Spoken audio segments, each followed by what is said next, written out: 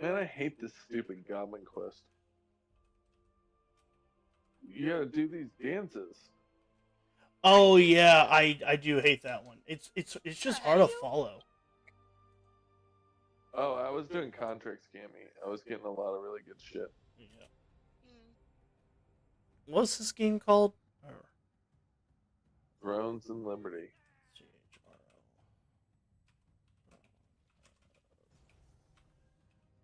Liberta. Throne of Lies.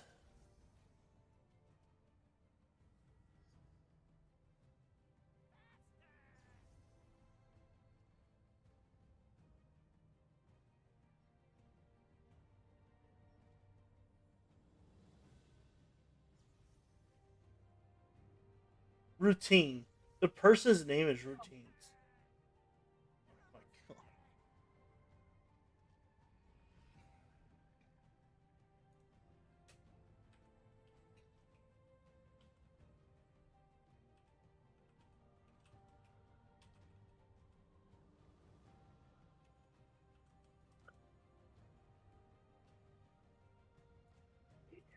No, I did not spell it wrong.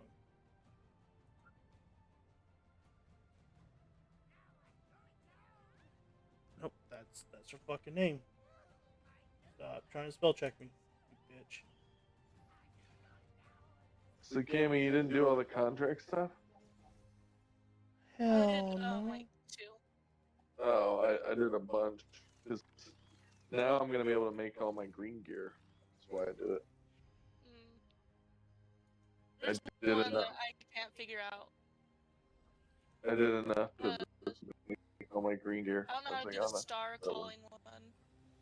Oh, the star calling one. You go to one of those star caller things and Yeah, press I don't even know what square that on it.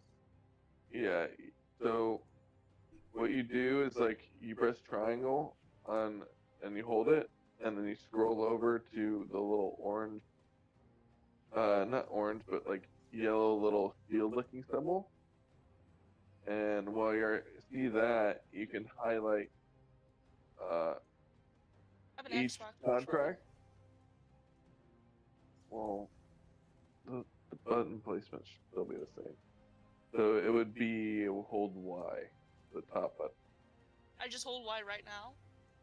Yeah, and it will pull up your quests or whatever, and then you can see basically Oh, where it where it's at is. on the map. Yeah, Oh, I didn't even know that. What the fuck? yeah, that's what I'm saying. It's easy. Oh shit. It helps. Yeah, it does. Okay, thanks.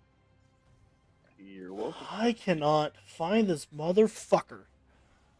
Where are you? Right here, Michael. I'm at my house.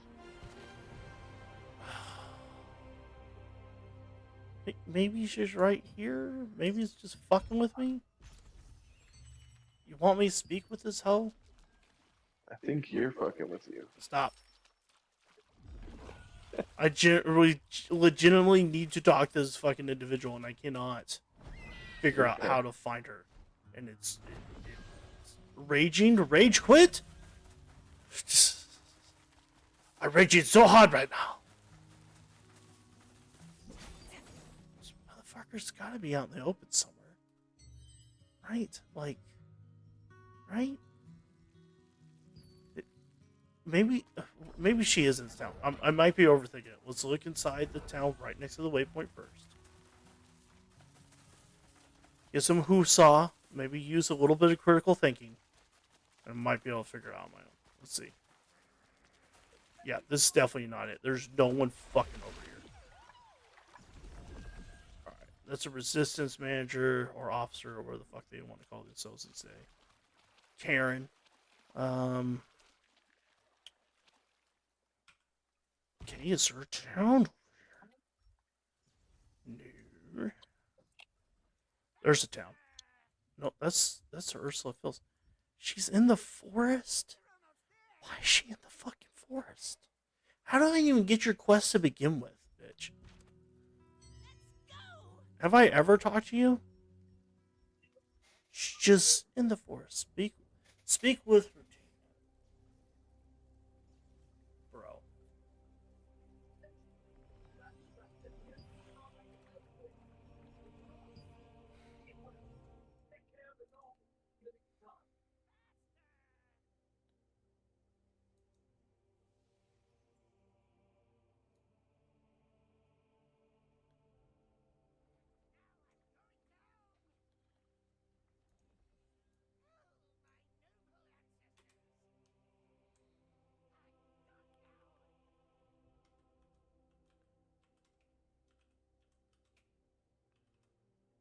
You get experience for the contracts, right? You get experience for killing everything. I think you get a little experience for completing it, and you get those rewards that are huge. Completing quests give you more experience than anything else. Completing Is that a quests is quest? always the best. Are contracts quests? They're like minor quests. Yeah. Oh. If you're out of quests to do, then it's given. Like, I'd say like purples give the most. Those light blue appendix ones give second, and then contracts are probably next after that.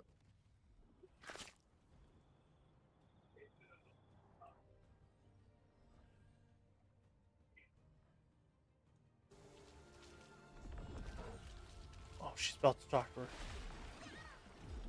Don't tell me she's just like right up there. Oh my god, she is. Fuck you, game.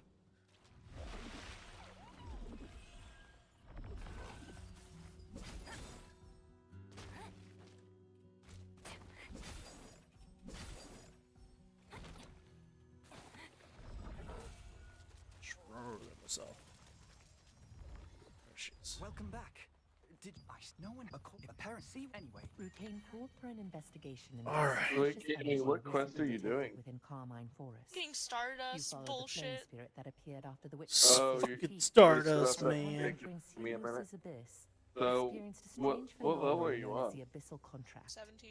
He recommended that you put this rare Nice. power to good use, as it can only be experienced by those who possess a star fragment and in realms touched by darkness. Finally, jeez. This is a little shitty. So I had to enter through the base gate? What the fuck do you mean? Now I'm trying to do this gilded quest.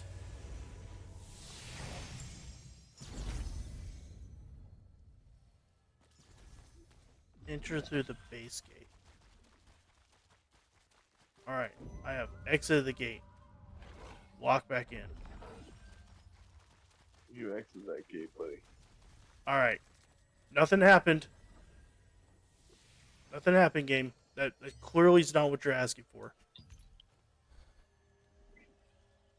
After joining a guild, which I did, a normal guild enters through the Venta Village base gate. Legions enter through this base gate. Okay. It doesn't tell me what to do.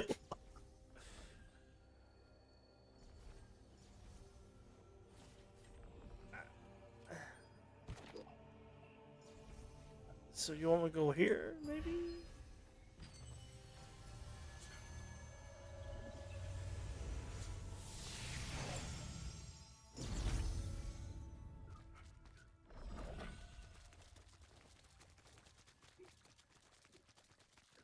Like, I tried to do this quest before, and I just fell flat on my face. I'm like, oh. It's not that important, I guess. I'm only getting one little stone for it. I also feel like an idiot for, like, not completing something that should be so fucking simple. And apparently, I'm just mortal, dumb human. Alright, this is the throne. Very nice, but not what I'm looking for. Alright, cool. Fuck that quest. Moving on.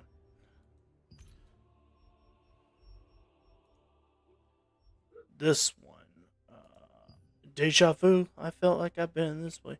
Complete missions from main menu weekly mission. That part I can't figure. Oh, no, wait. That's right. That's the one where we have weekly missions. And I had to complete just one of these. Mystic Portal. Acquire Globe. Alright. Cool. Complete a resistance contract. 25 out of 50. So I just need to complete more of those. Okay. I will go back to doing contracts then.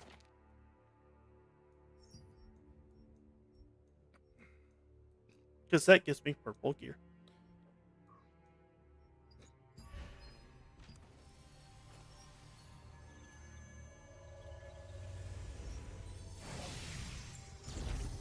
I think the worst part about all this is like I can't like, hey, I'll heal your dungeon, but pay me like 2,000 gold or some shit. I can't do that. It's really unfortunate. Kind of lame, really. I mean, everything else is great, but yeah, I agree with the no I trading. really wish that they had trading. That's yeah, I wish too. If you wish upon a star, makes no difference how gay you are. All right. Hey, you're gay?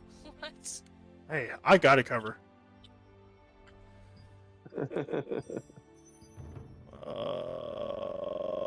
Fuck. Give me a little pouch again. You dirty suck of cheating. Fuck. On my contract, I could do 15 more contract rights. You get tons of gold for these things too. There's tons. Night. Well, gold is the currency just to transfer shit over to from one item to another. That's all I've used it for, and to buy a few items here and there. Everything else uses like other currency and like real life money.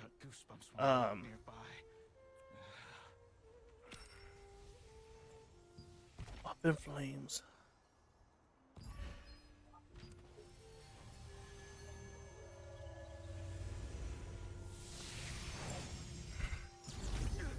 It's right in front of me, and I can't take it. You know he cannot take it. Can't take it anymore. Alright. Come on, bitch.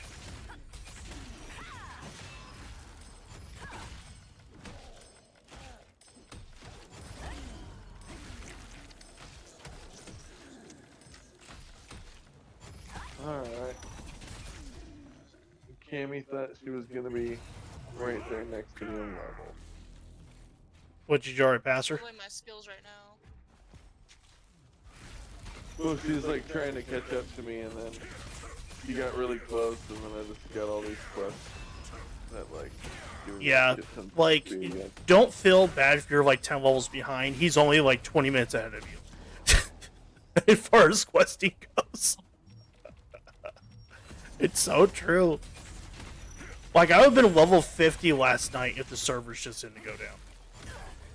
You were Servers so went down pissed. last night? I was at go ahead. Yeah. I was at level like 45 last night, and then the servers went down. Oh wow. Yeah, no, you were 44, right? Yeah, it was just before I could start doing the end quests. Like I Right. was literally like 10 monsters away from basically doing the other quest, and the servers went down. I'm like, fuck, I can't finish it tonight. Yeah, you're so pissed. It was maddening. Dude, this fucking water pole healing thing is amazing. Also heals mana. Oh my god. Huge. Fucking huge. We could be in the fight for days.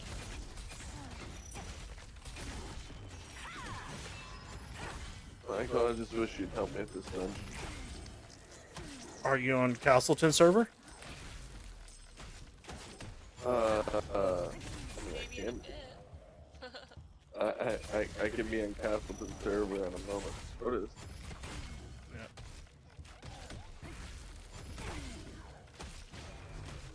Fuck.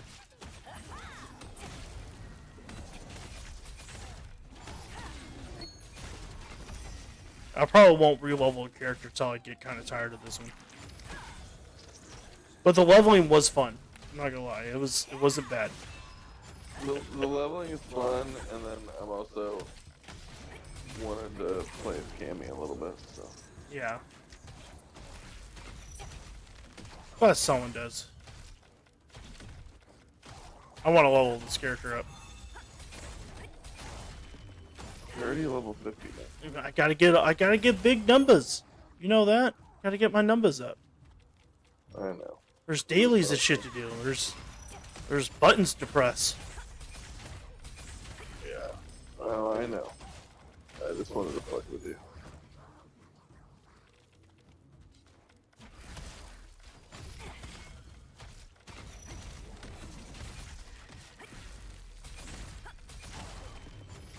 Even though it's more like Cammy and I are just playing at the same time on the same server. Yeah. But Yeah, you're not actually playing with each other. That's how I thought we were gonna do it, but then Jacob's like 10 minutes ahead of you. I'm like, oh, okay. Well, it's really hard to when you're doing the single player stuff. You can't really co-op with them yeah. because it always throws you in your it always throws you in your own instance. There we go. Yeah.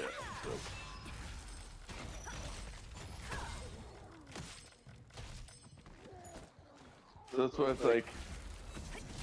That's why I'm kind of feeling like until we hit level 20, Cammy, it's just kind of like. Eh. Yeah, dude, where y'all can run dungeons because that's me and Jacob couldn't do it until we ran dungeons together. Yeah, that's how Michael and I did it. We just basically did our own thing. Sat there, talked to each other, walked around, bro, answered questions. we could do normal dungeons like the ones that we just run into. We could do those. You want to do those? Oh, those are called open dungeons. Yeah, open dungeons. You want to do those? Because most of them are rated for 2 players, and we could get drops of shit from those, I believe, from bosses and shit. If we do that, I do know the Shadow Crypt has the best drop rate. What is it? Drop rate for what? Purple. Oh, let's do that. That'll be fun.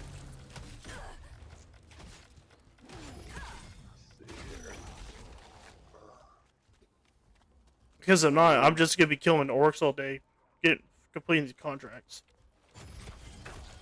Well, I've already completed my contract. You completed all 50 of them? You don't have to do. It's not 50. It's 10. Oh. Well, I'm way above that.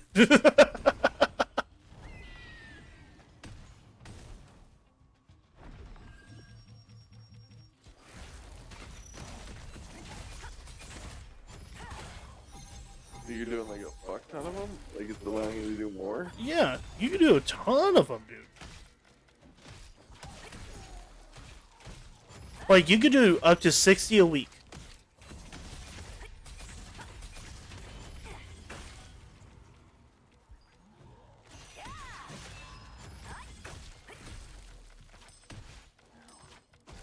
And, like, the week has 5 more days left in it.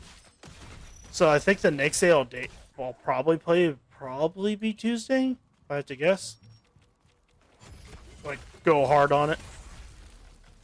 Yeah.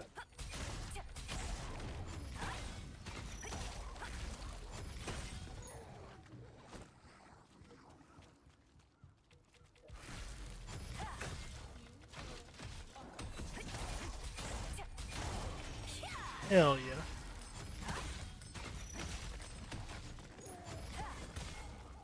What level are you now, Cammy? I'm still 17. Like, for a while I was doing, like, you know, increasing my skills because I was feeling kind of weak there for a while. Sure.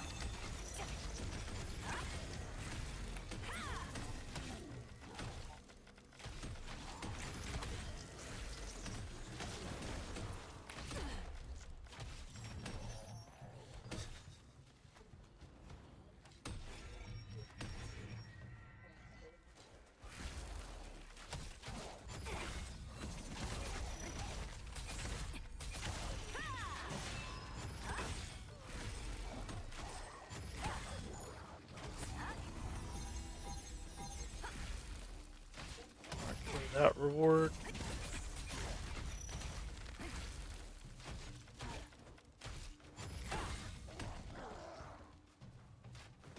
Here, let me know when you're ready, buddy. Alright. Yeah, let me finish this quest down here real quick, it's gonna allow me to hit 20, and then I will be right there. I think my first day I hit 20 when we were playing this. Well, considering I only made this character, like, Right in front of me, and I what time is it? I made this character like an hour and a half ago. Yeah, Maybe 2 hours. yeah, RL 20. I was gonna say, like, 20 didn't take no time at all. That was amazing. Yeah. And I could have been moving faster, but I wanted to do those contracts to get, basically make sure I can get all greens for my gear, so Right. I thought that was important. Alright, got a still food crate. Where's that shit at? Oh, yeah, it's in this fucking cave.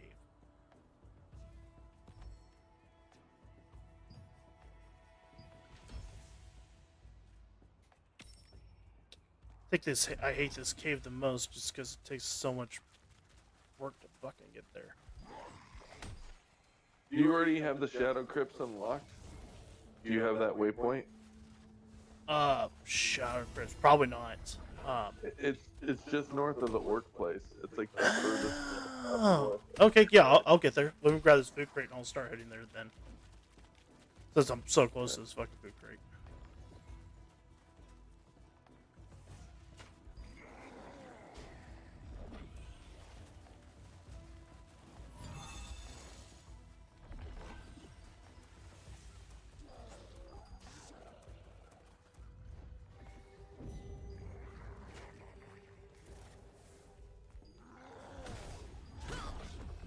Not here to fight you guys, just here to steal food.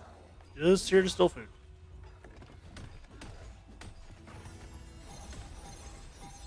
Thank y'all. I'm leaving. So it's Alright. just north. Okay, so I run out of here. I head north. How much further north? Are you sure it's north of the... What was it called? The Phonos Basin? Are you talking about that? I'll look right now. It's called Shadow Crypt Waypoint. Where northeast, west? Like, where's it on the overall map? Alright. So it's like over on the orc side of the map, so like the northeast. And do you know where the Watcher's Post is? Yeah, I had to get to the safe spot. All right, there we go. Do you know where the Watcher's Post is? The Watcher's Post. It's where you get a bunch of like contracts and shit like that. Yeah. I know exactly where that is.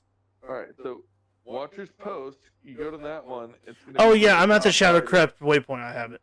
I'm already there. Okay, thank God. I did have it. Okay. So where the fuck are you? You're not online. See your punk ass anywhere.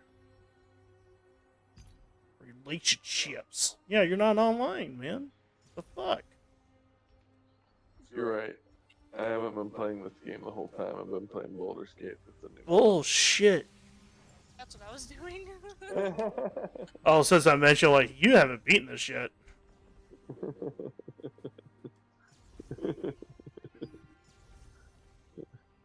I just wanted to fuck with you because it was funny. As I just said earlier, you find that waypoint, I'll get to level 20 real quick, and then I'll be there. Well, guess what? I just got to level 20, so I will be there. Yep. And now we're gonna do other dungeons. I did all the contracts. You did all that for nothing. I did. Alright, Michael, come join us in these level 20 dungeons. You Yeah. are healing. If you're on this Castleton server, I'm more than happy to. I'm not leaving the server. No, I know. Don't leave that server. It's amazing. I got a guild. I got people. I got people that love me. Do you know what I learned? That's a really fast way to get a blue weapon if you don't have one. If you craft, You make the green weapons and then. craft yeah, that was sick. I was like, no fucking shit. So I got all these red stones. I have like a fuck ton of them. And I don't know what to do with them. Gave them the redstones are for weapons, and I believe you can use them to make them into growth stone. Oh, so you can like you combine them together to make them a bigger stone. Oh, it's got Diablo vibes written all over it. Fuck. Alright. Diablo. Oh, it's because I have 5 more points to put in. That's why. Oop, oop, oop. That's why it won't leave me alone.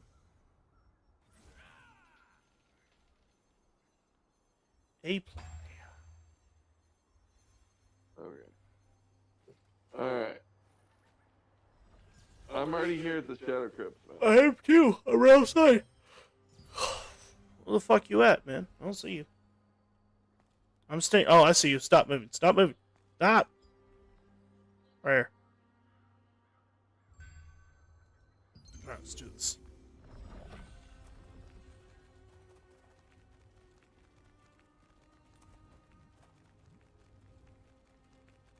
Oh yeah, right in the ass. Oh. My beast is so much faster than yours. You just have no idea. How's it faster? I have run speed on my boots. I just have movement speed. Oh. We fighting that dude or are we leaving? We can wait. Yeah, we don't need to fight him. Fuck that guy. I don't have the waypoint for here yet, I don't think. I think it's right here, isn't it? Yeah. Yeah, here it is. This is all level 50? Everything's level 50. Alright, nice. I mean, this is the farthest point I've been to, so... I know we can go further down, though. Alright. Oh, Kill me, Michael, fuck! ah, mispressing buttons. There we go. Alright. Push them harder. Push them faster. Oh, we gotta get out of here. Like, we're already surrounded. Yeah, I don't like this area.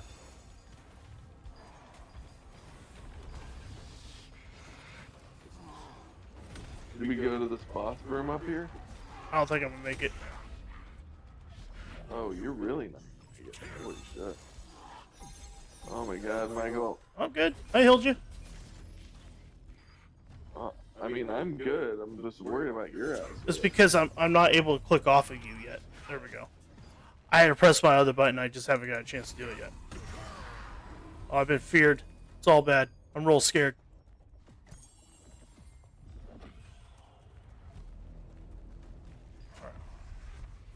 Oh, I saw a boss that was over here. Is it already killed? Oh, looks like he's been moving. The boss moved. Woo! Yeah, these guys have health, Michael. Holy shit. Yeah, they do. Maybe we need to go into an easier area, like a different level 50. You want to do like what, like Crypt's place was last night?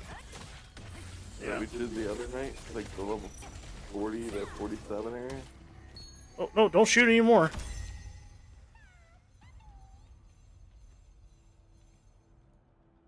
Got a lot of them healing. Yeah, that was just one fucking guy too.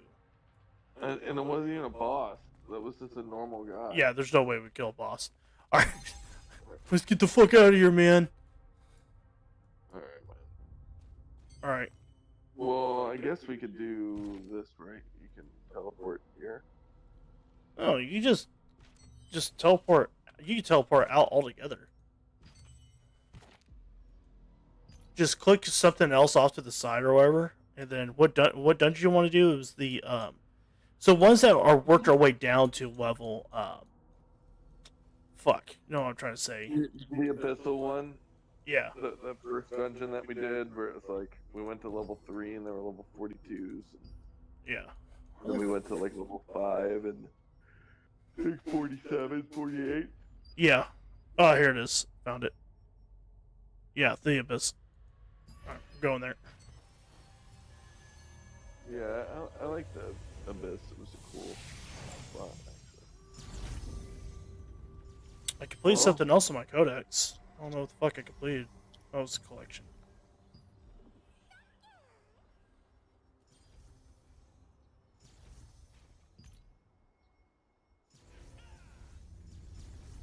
Well, Cammy, I'm level 20 on my alt, so tomorrow we can do dungeons on it. In the afternoon or like when? Oh shit, right. Dude, bro, you're working. He's lying. He's not playing with your ass till I'm later. totally lying. I gotta work tomorrow. Okay. Fuck. That's fine. I'll just play Baldur's Gate 3. So. Yeah, fuck you. Or you can just keep leveling up. It doesn't take long. It does not take long. Maybe. Like, by the time you get to level 20 and WoW, you have a level 50 character in this. It's that long. It's like 20 hours tops. Yeah, it's pretty fast. Alright, let's go to the stone. I'm not running this whole fucking way. Oh yeah, where's our stone? It's right back here. I'm going to level 3. As far as down I went.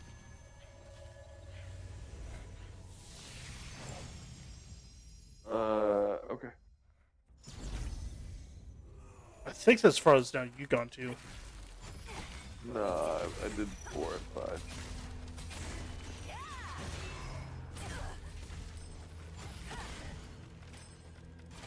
I definitely did 4. I have 4 on my phone. I want to try 5. We could do it. I mean, what I'm hoping is that we could get some. I could get rid of the rest of my greens and get all blues. Know what I mean? Yeah, I know what you mean. All right, let's see where the fuck we're headed.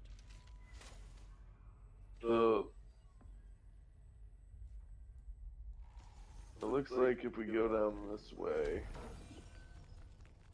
So I kind of just want to. We probably should just run for a bit. Yeah.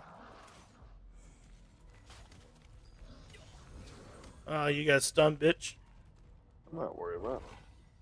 I don't give a shit.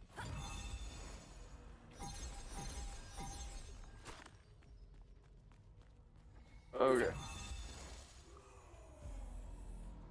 What? So it's this way. So the only way to get down to the next level, Michael, is this jump. You just fly? Yeah, fly.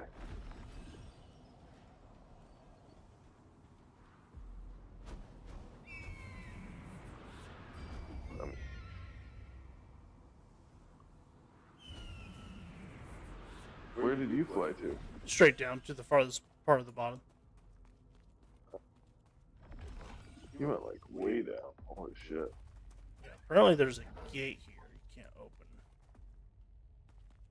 Alright. There's nothing down here. Stay up there. It's just a gate, dude.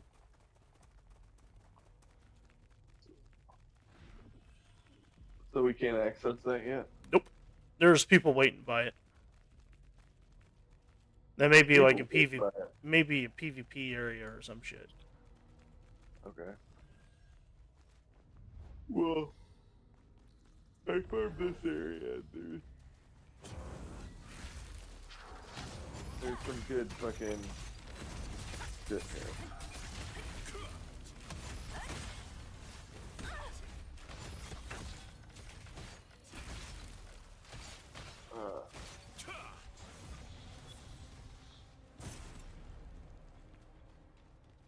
I got a whole 1 XP for that. You don't get XP anymore, Michael. It said I got one. It said I got one, man. It's like getting $1, you know? It's worth something. See, that one gave me none XP.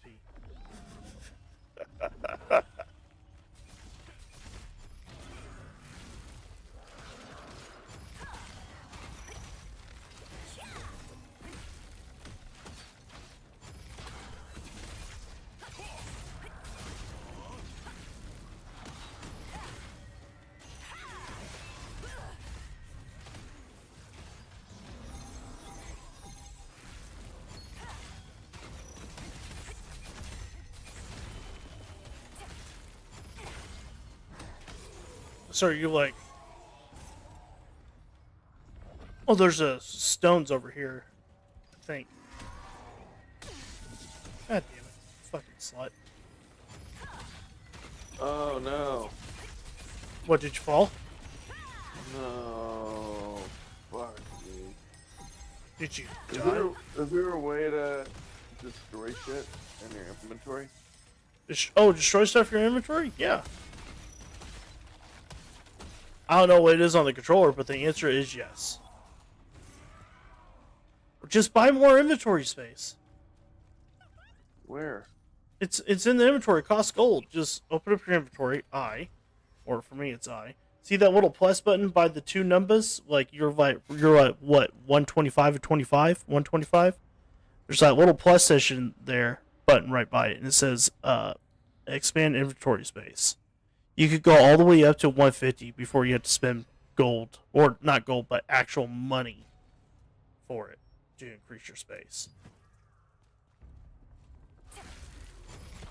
Oh. There we go. Hey, you're good. You're good, boo. Oh, we're here freaking the fuck out on me.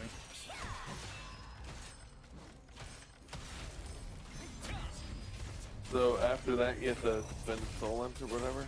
Yeah, after you do it, after you get to 150, you do. Okay. I would have just bought all the inventory space, honestly.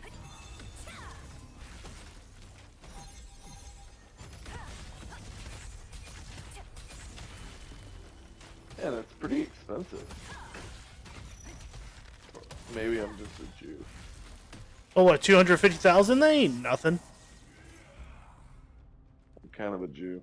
I already bought it. Well, fine, fucking destroy your items. I don't give a shit. 100 solent now for every 5? Fuck that. Yeah, that's what I was saying. That part, I'm just like, come on, guys, come on. Y'all know what you're doing. Y'all know what you're doing. How the fuck did you get over there? Oh well, I'm trying to find the fucking waypoint. Oh, the waypoint? Yeah, couldn't find it anywhere. It's, Yeah, let's leave these fuckers behind. oh. Not, through that door that doesn't exist. Oh. Um, Oh shit. Alright, alright. Alright, come on, let's go. yeah, let's get out of here, Scoops. This place is silly. This is a really Dude, That- that's a dead end fucking room. What the fuck is that? it's just a noob trap, man. Bad room, man. That's a bad room. Alright, this dude dies. He stunned us. He dies now. Yeah. Since you wanted so desperately for us to fight you, you get to die. There we go. Bitch. Yeah, I'm sure getting a lot of rare stuff that I don't know what to do with. I told you we should go to the other one, but we're not strong enough to go to the other one. I blame Michael too. We tried and it didn't work, remember? Oh, I know. Or I could be getting rare shit in a dungeon right now. Well, you want to go do a dungeon? You want to go do a dungeon, boo? I'll do a dungeon with you. At least I can learn boss fights.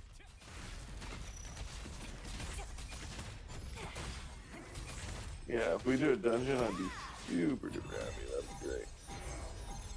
Oh, fuck him.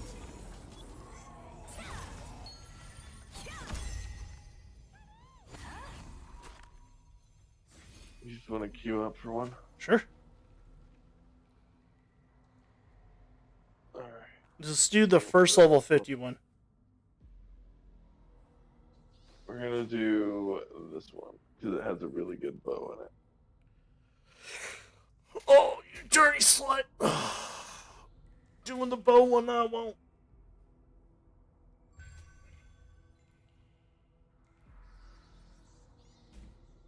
Oh. Except. All we need is a tank. Yep. Only if you were a fucking tank. Or I was a fucking tank. Oh, I'm working on it, man. That's my next venture. Is I'm gonna have a tank going on too. Yeah. I think I'm gonna do a DPS, melee DPS.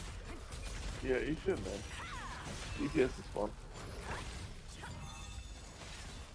DPS is fun.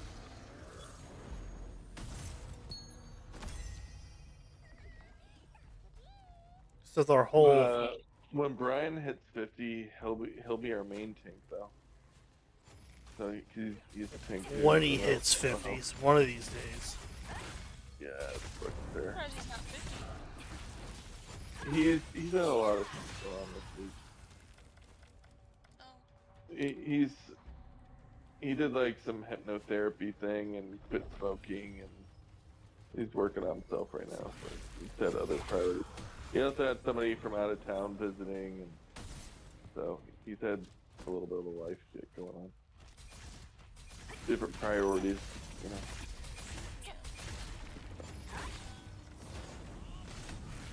Keep him in the thing. There we go.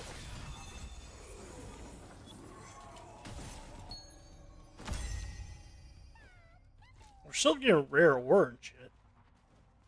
Yeah. I don't We'll know. get shit done. I don't know what we can do with it, but we're getting it. Level 20. Good job. Yay. Now get to 50. Shut up, Michael. Trust me, it's not like WoW. Oh, you can get to 50 so fast, game. I mean, Michael got to 50 in 3 days. Yeah. Be real. Yo, Michael's a hardcore gamer. He is.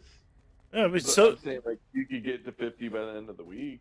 Or, yeah, like, easily. 80. By the time we get to play again, like together, should be able, like on Tuesday. You should be at Yeah. 50. Monday, Tuesday, you should be able to be 50 with Brian, and we could all be doing good Yeah. together. Like, it doesn't take that long at all. No, Liam may not, because he has other games and priorities and stuff, but he'll get there eventually. What the fuck is my... Won't let me use my arrows. The fuck?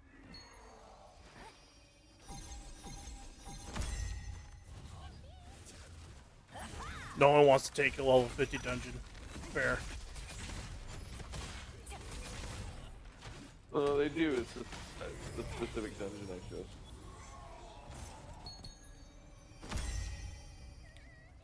There's another 51 that has a shit ton of like plate and stuff that drops in the chest. That one, you can queue up for it and you'll always find a tank. That one you're waiting for a healer.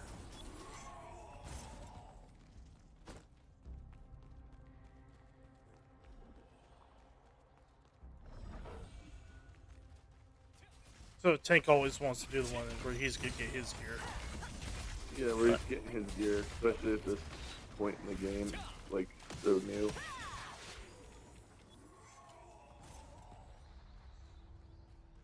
Versus this drops good healer stuff and like DPS stuff.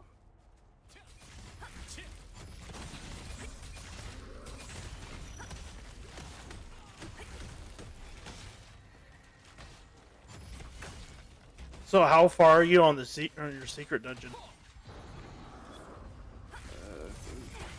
45 or something like that. Since I hit 50, I haven't really messed with it, honestly.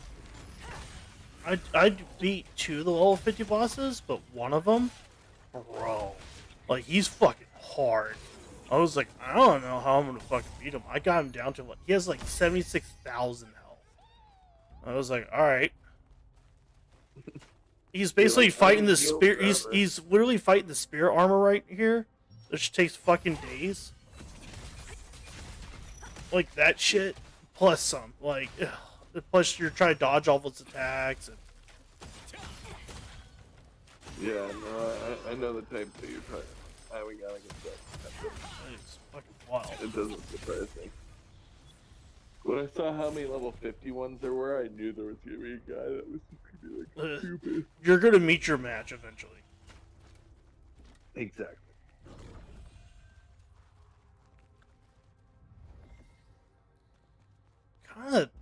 sucks that there's no fucking boss. And we've yet to find the goddamn waypoint. Oh, yeah, I gave up for it at one point. Yeah, Where we're at. I have the waypoint for this one. I Just- don't remember exactly how we got there. So, we did this dungeon, Michael, we did it for like an hour straight. And so it was just like, fuck. After you do it that long, you're like, ugh. It all blurs together. yeah, it is. Because everything kind of looks the same. Everything kind of looks the same. You're killing all the same shit. Yeah, literally, there's two enemies. There's stunning arrow dudes and no, it's 3 enemies. This poker staff man. Mm-hmm. How are you not holding aggro? What the fuck? There you go. Okay. Shouldn't you be doing more damage than me? I am doing damage, fuckhead. But when you're pulling it away, No, I said, aren't you supposed to be doing more damage than me? oh, I mean, yeah. I guess. Alright, here. There you go. Alright, aggro's definitely on. Got it. I also had a lot of my good shit on cooldown. Oh, true. Yeah, you got some things that are like 2 minute cooldown or some shit. Yeah, or this like even 1 minute cooldown, so like really fucking strong. But Oh, there we go. here we are. About fucking time to get out of this shithole.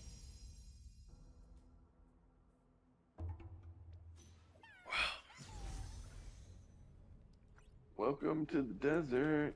It's all fun and games. Oh, here's a book, Michael. Book? What? Where? Book. Are you running back? Oh, you are. Yeah, it's right here. Why would they spawn the book behind you?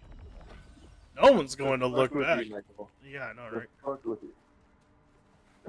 I'm feeling that hard. Oh shit. Don't run into the white lights. It hurts.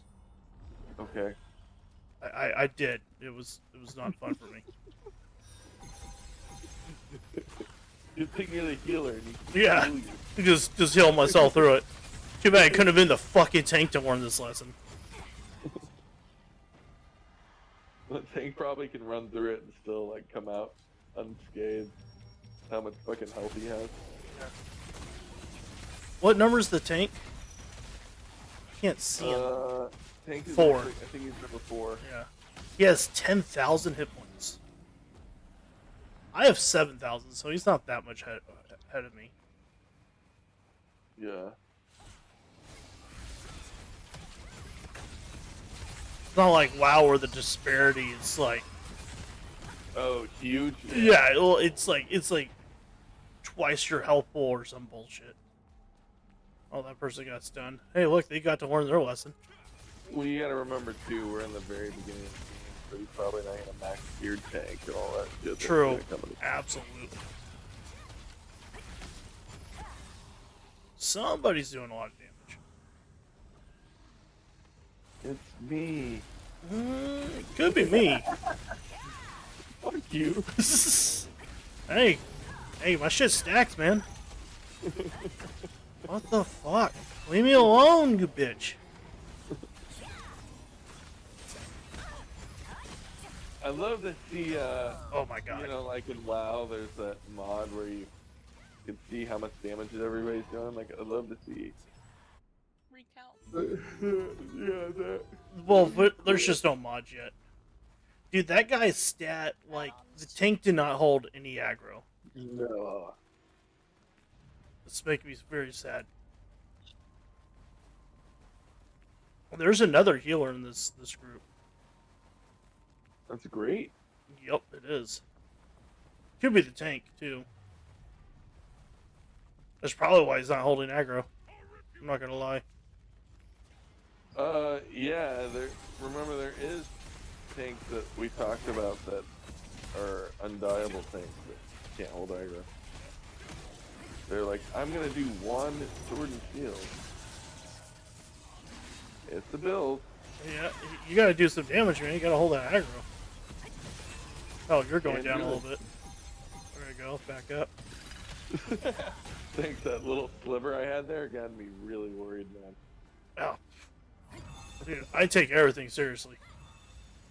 That's good, man.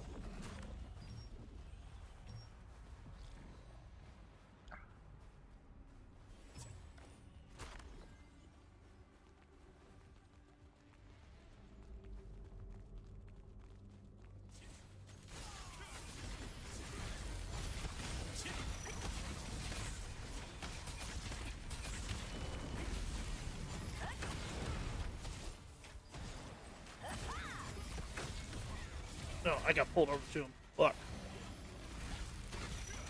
I dropped my little bubble on the tank, the little pull on the bottom, and that dude did not like that shit. Get over here! Fucking healer. Exactly.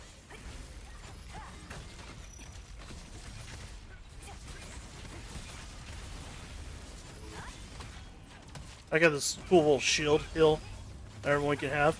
Everyone gets their own little bubble. Oh, yay. Get out of my bubble.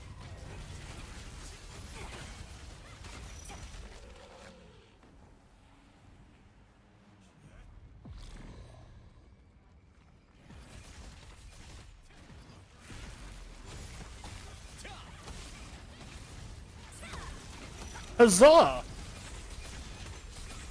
Sorry, just the shit that they say with the screen.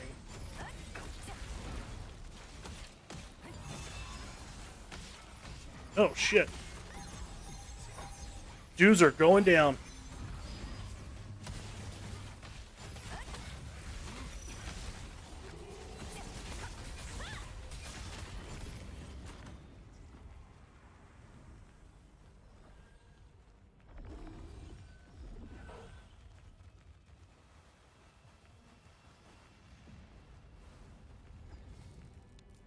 Oh, man. This is a big-ass map. Yeah, it is. I'm like, oh, we're getting through this pretty fast. And I'm like, look at the map. I'm like, oh, we're like. Well, there's a halfway boss coming up ahead, and there's through. Yeah, exactly. I just most of the other dungeons I've done so far in this game have been like pretty small, like lengthwise. So I was like, oh, maybe we're like flying through this shit. No, we're not. This is the big one. this was actually long. Yeah, it's an actually built one. Yeah.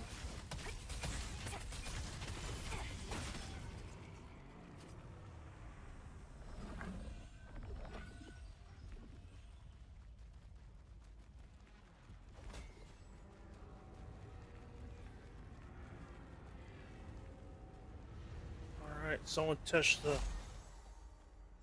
blue ball. He touched the blue ball, but he didn't touch the deputy. Alright. That's not bad.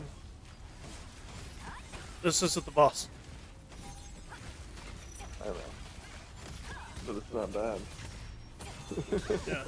Oh shit. Here, get into a bubble. Damn it. Get into that bubble. Get into that bubble. The bubble that has the giant bomb on it? Yeah, right. Yeah, that bubble. I like how they put the lava thing like specifically on there. Like Oh, we all know what you want.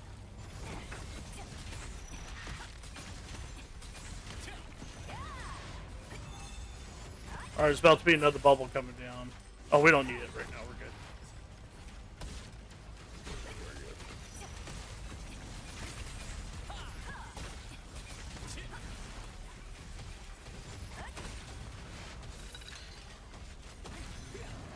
You should like stay really close to me. which number are you? 5. 6. Because if I cast a shield, you'll get it.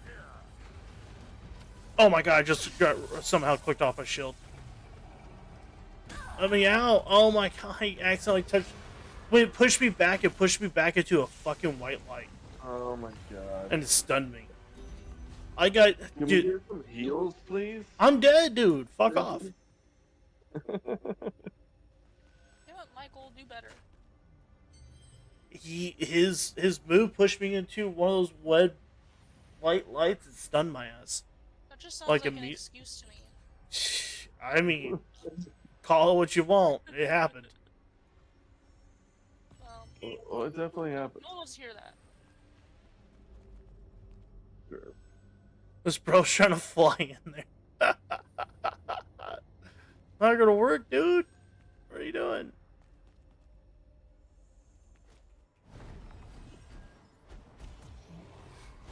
Oh, that's kind of bullshit. Oh, did you get stunned like I did? No, I didn't get stunned. I was running towards the thing, and as I was running, it immediately spawned the gold thing, and like it hadn't loaded yet, so I couldn't even see it, and I ran into a gold thing, and it killed me. Oh shit. We were able to run all the way back into this fight. That's kind of wild. Yes. As long as it's not the final fight, you can run back into the fight. Oh. Final fights, that's unacceptable, but normal fights, it's okay.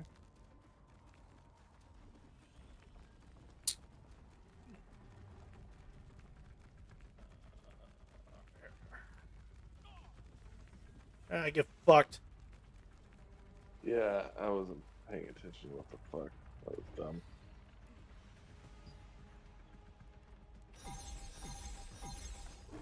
Thank you, Michael. You're welcome. Michael the healer. Yup. It's what I do, sort of. I can tank way better than I can heal. I should have chose tank anyway. What? I was flying in the air, and it fucking hurt me. That's bullshit. Hey, hey, You can't fly over that shit? hey, hate the player, not the game. I'm just saying. Fuck that. That was stupid. It was stupid. It was funny. It was stupid.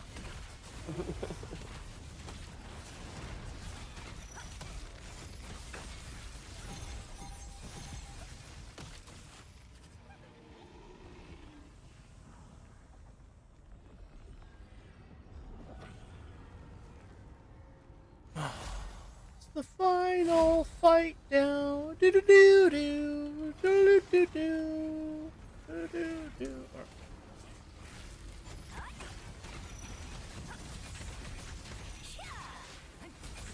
Oh, that looked like something that would have been painful up my ass.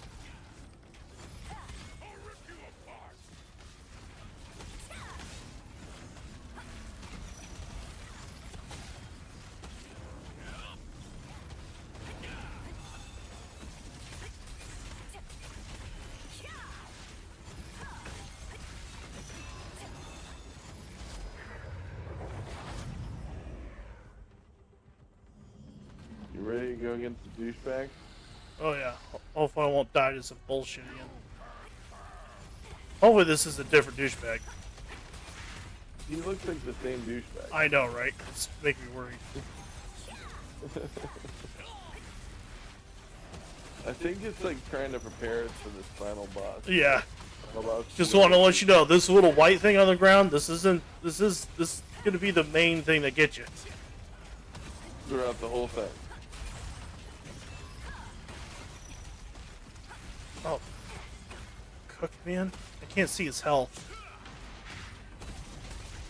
Can't see your health either. Alright, you're getting kind of low. I was doing the thing.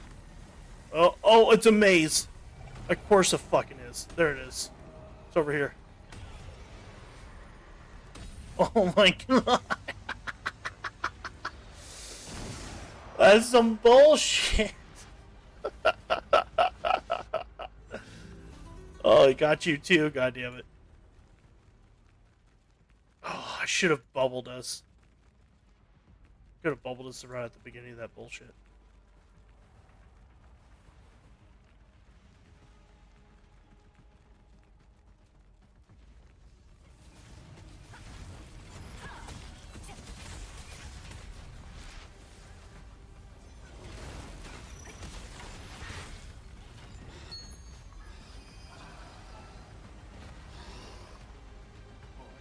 purple extractions things.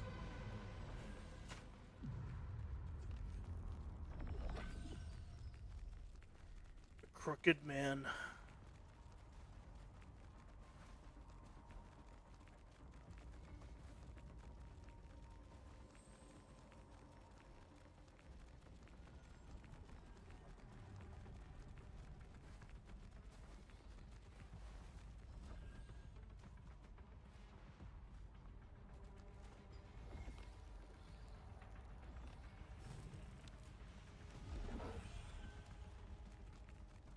Oh, there he is.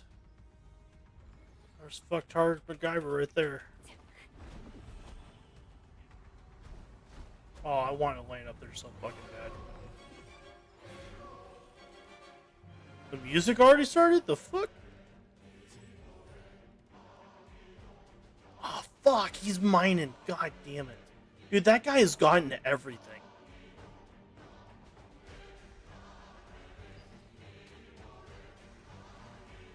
So glad the dungeons start until you do the first attack. Like the boss fights. I have a feeling we're all going to fight in this V shape right here. You there, buddy? Oh, your phone must have died. Can I? I'm here. Okay. You here? Yeah. Can you make me lead? Please. Yeah, Jen's mad at me. She's like, you need to go to bed. You're waking me up. She called me. Oh. Go to bed. Fuck no. We're middle of dungeon, goddammit. You just gotta just be quiet. Yeah, I just have to be quiet. I would have told her to sleep louder. Sleep louder. Dude, the problem is she wakes up, like, I could just open the door and she'll wake up. Like, she's a light sleeper. Yep, sucks. Should probably buy her some earplugs for her birthday. I should buy her earplugs for my birthday. Your Right. birthday. Yeah. Well, my birthday's next week, so it's pretty cool. Yeah. Are we gonna do anything? He's trying to be. If you can read, it's at the bottom left-hand corner of your screen. He's trying to Okay. become party lead so he can mark targets. Who's the party He leader? just became party lead. The Crooked Man. He wanted to be party lead. Okay. So he's pinning these. I'm hoping. Okay. All right. Let's see what he has to say. Guys, so let's fight. First time.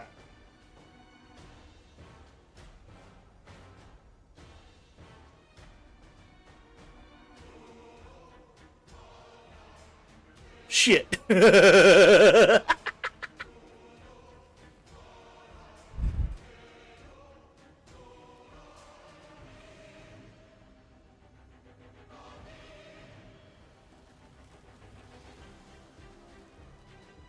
Stay in the ninth subsection. So follow you guys. I'm just gonna follow Crooked Man. Tank over here. Okay. I got a heart because I'm special. You're the healer.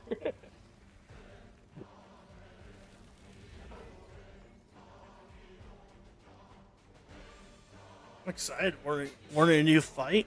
World's first. Yep.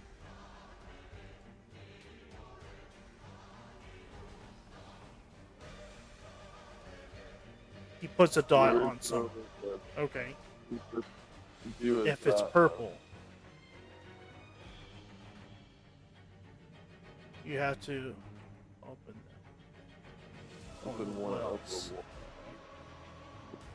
It's not a person. Someone else does. Okay. Someone else has to help the person out that has a dot on their head with one of the wells. Where are the Well, wells? let's say I get the dot. Okay. No, it won't. It'll spawn. Okay. Someone open this. Well, Where's there'll be a well right here. okay. Yeah. All right. I got you. Okay. By clicking the horn.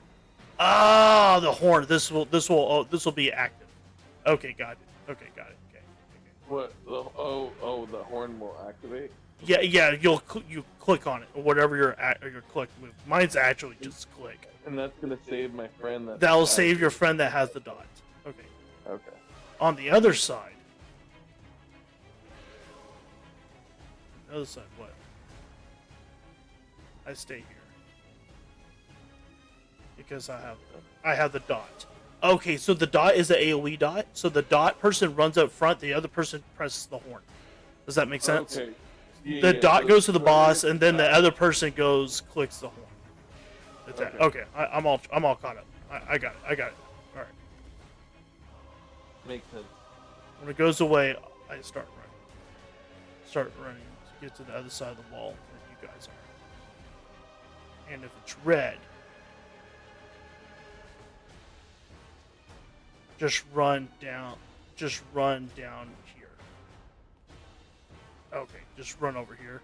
Okay. Away from everyone. All right, yeah, that makes sense.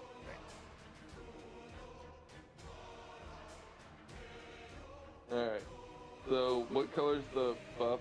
The debuff that I run Yeah. there next When to it hang on when it disappears, run back towards the boss. Okay.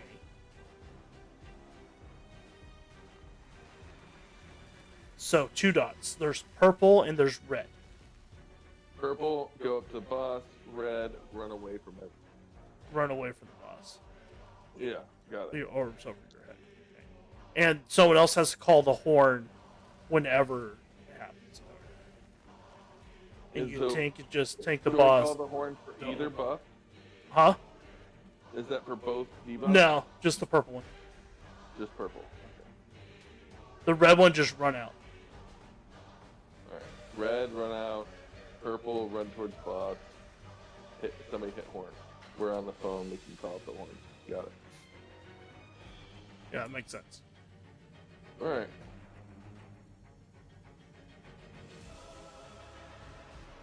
You may want to type ready. Or maybe wait for you.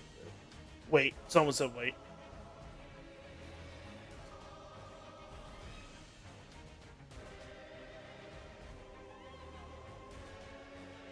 Lock and start.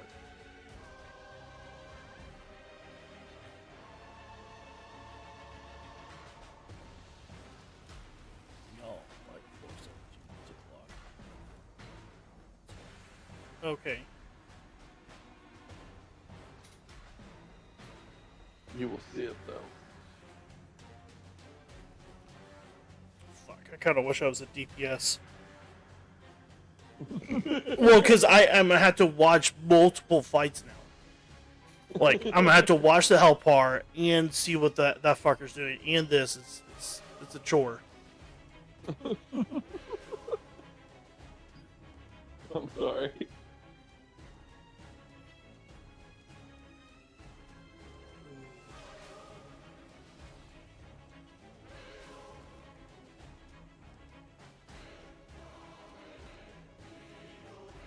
You said don't stare where the wall is. That's why I marked them. Okay. They will stun you in her. You know, someone marked something. That's where I want to be. I'm just saying, it's fucking wild.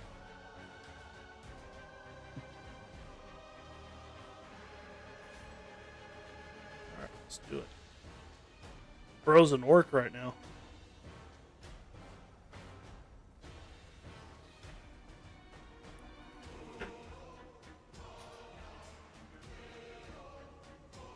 Alright.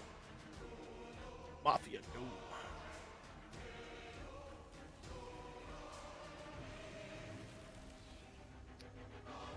Can't get any more ready than we are. Hold on, I gotta take a shit.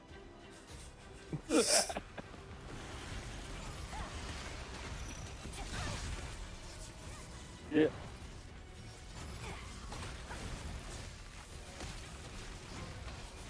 Heal me, Michael. I'm healing us. You know me. I'm healing us. Put it down there, Jesus.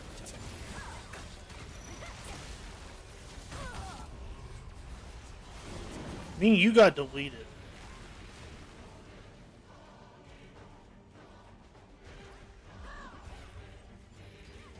Did we do something wrong? Did you have a dot over your head or anything? I don't think so.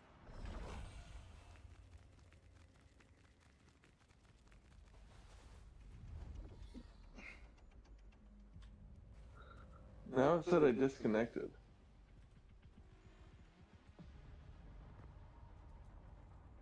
You hear me? Yeah.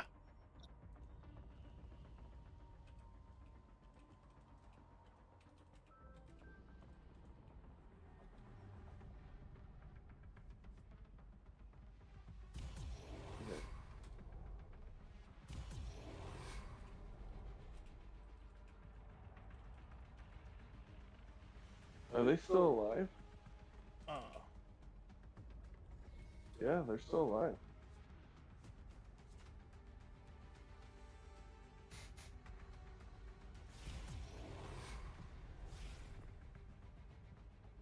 that was Yeah. when he did the slam. That was where we're supposed to block. Take Okay. a break Oh my god. and maybe play more tomorrow. He'll do it a lot. Okay, gotcha. Level 21. Very nice.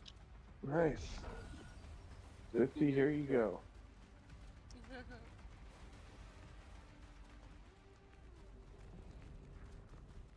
Okay, gotcha. All right. The second shot, he'll put a red dot on something. Alright, see you guys. See you later. Night. Night. Both random. Okay. But a dot will happen.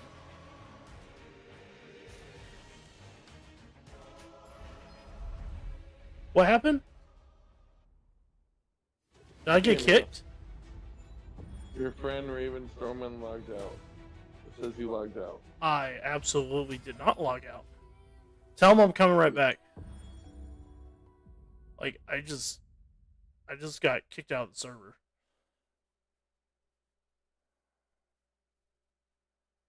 Oh, you're back. That was weird. The game just like crashed, I guess. You crashed it. I'm not back yet. I'm still in the fucking title screen. Hang on. Okay, it's loading. Oh my god. Did they start it? No? He started it.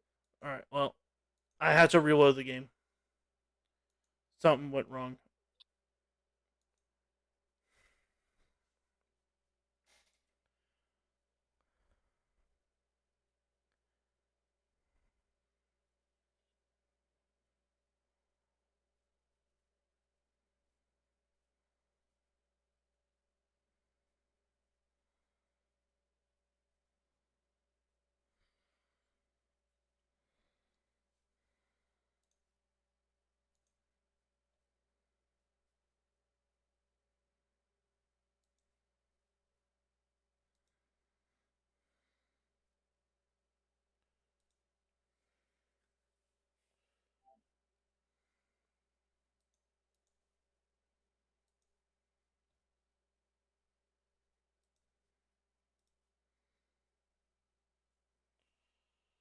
Game, are you gonna load? Come on.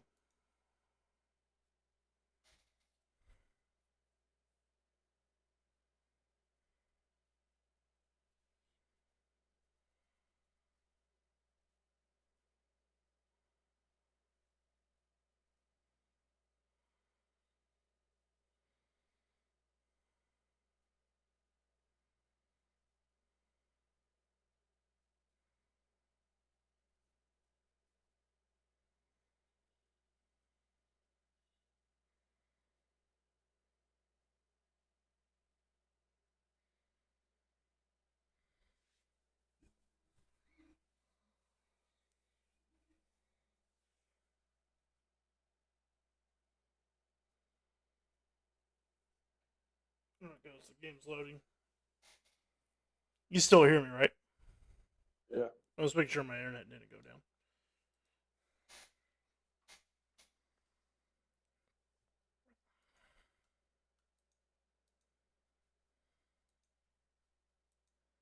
You got kicked. You don't let him know I was coming back? Yeah, I told him. They, he was asking, and then I was explaining. And Oh yeah, you have to type in the slowest fashion possible. yeah, exactly. That's funny. That's one of the things I want for my birthday is the little typer thing for the controller. Yep. Are y'all looking for a healer right now? Yep. Yeah.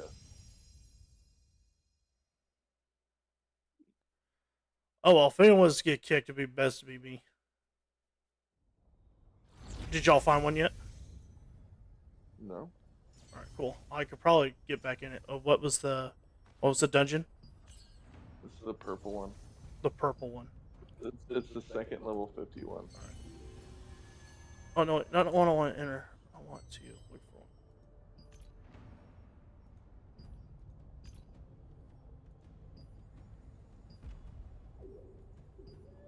Did you join? Yeah, We got a healer. it's me. It's me.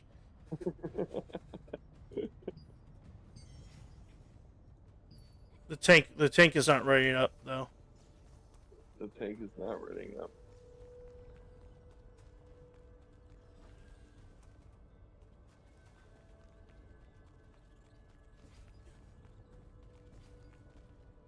This crooked man's getting pissed. He's like, wow. All right, let me know when y'all are looking for it again. We're looking for it right now. Oh, but we're waiting for the tank to ready up. All right, I cancel my matchmaking. I'm waiting. Just tell me when. Okay. Exactly why I don't play team games. All right, you ready? We're waiting for the tank. I guess he went to go take a shit or something.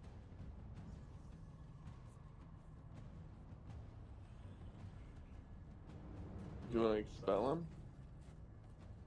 People leave and people AFK.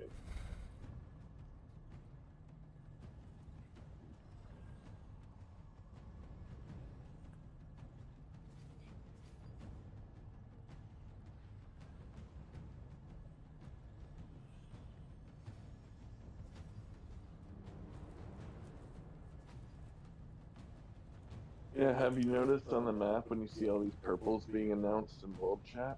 Mm-hmm. A lot of it's the Shadowed Crypt. Y'all looking for a dungeon yet? No, you'll let me know. I'll let you know. He's probably about to kick this tank at this rate.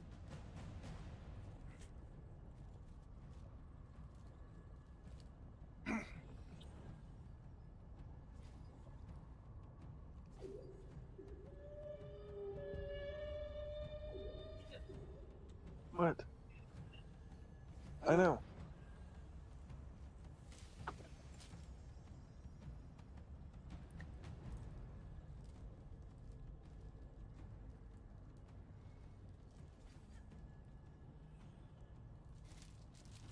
Wait.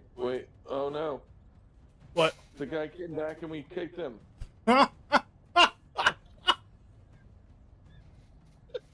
Just like me.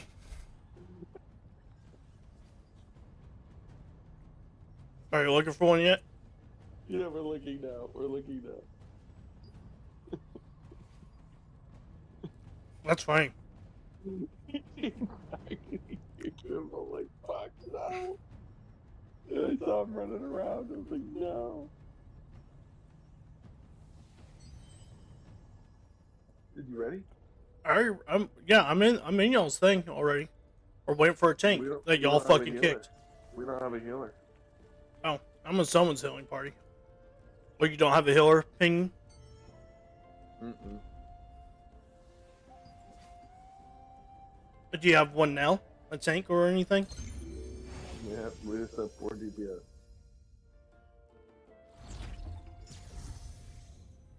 Yeah, this isn't it. Well, I'm not running a dungeon for free, so fuck it. I'm out. Okay. I try to get Now y'all. we have a healer. Yeah, it's not me. I'm already in a dungeon.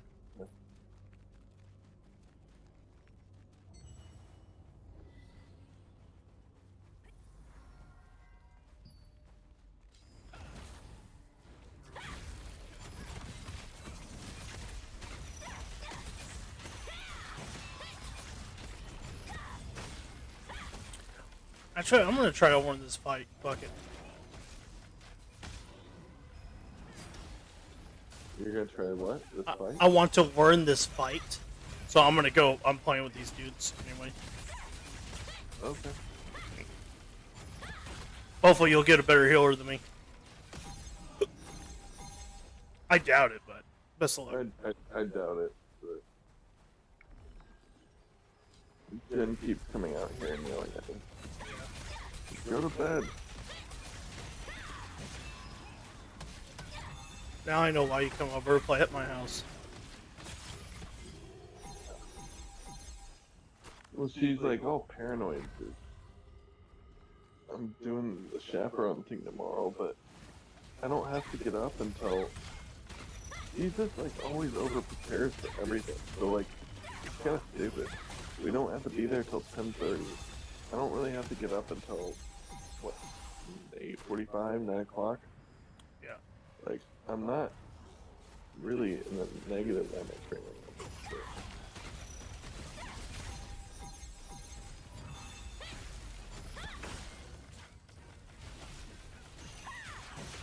And I have like a really big booming voice, so it's hard for me to like.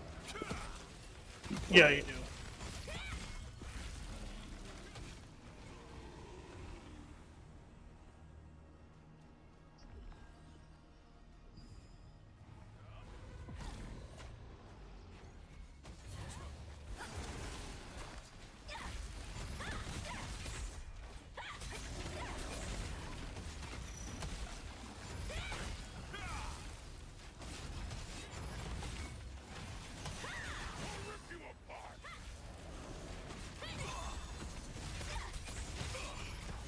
Praying. I'm doing the praying emote for tank right now.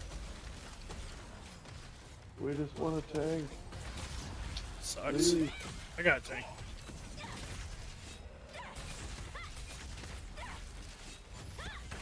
Well, it's annoying because he came back, Yo. and then we booted him.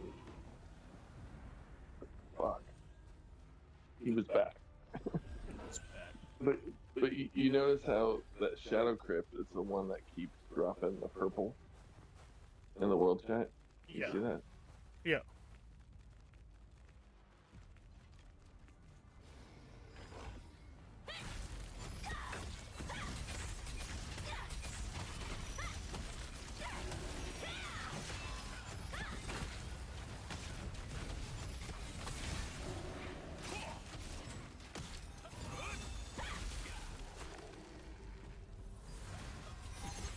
Dude, this tank is so much better than y'all the other tank.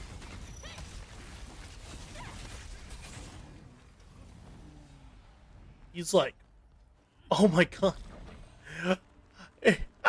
Know the tank that y'all kicked?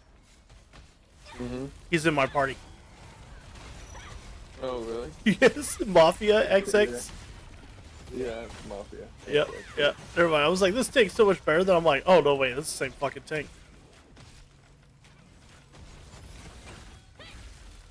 Yeah, we lost our healer in the queue. And the tank. That's insane. So annoying. We really just... Now we're listening to the two most important parts. Yeah, right.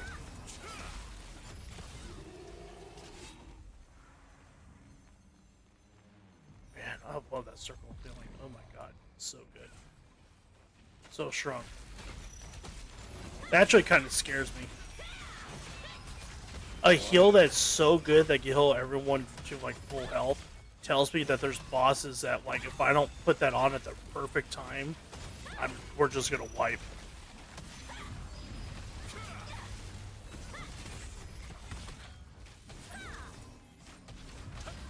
Yeah, it's probably fair. Now that you're saying it that way.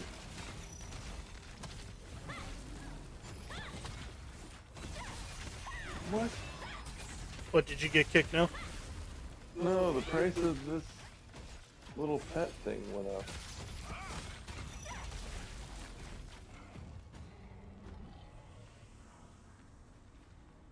Do you know how to put on your title? Yeah, you have to go to the player menu. Where you could look at all your weapons that your player has. It's right above his head.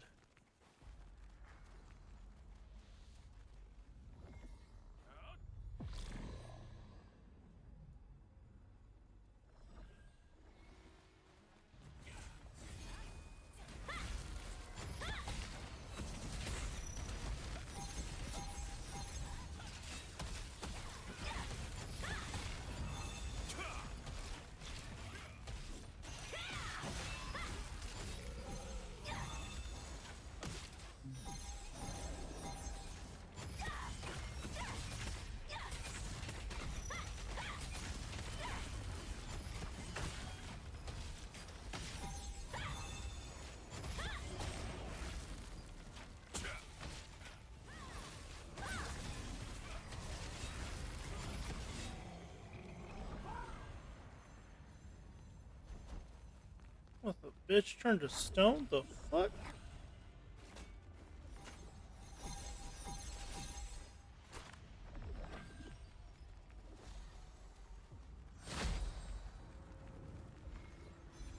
Mafia X is a tank healer. It's wild. It's like, I can heal myself. I'm like, yeah, not very well.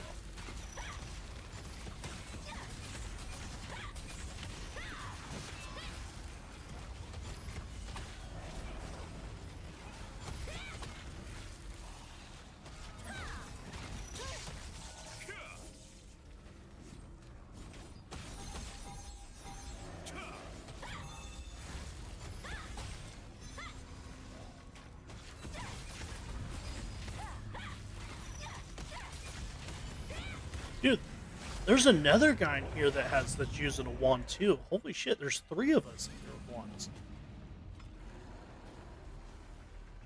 Damn. Because I keep seeing like this shield popping up on us. I was like, the fuck? I'm not doing it. He's not doing it because I was watching him. Mm-hmm.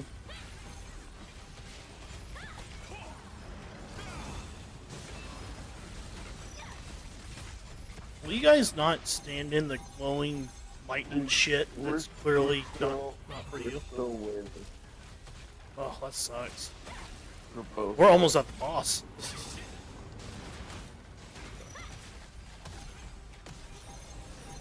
So annoying. Yeah, it is. It's just so bad. Oh shit. Which pisses me off because I really just wanted to complete one fucking level 50 quest. Oh, we lost one. Oh, we lost another one. I lost. One more. Of they did that little pull everyone in, and then you had to run out of the maze type shit. Mm-hmm. And I got to live through that, and then we lost a couple guys.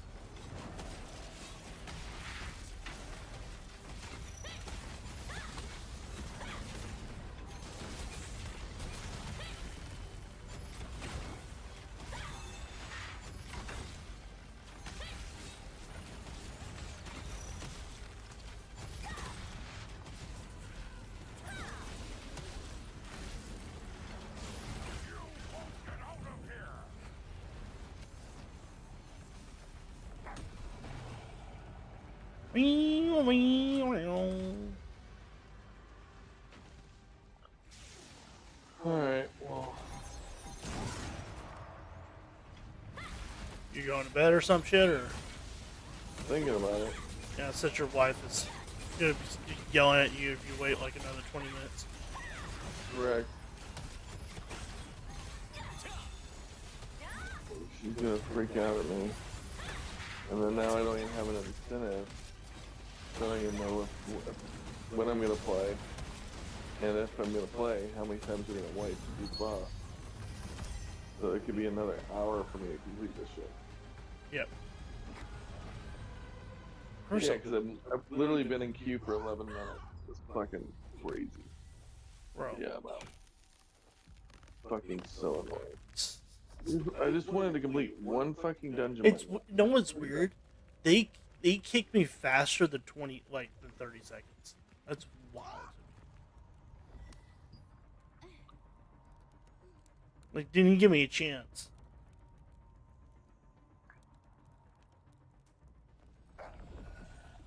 he said you were AFK for 1 minute. That's why he booted you. This is 1 minute, bro. Now I we could have to have wait spilt a 10 minutes. drink. It takes longer than 1 minute to fucking fix. But you know what I'm saying? Like now, because he couldn't wait 1 minute, now we're gone Yeah, for 11, 12 minutes. bro couldn't even last through a fucking TikTok. Basically. Well, that was anticlimactic, but whatever. I'll let you know how the end boss is. Don't worry, I'm not gonna get anything out of it. That doesn't make me feel better. No, I'm doing this is solely for educational purposes. Yeah. Bro, will you stop running into that shit? Oh my god. What a fucking idiot. He kept running through the light, trying to like go through it, and he hit himself 4 times and he finally gets through it. I'm over here like healing him through it. Like, what are you doing? I should have let him die, really. This was just calling the leak. Right.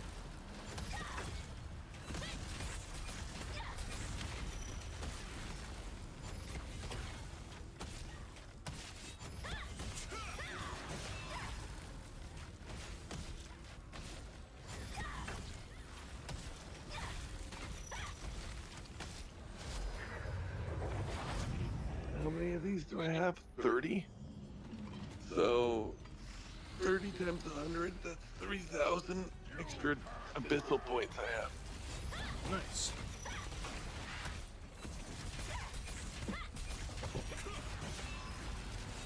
And I'm excited that the battle pass is like, it's going by pretty quick, man.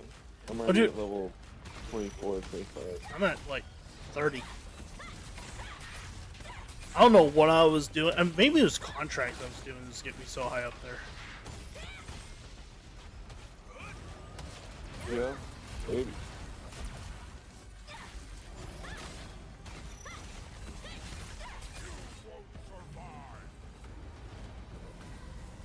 But I feel like, you know, it's the third and then halfway through, it shouldn't be that bad to complete Oh, it. fuck, Like, it won't let me through it. You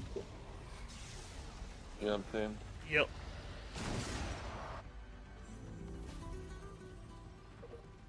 Well, good night, man. Catch you later, I'm gonna bud. go probably get yelled at by my wife in the morning. Yeah. Sounds fun, man. It's gonna be great. Tell her to suck a dick. Very much. Alright, later. Later, man.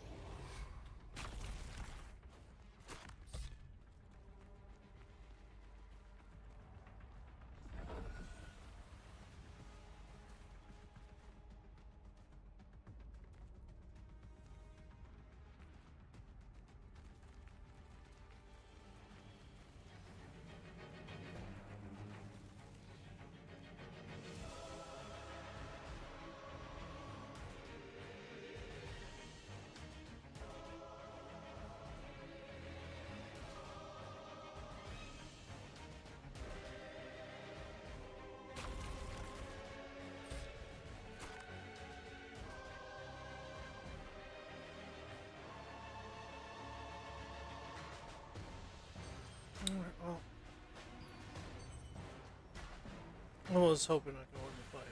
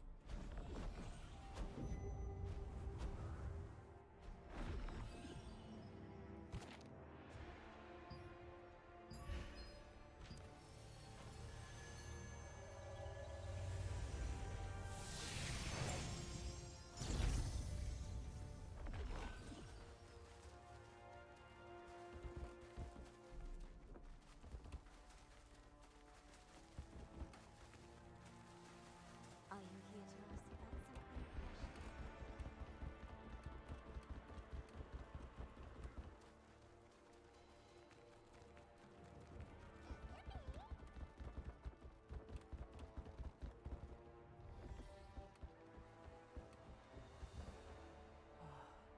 This is horrible.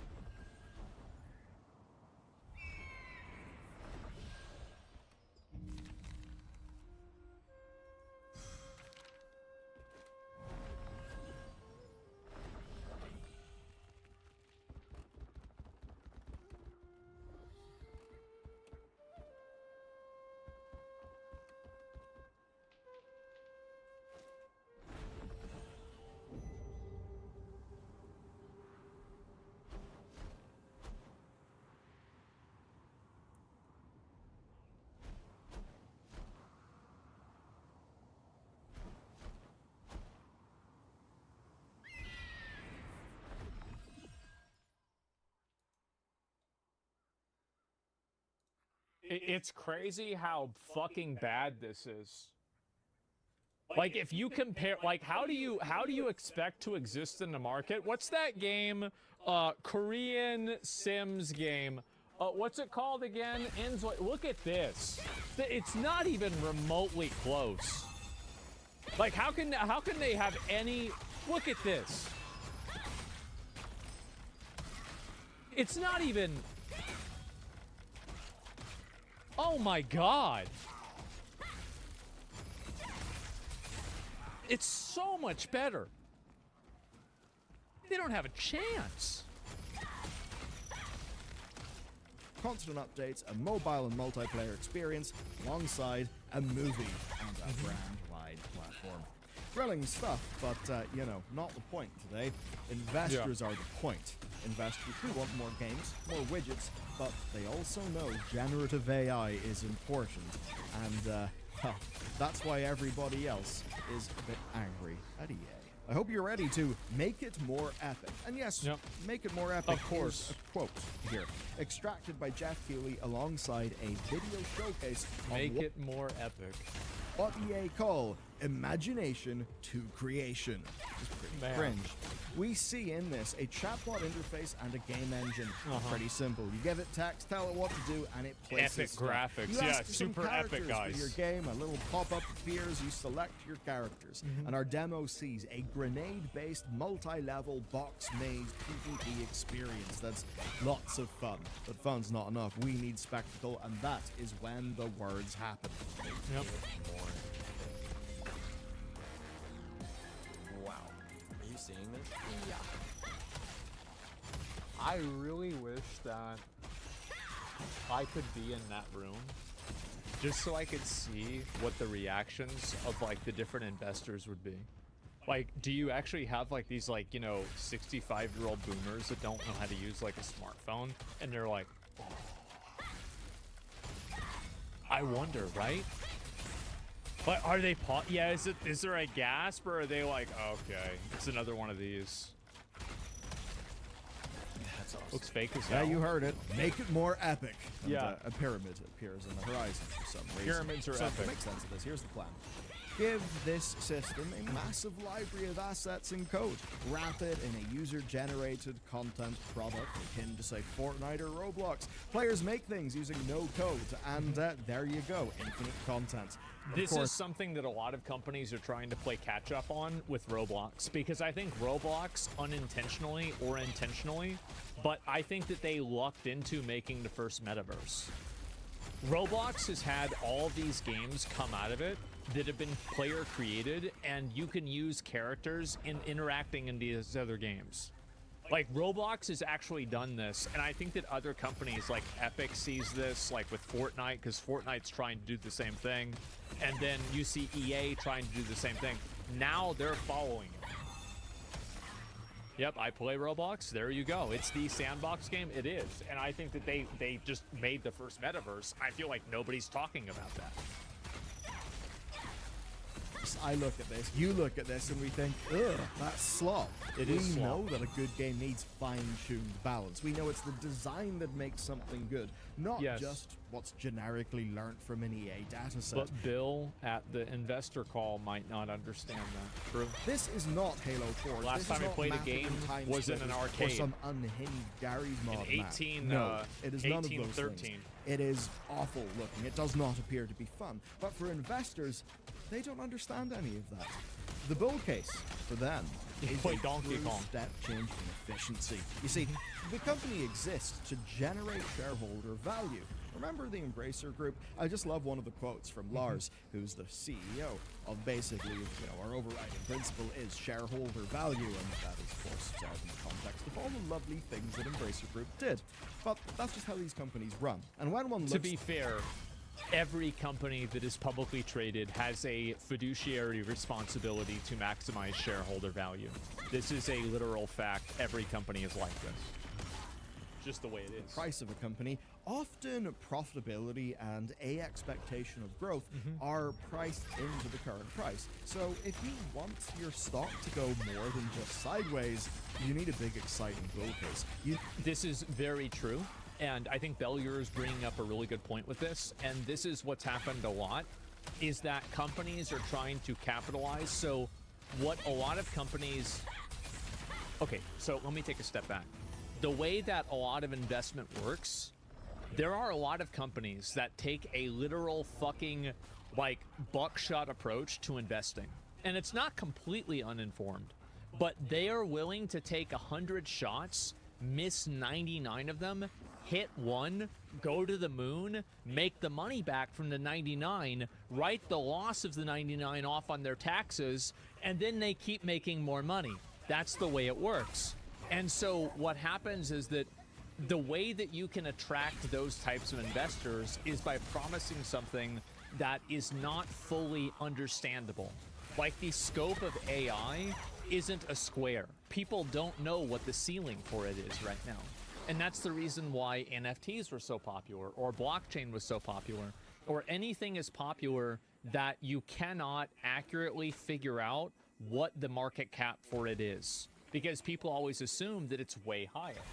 So what happens is that if you're looking for something that has a dedicated audience, it's a defined product, and this defined product has a product, like lifespan of 2 years, and you're going to make 12% of your money back. Companies don't give a fuck about that as much as they give a fuck about that chance, the chance of making a 1,000% return. And that's the issue. It's that all of these companies are playing for that revenue, and also investors make decisions based off of that, and even individuals make decisions based off of that because they want that big 2000x. Everybody wants to be the one who invests into the next NVIDIA, right? NVIDIA now, Google from before, Amazon, like many companies are like this. It's very common.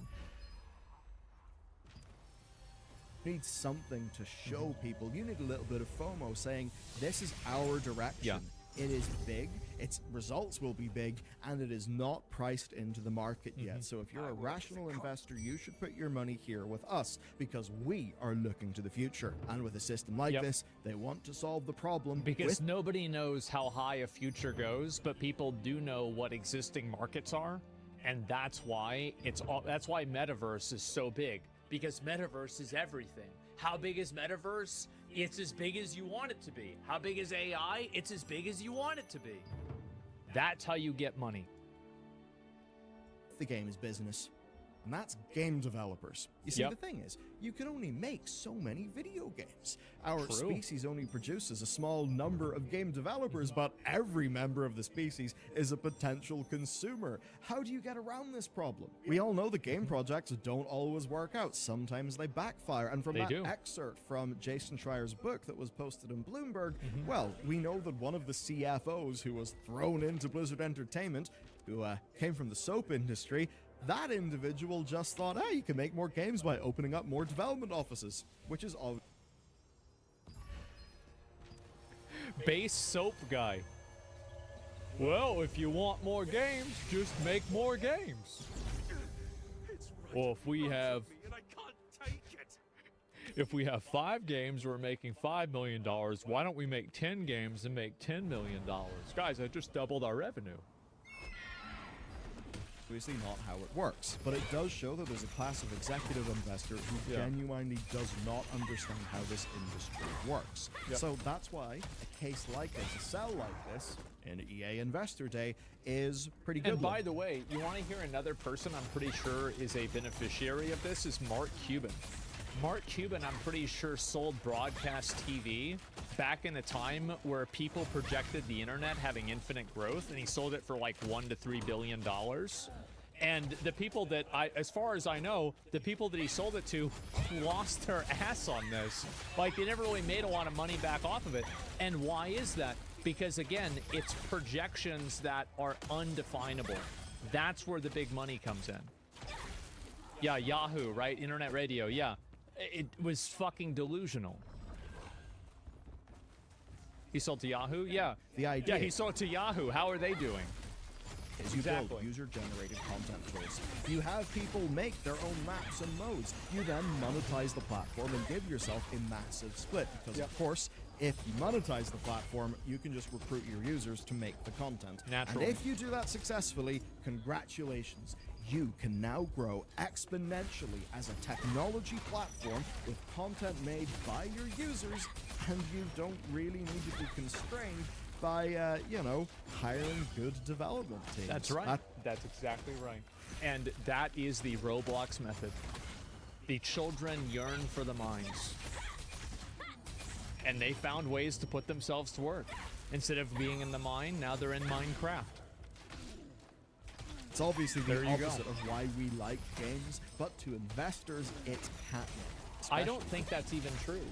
I think that people love player-created content. And I think that, for example, all of the mods for Dark Souls are a great example of that. People love mods and people love player-created content. It's not even that it's a bad thing. It's that the company defining a business model and building a business model around it is a cynical approach to creating value for shareholders. And it ultimately is just about getting free labor from people that, you know, are doing work for you. That's really what's happening. Investors who want more AI in their portfolio, but they don't want to be too consolidated in Nvidia and Microsoft.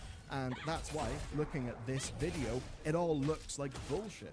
We look at the UI, we laugh at the obvious fakery. We look at how the character selection screen is obviously a mock-up and is pulling in characters that just make no cohesive sense. But the investors are blind to that. Instead, they feel safe knowing that in the face of Roblox and Fortnite, EA is demonstrating a robust user-generated content strategy, but one that is built with artificial intelligence at its core. I think this is a huge problem, by the way, and it's like a huge economic problem at scale, that you have a lot of investment that's being made without any sort of informed decision-making process, and the people that are doing the investing don't understand what they're spending their money on.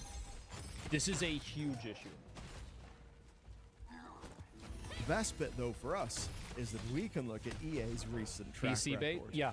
Including Absolutely. a track record that they think is so good, they can show it to their investors.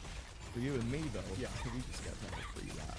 EA Football Club 2025. Pretty awesome. You don't... You're looking at the future, boys. There it is. Don't have to give FIFA licensing money and you got all of the same Ultimate Team revenue. This time, though, promoted by the AI husk of cover star Jude Bellingham. Yes, I want you to assume the brace position. Imagine the plane is about to go down. You need to assume the brace position because it's the only way you're going to survive this cringe. Let's see what Jude said. It's like a dream come true. Stepping onto the pitch for the first time, it was a surreal feeling. I mean, I grew up watching Real Madrid. I even played as them in the... Natural and high utility interactions.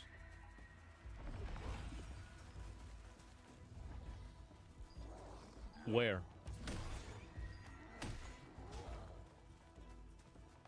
This is the worst it will be. I agree that EA is making a good decision by investing into AI, but I find it to be silly that their use case that they're showing is really not very good. Games with my brother Joe. So to actually play for real in front of all those fans, it's something you can't really explain. EA actually did this. They thought this was shippable and a good idea. But it kind of gets worse. It brings me to Project Air. You will love this. Mr. Wilson assures me and you that, quote, AI is not merely a buzzword to us. You know he has a deep passion and conviction. By the way, like, I want to say that I think AI is the future. I think that AI is going to be how businesses are built. And I think that if you don't acclimate to that and adapt to it, you will be beaten by people who do. It's like the internet, or it's like any other form of technology that can improve progress or production. AI isn't special. It's just like anything else. And conviction that has led to this. Here's how EA described Project Air, right? Project Air lets us build characters that we, the consumer, can have experiences with. I mean, I don't know about you, fellow consumer, but I enjoy having experiences with characters. But as a cute flourish to really show off their technology in action, enter Ace Desai, legendary investor, world-renowned venture capitalist who knows how to play his cards right. Stunning stuff, but that's just a character bio. No, as EA themselves said, we need to be able to have experiences with Ace. Because while Ace Desai is not a real person, Ace Desai has been created by EA's new Project Air. They entered the prompt. I'm thinking a high-stakes PC who swims in the waters of innovation. With that prompt, our man is created, Ace Desai. They then decide to give Ace a challenge. This, of course, is the experience. How about pitching him a business idea and seeing if I can lock in an investment? Now, to be clear, this is not some sort of elaborate joke. They actually showcased this, the idea of making your own character, have any experience with him. They thought they'd do this legendary investor character as a way to be cute towards the attending audience for EA Investor Day naturally. 2024. Obviously, if they were going to be a bit more targeted to the gamers, they would have made it altogether a lot more steamy and related to the Dragon Age franchise. Sure. Anyhow, Probably it's would have still obvious been bad, though. bullshit. They want to get to a place where they don't need to rely on game development efforts and patch cycles and content cadences, where they want this stuff to just be existing and users creating the content for themselves, all in a way This where will happen. I think that it will happen to a lesser extent. And I think Roblox is an example of that. The problem isn't that EA is doing it. It's that EA is doing it in a way that is reactive to the market rather than proactive and creating their own demand inside of the market. And I think that's what a lot of investors should try to realize, is that what EA is doing is they're trying to copy what the existing trend is while operating behind the trend. You just can't do that anymore. That doesn't work. EA continually. You want to push one button to make a game? Obviously, yeah. though, that is far off. Let's today talk about what they're doing in the video games right now. Oh, so boy. we've just survived a whole bunch of investor buffoonery, the sorts of things that Andrew Wilson will be saying to investors to basically get them thinking that EA is amazing. But let's talk about the concrete, how it actually impacts how we play games and how games are made. There's a few examples. Whenever they talk about using AI for EA Sports College Football, what they mean is using machine learning stuff, right? Yeah, using of course. photos to map 150 stadiums and 11,000 players. They did that as pre-production, which then allowed for the full development of the game to start with all the assets that they needed. Yeah, I of think course. that's a really good usage of that technology. How else are you going to get like college football with 11,000 players and all of the different stadiums? How are you going to get that in the game, especially for, say, your local team? That is pretty cool. Whenever EA President Laura Mele says that the Sims platform is going to use AI to take a player request and surface matching content from a library of 100 million assets, she is reasonable. I mean, maybe that's standard machine learning. Maybe they do use a large language model to sort of process the Well, player. this is a good thing. Like, all of this is good. Everything about this is good. Of course they're going to do this. Wow, what a big surprise. And also, again, the reason why they're doing it is, like, number one, it can make the game better, but more importantly, it can make them able to make the game with less effort and less money. And they don't have to pay people to do that. Because why the fuck would they want to deal with a bunch of unionizing, liberal, you know, like these, like, oh, well, we don't like AI, we're not going to do this, we want a lunch break, we don't want to have to work overtime. Why would they want to deal with them? Fuck that. You just have a robot do it. It's not even a question. The problem with that is they're taking AI, is that eventually anyone in America could create their own game at the click of a button, making them entirely redundant. Yeah, but they'll make money until that happens. Request, but that's the kind of thing that makes sense and in many ways has existed for a long time. Because be it a modern smartphone camera, a Google search, or so many things that we've been using for the last 2 decades, it's existed under the name of machine learning for years and years and years. The difference is that to promote this to investors, you gotta wrap it up in a sexier package, one that they can understand, one that looks similar to the thing that made Nvidia explode in stock price. Exactly. And that's why regular run-of-the-mill machine learning is just going to be called AI, even though This has been happening for probably 2 or 3 years now. That machine learning is effectively just called AI. its intelligence is so Pretty much any time that a computer makes a decision, it's AI now. singular and limited that it's not Everyone's really fat. Yeah, I know. It looks like garbage. Like, how do you play this and be like, oh wow, I want to look like a, you know, the worst character in Jersey Shore, or like this weird, like kind of overweight lady. I mean, like, what is this? Why would anybody do this? Like, it's weird. Pure This, of course, garbage. extends to techniques that enable better upscaling. They maybe aid you in photogrammetry, like we saw in sports college football, that enables your small local college stadium to actually be in a video game. But the thing is that to investors, those don't really matter. Seeing AI matters, and that makes our job hard. Because by the definition that companies use to sell themselves to investors, Blizzard Entertainment uses artificial intelligence on World of Warcraft. What they actually do is they use machine learning to resize helmets to fit different races, because that's grunt work that no artist wants to do. And so we end up in this strange situation where, to the C-suite, AI is just another chance to signal that they're a forward-looking, investable company. We've been here with crypto. Almost every major company topped up having deeply integrated crypto plans. Thank God that died. I was so worried it was actually I wasn't really worried it wasn't going to get popular, because it was just like I understood like how dumb it was. But man, sometimes it's crazy to look back on 2021 and 2020 and see just how delusional and stupid people were. They were selling JPEGs of a monkey to each other for hundreds of thousands of dollars. How did this happen? This is crazy. Much of that has actually happened in a way that has moved the needle for a No, it consumer. doesn't. I mean, it's basically not happened. But what I would say is that AI and how it's developing now is more powerful.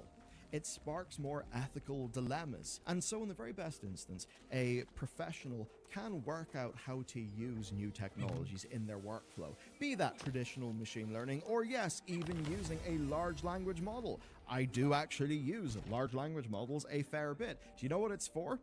Some copy editing stuff, red teaming my own work, because I just know that I have some pitfalls as a writer, and just having a more accurate spell check. That's really useful, but the point is most of what I've done for the last 10 years is writing. I know what good looks like, so I know how to use a new tool to make my human creativity better. But that's the problem here. That's the best case scenario. Best is not default. And That is what will happen, though. And that, like, that best case scenario will be what gets defaulted to, because somebody in the market will deliver that and they will outperform people who don't. That's what's going to happen. It's not like they're going to replace everybody. They're going to replace 80% of people and have the remaining 20% do all the work. Now, incentives steer us in the opposite direction. That's why Electronic Arts spent an investor day humiliating themselves to their customers and to their workers. Because for the workers, they see this.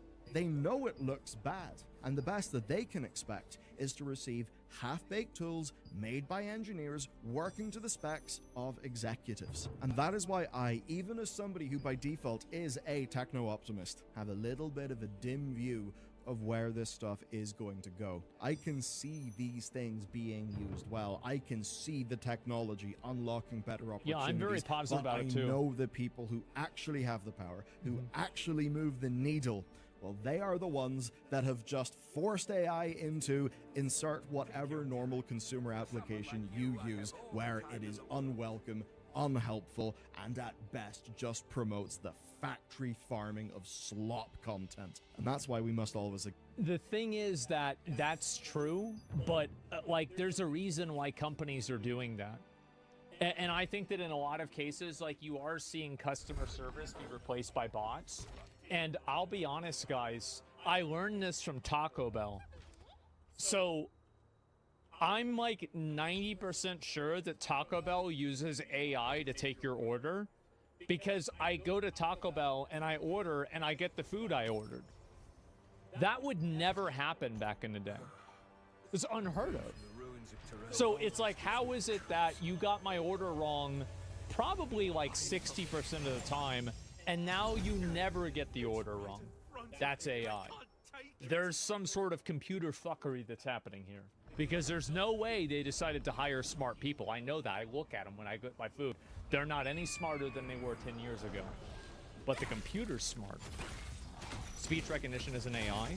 Well, like, that's what Bellular was saying, right? Is how, like, all types of computers making decisions are referred to as AI. That's like the whole point of like what he was making in the video. Examine the incentives, just like what we did investigating the implosion of one of indie gaming's greatest publishers. Watch it next. There's even a billionaire island involved. Oh boy. How can you not click? It's going to replace my face in like half a second. The shock. Oh, uh-oh. It's the Cat Island. AI is only as smart as how much resources it has to capitalize on. Yeah, but I think that this is going to continue. Like, let me link you guys the video. I think I am very, very, very optimistic about AI. I think AI is going to keep growing and keep getting bigger. And I don't think that it's going to stop anytime soon. It's going to just keep getting bigger and bigger and bigger, because that's why. Because I honestly, I think it works, right? Like, you wouldn't see so many people, and also AI and automation. I think that like the two things are very interchangeable. People talk about them interchangeably a lot, and with both of these things, I think abso-fucking-lutely, you're gonna see way more people pushing it and way more people using it. And also, I think it's very telling that the people who are working in these industries, like for example, like those guys that are working at the longshoremen, why are they against automation? Because it's good. That's the reason why they're against it. People would have no reason to fight against a system that was broken or dysfunctional. They wouldn't be threatened by it. It's like, I go back, I play other games after Elden Ring, and it's not even remotely close. Elden Ring is a wake-up call. And no, I'm not talking about the players. This isn't a video about difficulty. Yeah. Well, that does actually come up at some point in time in the video. But Elden Ring does something incredibly unique, something very special, something that the rest of upper echelon of the video game industry just can't seem to replicate. And that's come out with a holistic, high-quality title that delivers on the player's expectations for under $70, not once, but twice. Elden Ring... It's a feature-complete game. Imagine that. It isn't just a great game. It's a case study on what games should be or should strive to be. And that's exactly what we're going to talk about today. Elden Ring's Shadow of the Erdtree hit a peak concurrent player count of over 780,000 players. I want to point out just how absurd it is that this is a DLC expansion that's widely a single-player game that not only hit that high of a concurrent player count, but that's over 80% retention from the game's peak of its initial release, which was 950,000 players. Think about how fucking insane that is. How absolutely fucking ridiculous it is that 80% of people came back to play a DLC that you can only get to if you beat one of the hardest bosses in the game. To add to this, and that's just on Steam. Absurdity, the official Elden Ring Twitter account posted an image announcing over 5 million tarnished have entered into the realm of shadows. Fucking insane. We aren't even mentioning that according to Steam, at the time of this recording, only and the 40... thing is, like, you keep in mind that, like, Dragon's Dogma 2 sold, like, 2 or 3 million copies. And, like, that game was really well received. People really like that game. This game is an expansion, and it almost doubled that. 80% of players have defeated Moog to be even able to gain entrance into the DLC. With now both Elden Ring and its DLC claiming top spots in Steam's top sellers, and likely the same for each platform the game is now available on. That's right. It's safe to say that Elden Ring is a massive achievement, one that's not only worth appreciation, but study. However, it is my firm belief that the games industry leaders see, like, I don't even think that Elden Ring is, you don't need to study Elden Ring. All you need to do is think about how could you make a really good game based off of the same principles that people made Legend of Zelda Ocarina of Time. Because that's basically what happened. Is that the reason why, like, Elden Ring is almost like a time travel device to go back to the year 2000, the year 1995, Super Metroid, Castlevania, fucking Super Mario World. Have no intention of paying attention because emulating the success of FromSoft and Miyazaki require humility, talent, and vision, all things seemingly bankrupt from many of today's modern games. I'm really happy to see a lot of games that are like Souls-like games. They are starting to get good. I think that we've had a number of really great attempts this year. Like you had Inotria. I thought that one was pretty good. Another Crab's Treasure was pretty good. Lies of P was pretty good. Now it's better than Elden Ring. But it's pretty good.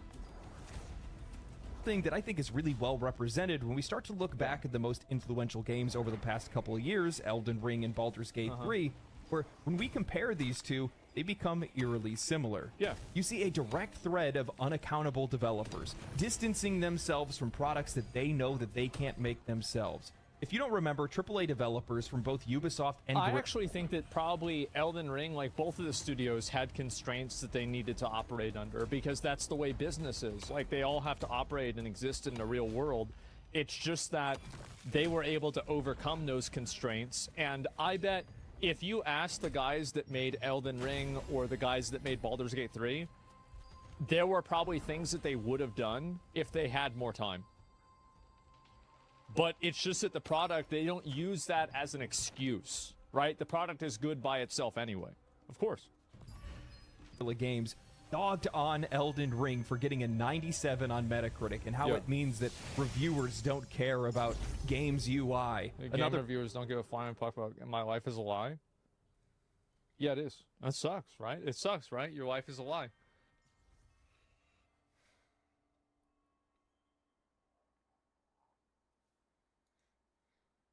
Can't do anything, man. Just sits there. Fuck! I'm fucking done. I am fucking done. All right, onwards. You could pull my fingernails out with pliers while waterboarding me, and I would not take back a word I've said about Protoss. You could chop each of my toes off one at a fucking time, and I wouldn't say a fucking word to contradict my statements about Protoss, because they're all true, and I have some character. So yeah, I'm gonna play against ranged a little bit here. This map I find pretty hard for this matchup, and I think it's pretty hard for PvZ as well. I feel like I'm achieving pretty well what I want to achieve this game, by the way.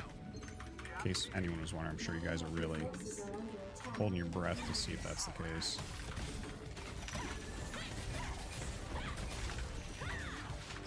What is going on here? Why can the units not come down? I've been clicking these out of my main for like an hour. Your forces are under attack. Upgrade complete.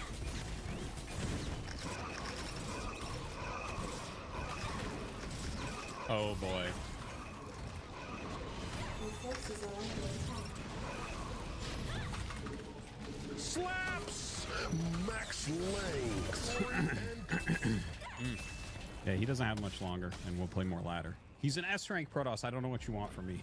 I think we might have figured out TVP again, guys. Wow, all my buildings are super late. Very bad opener.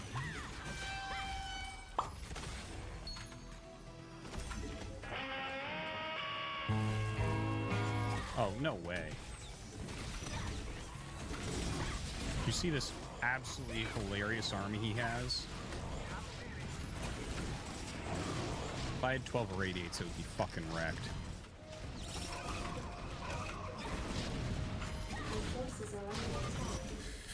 Ah!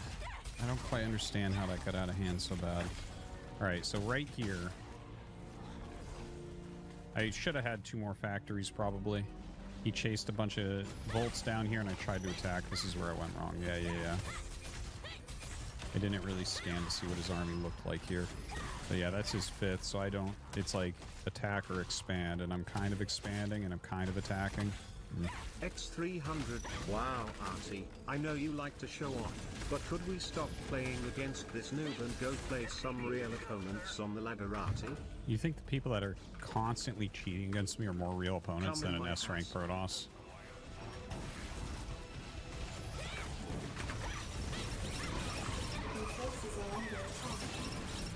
Ah!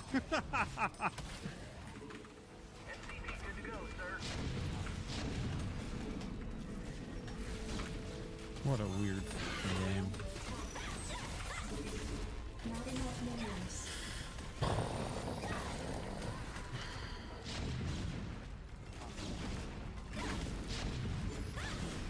Not enough energy.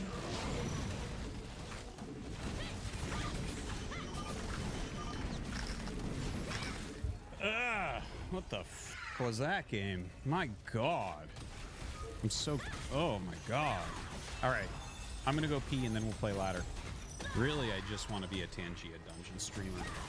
I think this is the future of Twitch. I wish Profane was here to see this. Oh, damn. Ishmael's coming back here? Oh, no. Just barely.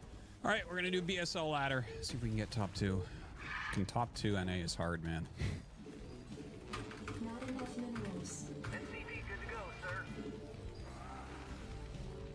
Oh, that's what happened. I accused my wife of f***ing with my chair. What happened is she put my desk at the wrong height. I'm going to get her tomorrow. I was like, why do I feel like a fucking midget here? Not sure if he's actually going to go for meters or not. I actually am late on that. Oh, shit. I thought I had an eBay, because you never don't have an eBay at this time. Oh, shit. Your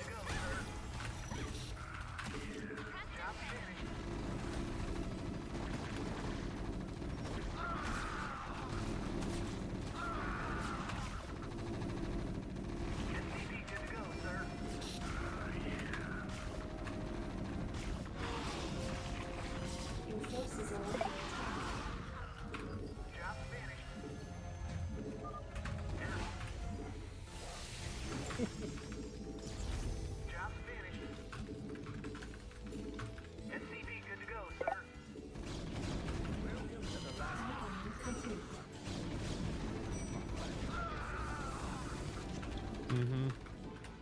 This is just my life. I should just fucking give up. It's like he sits his goons at home the whole time and then comes up a quarter second before my fucking bunkers finish and kills everything.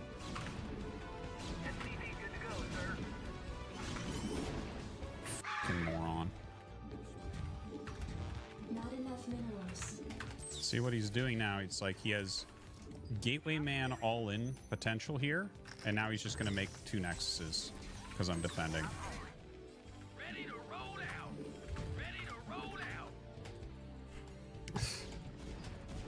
Can't do anything, man. Just fucking sits there. Your forces are under attack. Look at the amount of fucking gateways that he has.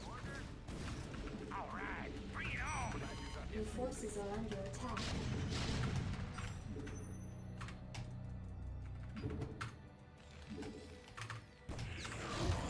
Your forces are under attack.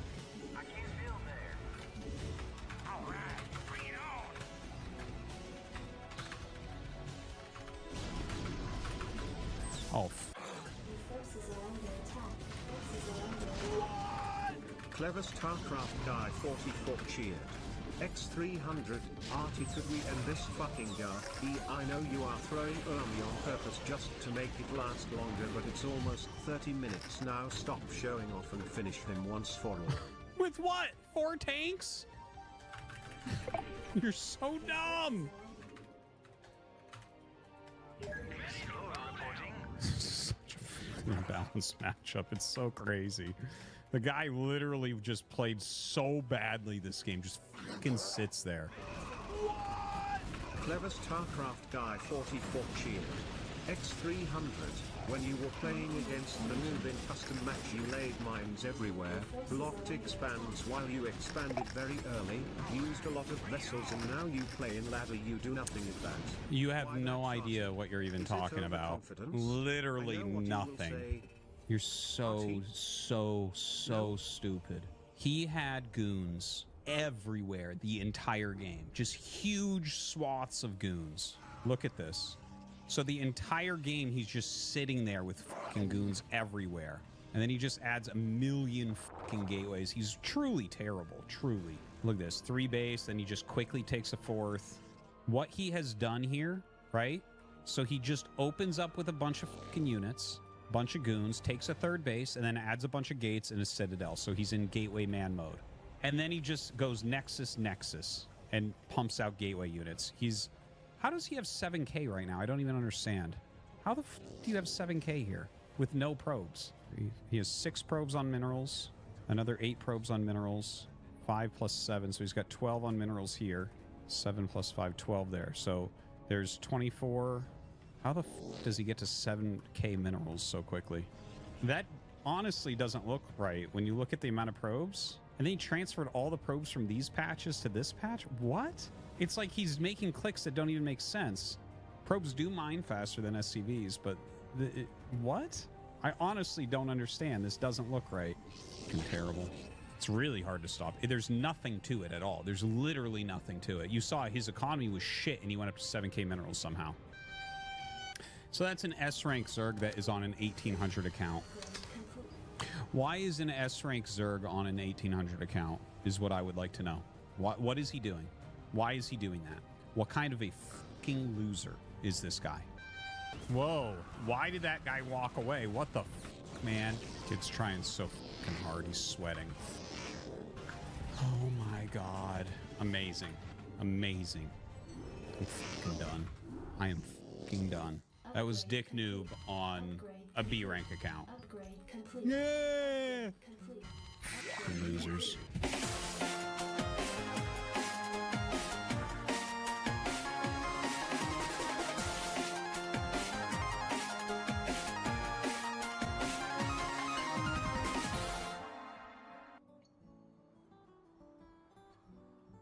Welcome back to the most professional StarCraft 2, with the greatest StarCraft 2 player of all time, the Zerg in the red, the finisher. It's Serral. Up against the perpetual underdog Terran to the blue, a normal man and a world champion. It's Oliveira, a best of 5 Terran versus Zerg showdown with some big questions to start things off. Is Oliveira ever going to be able to replicate the success of that fateful day that saw him as world champion? Is Serral, who's currently actively serving in the Finnish military, going to be able to compete against players who are practicing essentially their entire day to beat him? And last but certainly not least, have you yet liked, and if you haven't made it there yet, subscribe? And Jimmy, what are we? 1,332 likes on this cast, on this series. And I'll cast another one. And I'll probably do it anyways. I don't know what else I would do with my life. But thank you for watching. Hopefully you've had a good day so far. And hopefully it's about to get just a little bit better. Oliveira, one, has a unique Terran versus Zerg style that I think has a chance of holding a candle to Serral, revolving around mostly Octo-Rex timing attacks. And though his former name might be Time, he always seems to know when it is time to move out. Serral, on the other hand, the accountant of Zerg. He will cross his T's, dot his I's, and he's not going to be giving you a tax refund because he's busy taking your prize money. He just seems to do everything better. There is no clear weakness to Serral. At some point, it might have been his predictability, where he has a tendency to lean into those long macro games, and you might be able to find a timing. But that's no longer the case over the last couple years even, where Serral has gone from that predictable macro Zerg to occasionally mixing in just enough cheese to keep things interesting. And, well, that means once again Oliveira's coming in as a heavy underdog and Serral as a heavyweight, despite his less than overwhelming stature. Alright. Brenda Bounce to start, lights up the Queen. The first exchanges here on Ghost River. An inauspicious name for the Zergs, but Overlord was all the way back hovering over the river and now looking for an opportunity to get a full scout up. And likely will have it, as Oliveira, nothing really back at the base to stop it. Nothing else untoward. The Queen's pushing out. The Hellions not darting in. 2 Hellions in total at the front. Oh, the Overlord actually got pushed out. I take it back.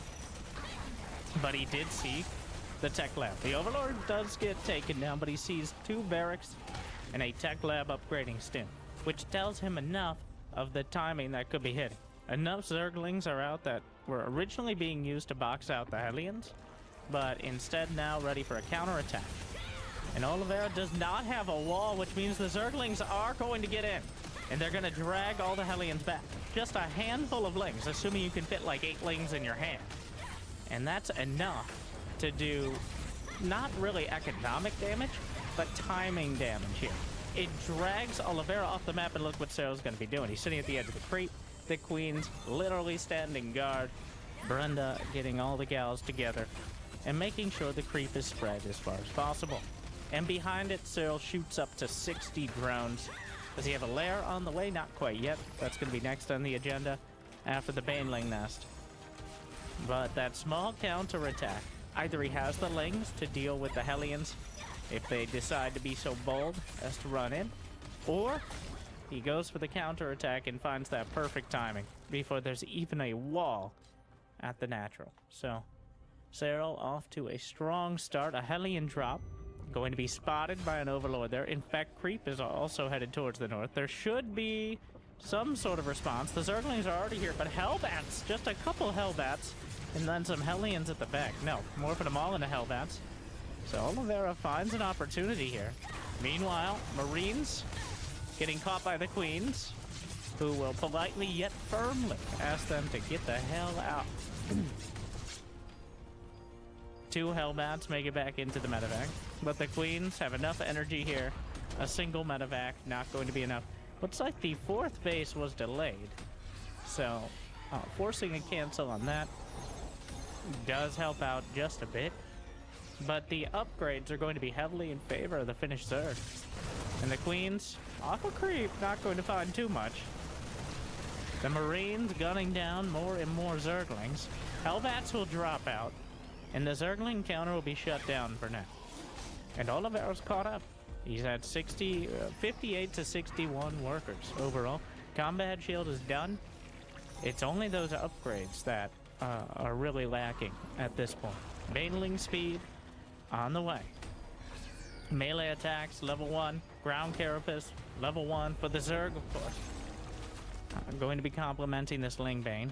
We don't see any infestation pit yet, so just focused on mass units here to start things off. And the Zerglings, a single siege tank enough to discourage any further activities. The Queens, surviving the Reaper grenades, more emotional than actual damage. And continuing to push the creep, though Oliveira's done a pretty good job of, with minimal units, keeping the creep at bay. Setting up for another drop. More medevacs on the way, and drilling claws for Widow Mines in order to maintain their cloak. A strong choice against the... You just transfuse a drone. Yeah. Queen's adding more creep. Baneling speed now complete, which getting creep this far going to help out the Zerglings and Banelings. And there's not much space in between the bases. They're pretty cramped in. Another thing to point out is Ghost River has some of the least bases. I think it has the least bases of any map in the map pool, just in general. Really, Cyril? That's not your side of the map. I heartily amused. Well, he certainly won't expect it. It's very unlikely that anything will be sent down there for at least a few more minutes. Oliveira may incidentally scout it. Oh, the medevac has to take a turn as the entire knitting crew here. Brenda, where are we going? We're so far off the creek. Susan, I know what I'm doing, all right? Just calm down. It's game 1. What does that mean? Game 1. It's pretty meta, Brenda. I know. Shh. Just move it. 119 Zerglings on the field. Dozens of Banelings. Massive drop loaded up as Cyril is ready to go on the attack. And very notably, he does not have a hive on the way. Cyril has so many Zerglings right now. The full Zerg. The Widowmine's going to be incredibly helpful in this particular scenario. The drop is skirting the edge of the sensor tower. I don't know if Oliveira has anything ready for it. Cyril will now have an upgrade advantage. Trying to draw out the Widowmine hits. Drop in to the natural. The Queen's helping to push back at the center. More Zerglings from the south side. Actually getting caught on top of the siege tanks. Gonna help thin out the Lings. Marines are coming back and will clean out most of the drop. And I think, for the most part here, Cyril has been driven back, but not entirely driven out. Oh, an optimistic burrow. Actually, a misclick there, I think. as he certainly didn't want to burrow all of the Zerglings and all of the Banelings, but the drop in the main ends up killing a whole bunch of SCVs. Oliveira on the tail end of things, losing 28 in total. Cyril also gave away the fact he has burrow at all, which is going to keep Oliveira at bay, but also... Brenda, no! I told you! Brenda, how many times? The Queens get gunned down. Cyril is now actively mining from Oliveira's side. The creep doesn't show up because there's no technical units there, so the sensor tower is not spotted. Cyril's attack driven back 175 Zerglings, and that's just the beginning. My god. Another Dropper Lord. Will Oliveira incidentally scout the creep here? Oh my.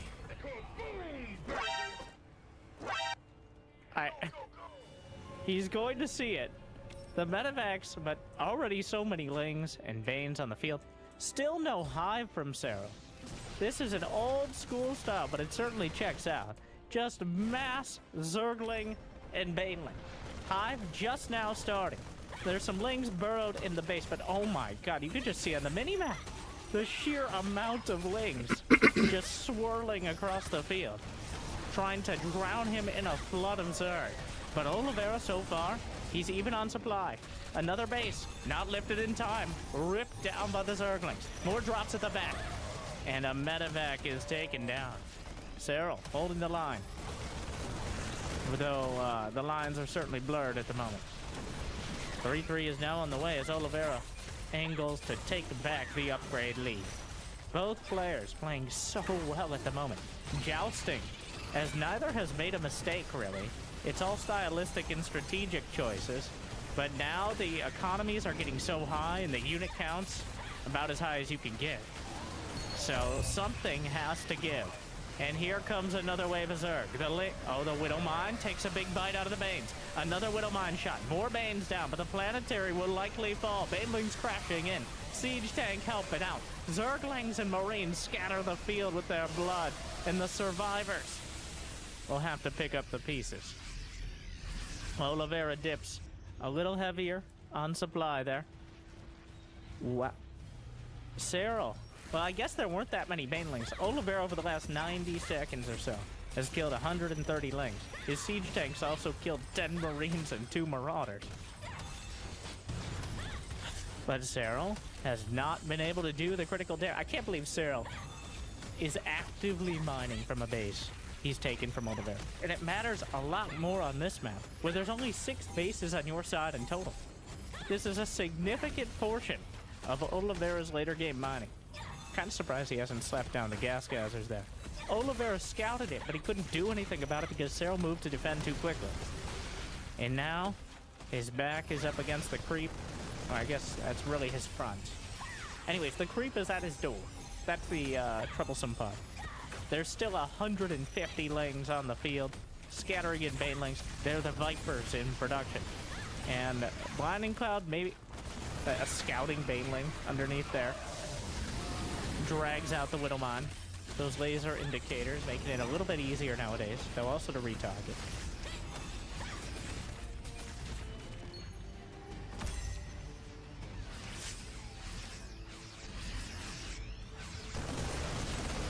Cyril comes in for another pass, trying to drag out more mines, not risking it.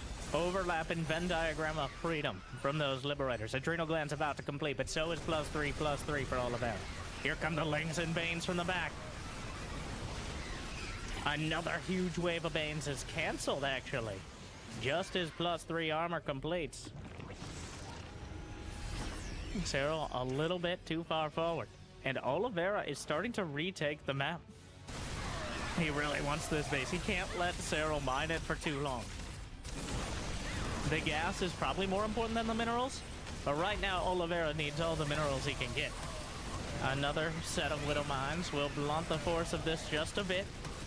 Another set of Zerglings comes in and takes out a siege tank, but Oliveira with his 3/3 bio, he actually has more army supply right now. In fact, he has more army supply than Cyril can even build conventionally. As Cyril's at 80 drones, but here comes another wave of Ling Bane. Parasitic Bomb onto the Liberators, drags out the Widow Mines to the back. Siege tank in the middle of everything. Find some decent target fire. Now taken out. Oliveira thinning out. Parasitic Bomb not quite enough to kill the Liberators. Only Medivacs really left over here. And there's barely enough units with which to heal. You can only heal units with 1 Medivac apiece. And Cyril now trickling in more Lings and Banes. If he can get the Banelings, this 3-3 bio should be able to stand its ground. But he doesn't quite have the critical mass. Those are just changelings over there, kind of making things look a little bit different. Cyril is building static, quote-unquote, defense. Oh, the Liberators will siege up, and Oliveira takes out the hatchery. Liberators deny the mining on one of Cyril's bases, and destroying the base denies the mining on another. I know. You come here for the profound statement. Big wisdom's there. When you kill a base, it's no longer exist. Liberator has 13 kills.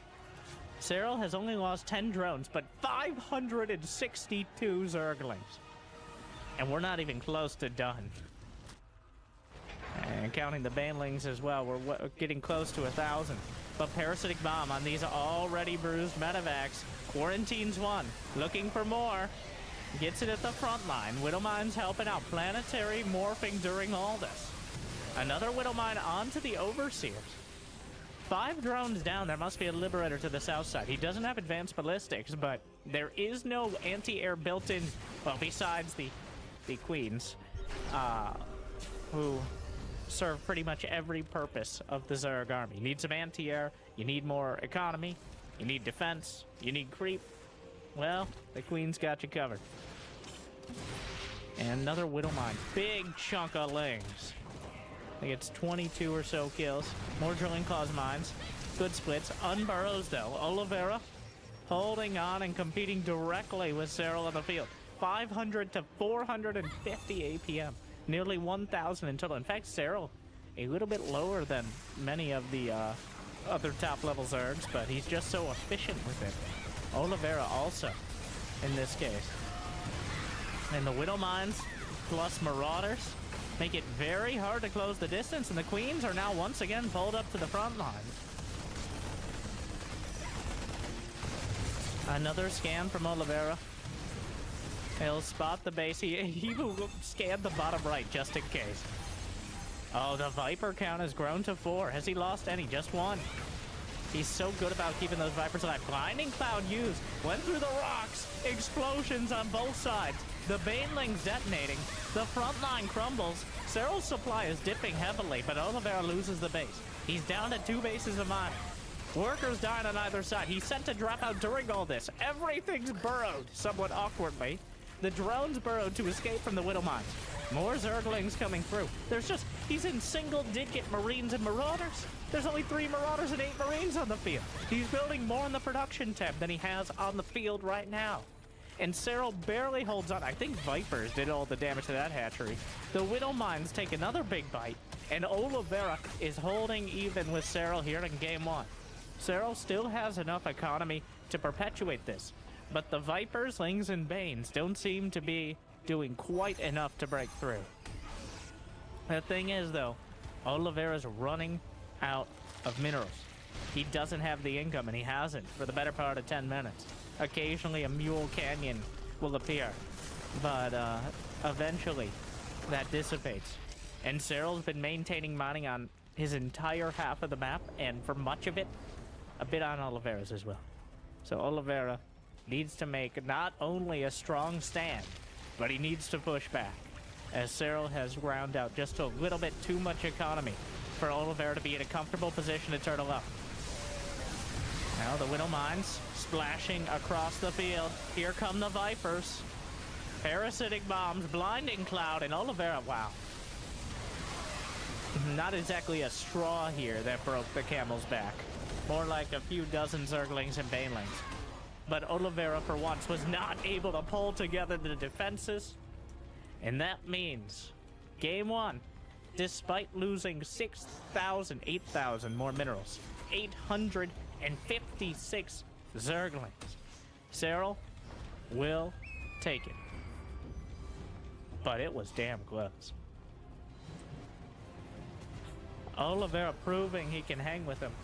Cyril almost getting locked in. If he had stayed on that Lair Tech composition for much longer, if he hadn't gotten the Vipers out or the Adrenal Glands for the Zerglings, well, I think Oliveira can turn that around easily. So, I think we got a series on our hands. It doesn't look like Cell really missing a beat, but Oliveira stepping up instead. And didn't really get off to a particularly good start either. The early drops didn't really get anything. The Queens were more than capable of zoning things out. So at the end of the day, Cyril just... That's such a Cyril move. Just take his base and mine from it. Use it as a staging area. So not only does he have less resources later, but he has to fight on his side of the map. You don't want to be fighting aggressively on your side of the map. But Cyril forced the issue. And the key to Zerg, especially that Ling Bane Zerg style, is like tower defense. Okay, if the first wave gets through, even a little bit, the second wave's probably going to do even better. And Cyril's macro is so perfect. He's always hitting those injects multiple times, probably 100 or more Zerglings in production. You can't let a wave through without severely decreasing your chances of holding the next one, or the next one, or even the next one after that. Another one. No. But I was impressed by Oliveira's multi-tier defense and his ability to put units, counter-attacking units out on the field. That's the hardest part. A lot of players can defend, but you need to do something. You need to put pressure on the other side of the map. Otherwise, you will just break eventually. And Oliveira proved capable of doing that.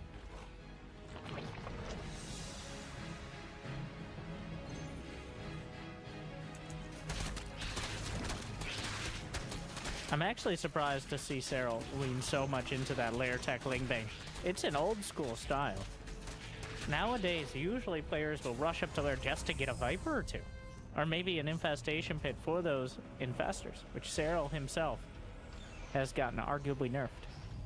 I mean, you could attribute it to Zerg in general, but let's be honest with ourselves here for just a moment. It was sick. All right. So.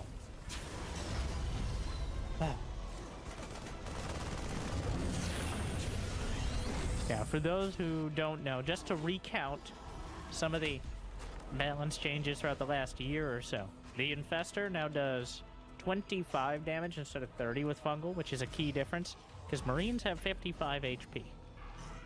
So that means Fungal now takes 3 hits to kill Marines. Obviously, usually they have Medivacs nearby as well. Terran armories are cheaper, 50 gas cheaper from 100, so now only 50 gas apiece. And +2 and +3 infantry weapons and armor are both cheaper. +2 by 25-25, +3 by 50-50. But the Widow Mine was slightly nerfed to, one, have that fancy laser line we can see now, and it has slightly less radius. And Liberators with advanced ballistics have slightly less range. Also, a key change from last year, which Cyril doesn't seem to have cared about very much, but is still worth noting, is that Banelings no longer get +5 HP once you research Baneling speed. They still get the speed upgrade. And for those of you who didn't know that, for many years they did get that +5 HP. We'll consider yourself in the know now. But every single one of those Banelings goes from 35 to just staying at the 30 HP they have baseline. So, those are the key ones there.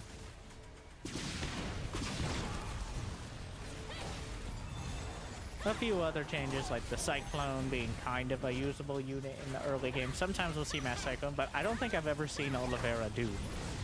Maybe he's done a mech build before, but he is a barracks boy indeed. And another game with the mass barracks, not even hinting at the mech. He's gonna have a safety Banshee, maybe 2.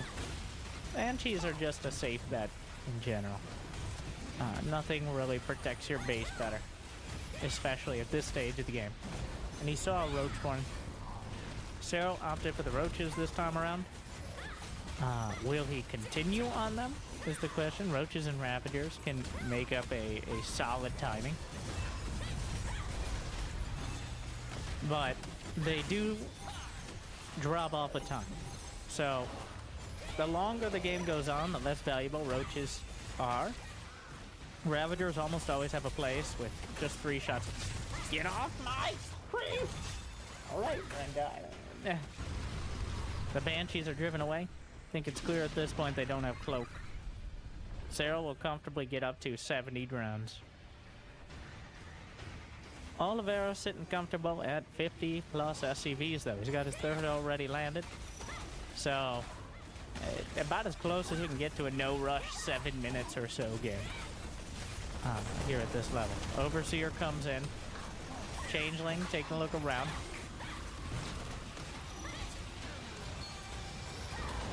Baneling nest just now on the way, indicating that Cyril's using the roaches as kind of a more larva efficient way to box out the early aggression, because roaches, pound for pound, not great in the later game, but allows you to have more larva for drones. And we see that now, 83 drones with 6 more on the way, which is a bit much. But Cyril seems to think he can get away with it. And so far, Oliveira has done nothing to prove otherwise. Overlord popped like an overripe tomato. Changeling coming. How you doing, bud? That didn't work out. Double drop loaded up at the Queens. Say no. Oh my. The Octorex is online. It's like he wants to add mass marauders in as well. Banshees will take out whatever's at the watchtower. +1/+1 about to complete for Oliveira, who will maintain an upgrade advantage this time around.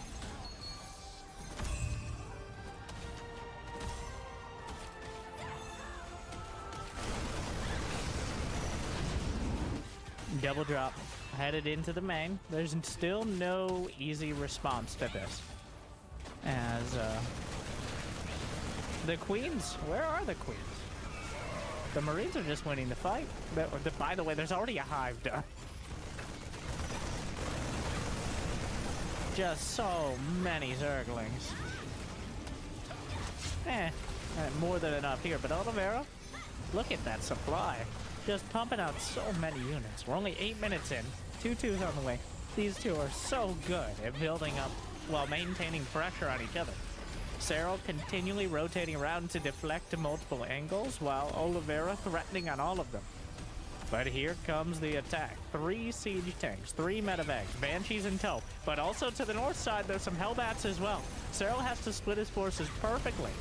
This attack is coming in, and Cyril doesn't quite have what he needs to deal with it. He pulls back with the Banelings. There's just not enough Lings, but Vipers are already out. Unfortunately, there's nothing to follow it up. Oliveira's tearing through absolutely everything right now. He takes out the base to the north side. He may very well take out the base to the west as well. And this army, wow, Cyril's supply is gutted. He went for everything, and he may end up with nothing. He makes another wave of Roach Ravager, which he's upgrading adrenal glands. He's getting Ultralisks. This is not what he wants to be building right now. But Zerglings aren't going to cut it. Oliveira cuts through to the heart of the swarm and doesn't quite cause a cardiac arrest. But right now, the blood pressure is certainly raised. As Cyril down 20 supply. He's taken the base in the bottom left corner. The golden base of Golden Order. And now, it's Oliveira in pole position. He's going to have 2-2 done. The Ultras, the hero list. You don't want to have Ultras in a low economy situation. They're a win more unit. Ultras without armor and stuck on 3 bases are not going to be enough. There's only 2 Queens left as well. The tanks are sieged up. The best supply is going to get... Viper throws out a parasitic bomb. Ultra tries to get some damage done. Maybe take it out immediately. Spray and pray corrosive biles. The bottom left hatchery base may very well complete. But here come the Vipers. The best Serral's going to get here. Yanks in a tank. Gets another one. Sprays onto the ramp. Knocks out the siege tank. But Oliveira continues stimming through. +2 is done. Titan is plating about to complete. He's consuming the extractors right next to him there. The Ultra leading the charge. The siege tanks pounding home. And Serral needs to commit to a fight because otherwise he's just going to bleed out units left, right, and center. Down go 2 Ultras. 1 survives. Viper's out of energy. Takes out another tank. There's nothing left. Oliveira takes back 1. And he's on the board, doing what almost no one else this entire year has been able to do, which is winning even a single game against Serral. And that one wasn't particularly close. A decisive victory. Huh. Well, Serral getting caught off guard. I think Serral got too greedy. He got 90 drones. He went straight to Hive. He was relying on Roach Ravager, but he was shifting into melee attacks with Banelings. So he was trying to go not 2 different directions, but he was trying to take up at least 2 different lanes. Whereas Oliveira was laser focused on that attack time. And it pays off. He gets critical damage. Even though Serral had Vipers, he didn't have the upgrades, he didn't have the unit count, and his production didn't kick in. Oliveira with an incredibly well-played game. Proving even gods can bleed. Wow. That looked at risk of sounding a bit pretentious. Maybe not the right word, but looked like one of my games. Like, I can get everything. All right, get Ultralists, get Vipers. Yes, I've got all the, oh no, that's a lot of Terran.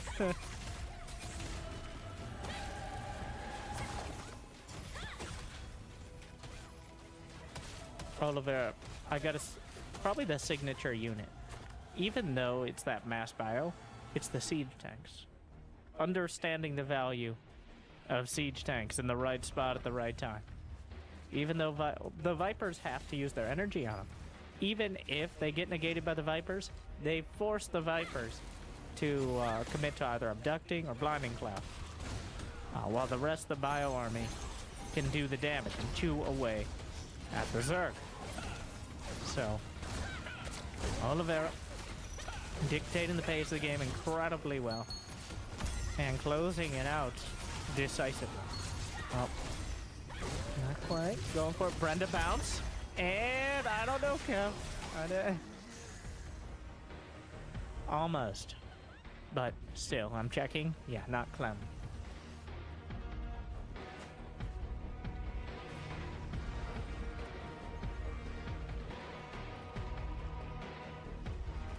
Now we see.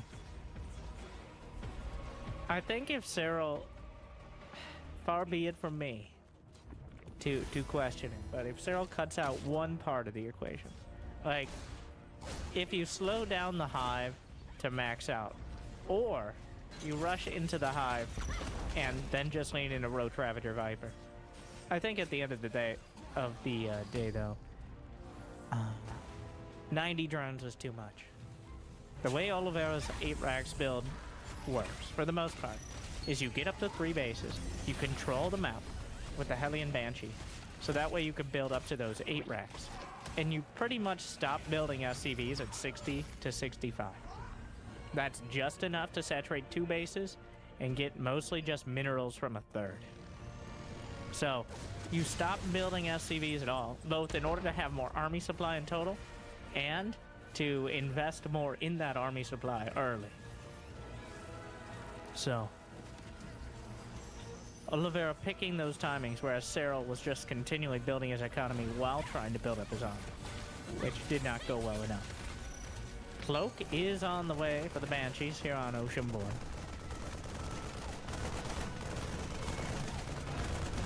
Overlord floats away in pieces.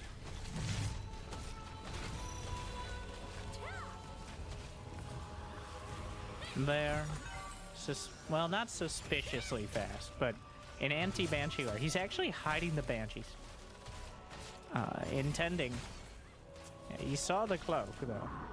Well, he's faked the cloak before. Just keeping him honest about it. But the quick lair is to get an overseer to make sure the Banshee is kept in check. Or Banshee is in this case. If I figure out how to use words again, I'll let you know. Like and subscribe. Double engineering bay.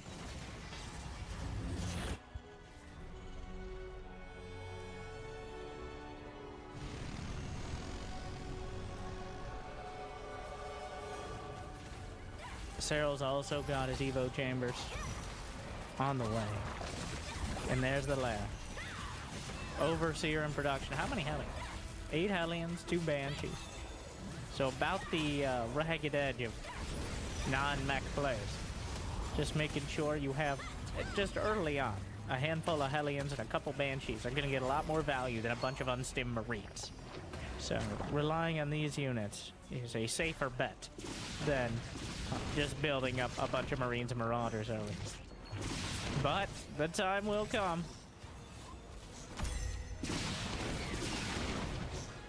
Well, the Banshee's still finding damage despite the cloak. The Hellions darting in, but the Roaches are in position to box him out. 2 of them taken down. The Queen's chasing. Still finding a few more kills. Picking targets.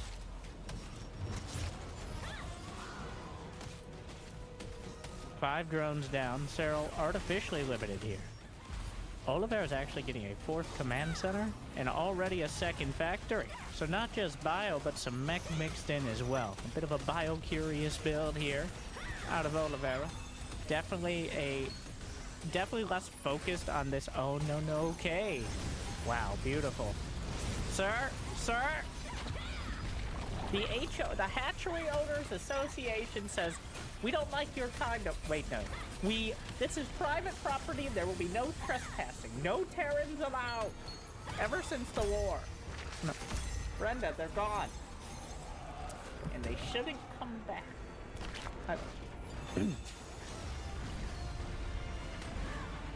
Armory's on the way. A slower start, though Oceanborn probably our most macro map. It's just very difficult, even to assault not just the first 3, but first 4 bases on the map. It's not until the 5th and 6th bases are threatened that you really start to see some split. So that means both players should be able to relatively comfortably get to 200 supply, assuming they're interested in it. But Oliveira not going to let this opportunity go. He hasn't actually started his +2. Oh, I lied. I started the sentence and he didn't have 2 too, but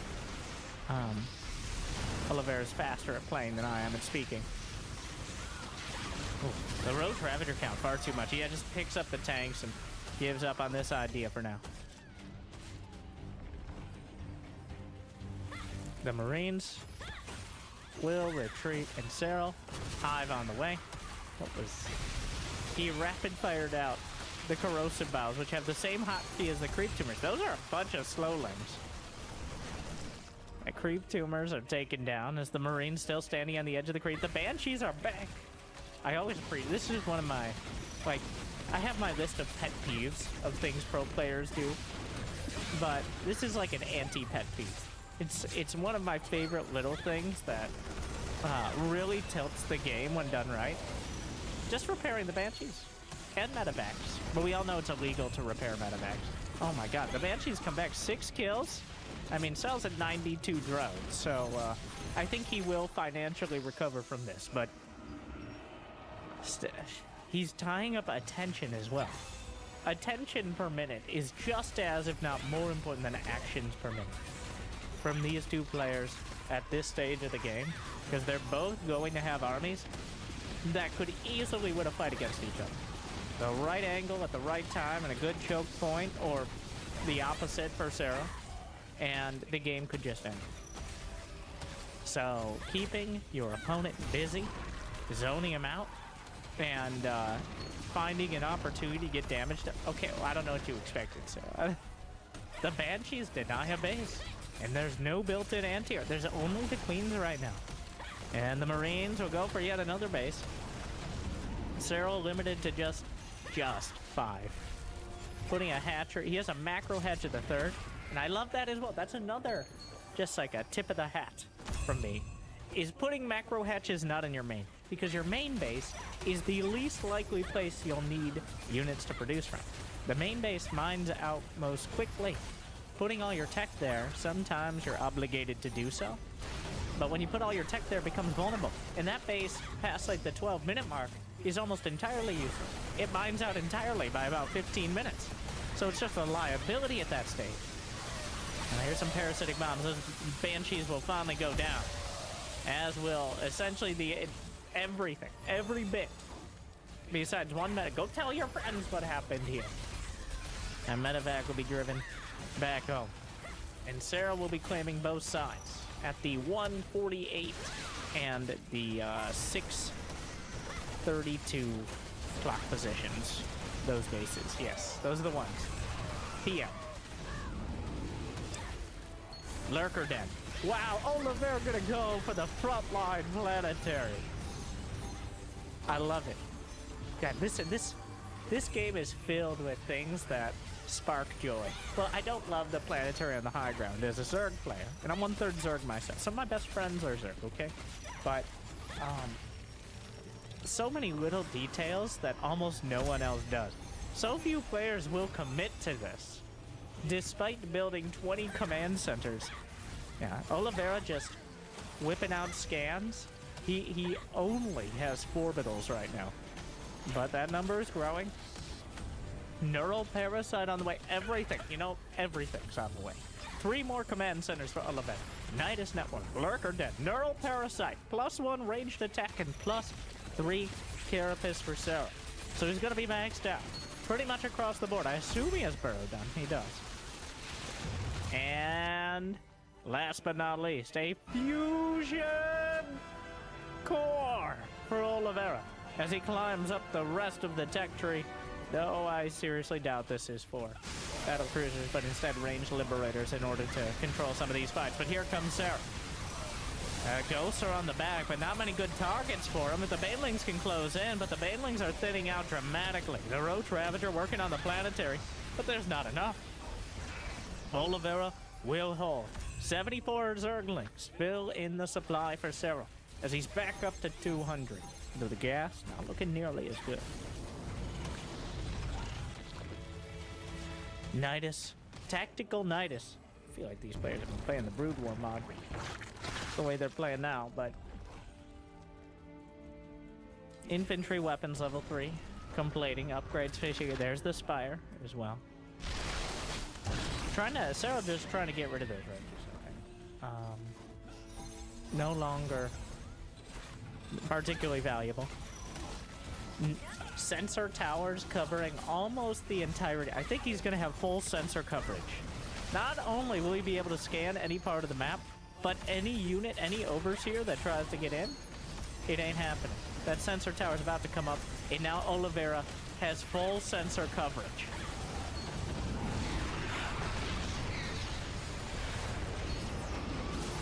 And now here we are. The Supreme late game. The Mass Ghost Liberator up against Roach, Ravager Baneling. More Baneling, 10 Banelings. Or 10 SCVs down. He didn't get the planetary. Corrosive Bile, not enough. He goes for more. The Ghost punish him. The Ghosts knock out the Ravagers. And meanwhile, Sarah's losing a hatchery. Not only does he not get Oliveira's base, but he loses one of his own. And the Liberators. The Liberators on the base. He doesn't kill too many drones. His advanced ballistics done. He didn't start it yet, so he may be realizing that now. This is awkward. Oh no, he takes out the Spore Crawler. Liberator will... That was optimistic. Queens will deal with it. Realizes advanced ballistics was not completed. Now we'll work on it. The Greater Spire on the way. Broodlord's definitely an interesting choice, potentially, but Sarah's starting to run low on options. He has 5,700 minerals, but Zerglings are essentially just feeding minerals into these planetaries. It's not going to happen. Cyril with a tactical Nidus, again, hooking up to the network. Just going to lose all these drones. The hatchery was in range of the sensor tower, so Oliveira able to clean this up with ease. He kills 15 drones, gets the base. Cyril just a straight up loss there. He has the other corner. Oliveira is turtling up, hardening his own particular Terran carapace here. And a nuclear missile is in production. More of a tactical option than a Hail Mary game-winning moment, but still, I think, likely to be tricked. Get over here! Knocks Medivacs out of the sky! Or whatever passes for it here on Oceanborn. Always satisfying to see the Medivacs in flight get yanked out of the way. Advanced ballistics is done.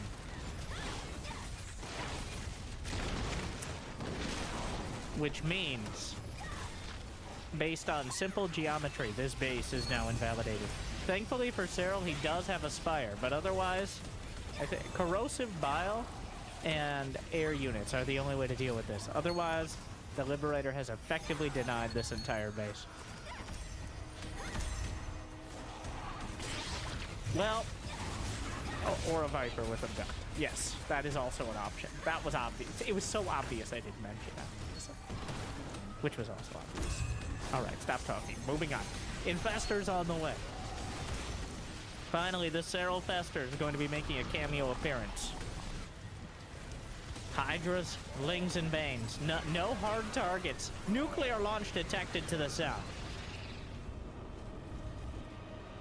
Cyril, there's not many drones here to deal with it. Wait, does he know where the ghost is? He does. The drones, oh my god, Cyril kept mine. Loses 2 drones, some of the larva building units, and gonna move some of the drones out of the Nidus network. Wow. All these little details we almost never see. Oliveira, long distance mining from a base that Cyril just retook. Cyril has lost 5,000 more minerals, a bit more gas. He has 5,000 more minerals in the bank, and a bit more gas. But that can change dramatically with one particularly bad fight, which against this unit composition is much more likely for Cyril to have than Oliveira. The constant scans, the big risk, and possibly the only existential risk here. The Infestors. The Cyril Festers at their burrow.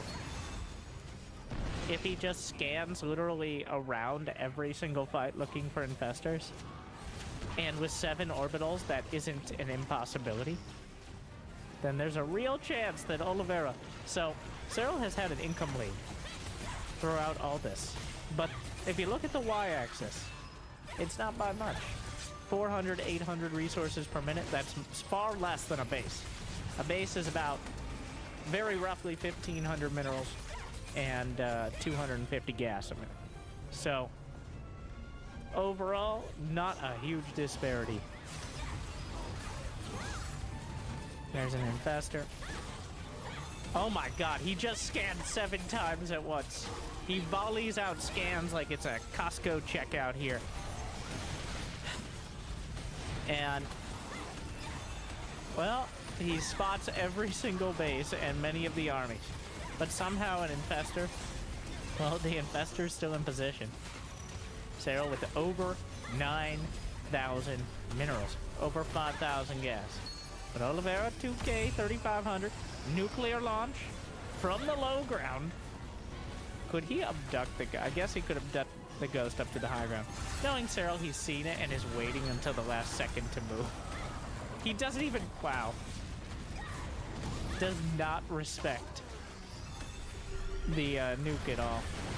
And coming in for more Blinding Cloud onto the tanks. Overseers, Ghosts, falling back away from the Banelings. There's multiple zoning planetaries. Kills a whole bunch of SCVs. That's the orbital lift. The Ghosts, another Ghost Academy is on the way. 90 Zerglings and 20 Banelings in production. What a game. The Liberators are looking the wrong way.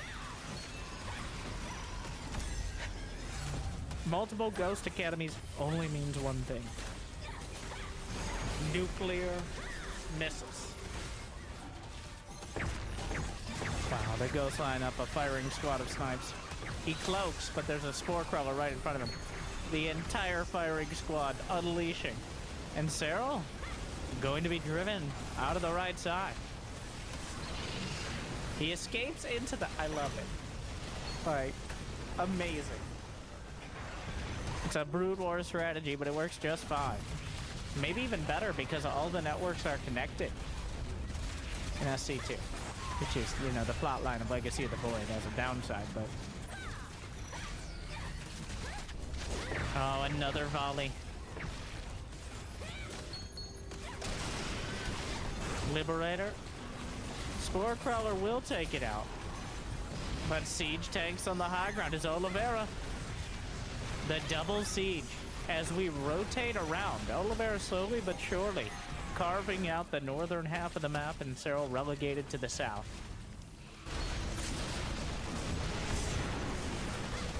Siege tanks still shelling.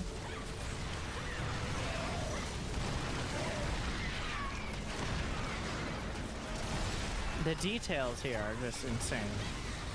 Widowmine, he keeps it going. There's just 2 Corruptors, but that's enough.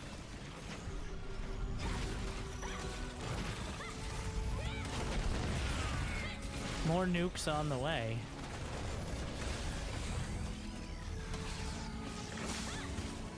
A second Spire for upgrades, and maybe just as a backup, because that base is under siege. How many Zerglings on the field? 129. So a couple. Vipers have full energy. We got Titanus plating on the way for the Ultralisk. Another nuclear launch detected. And it's less that Cyril knows there's a nuke. It's more that he has to respect. It's a nuke. You gotta Did that Spore Crawler give detection? Yes. The Spore Crawler was just barely in range of the Ghost.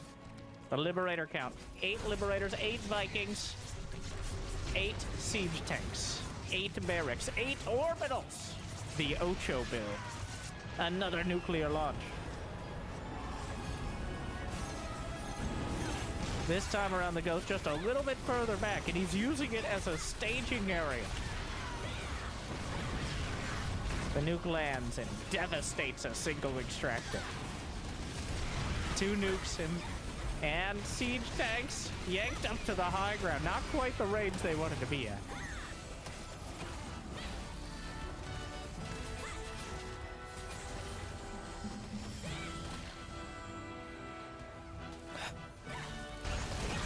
Ghost taking out changelings. Ultralisk speed is on the way. Cyril mined out the vast majority of this base, including over half the gas. How is this infestor still... that infestor's been chilling next to turrets for like 10 minutes. Somehow survived. Cyril has 9,500, 7,400. Another nuclear launch.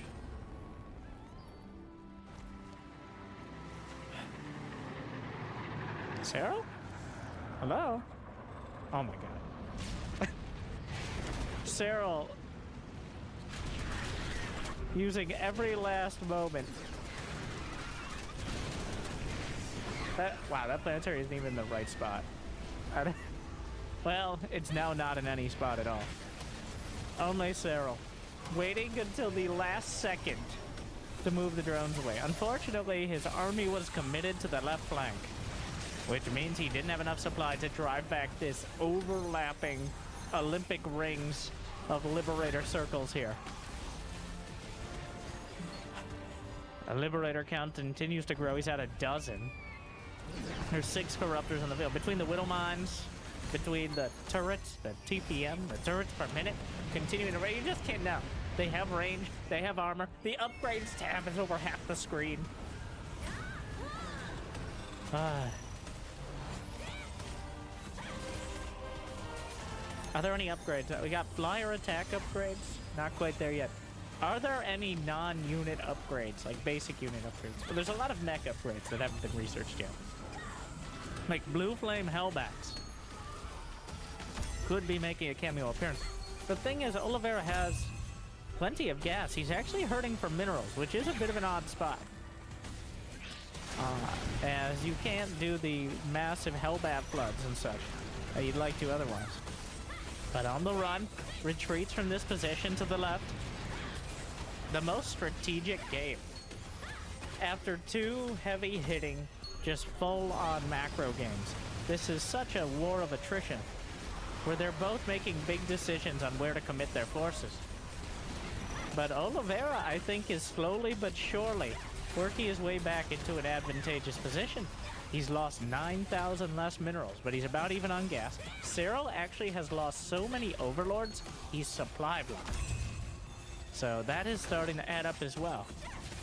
Are there nukes? He's got 2 nukes in the tank here. 15 Widow Mines, 14 Liberators, 12 Ghosts, and also whatever Marines and Marauders he was able to scatter in.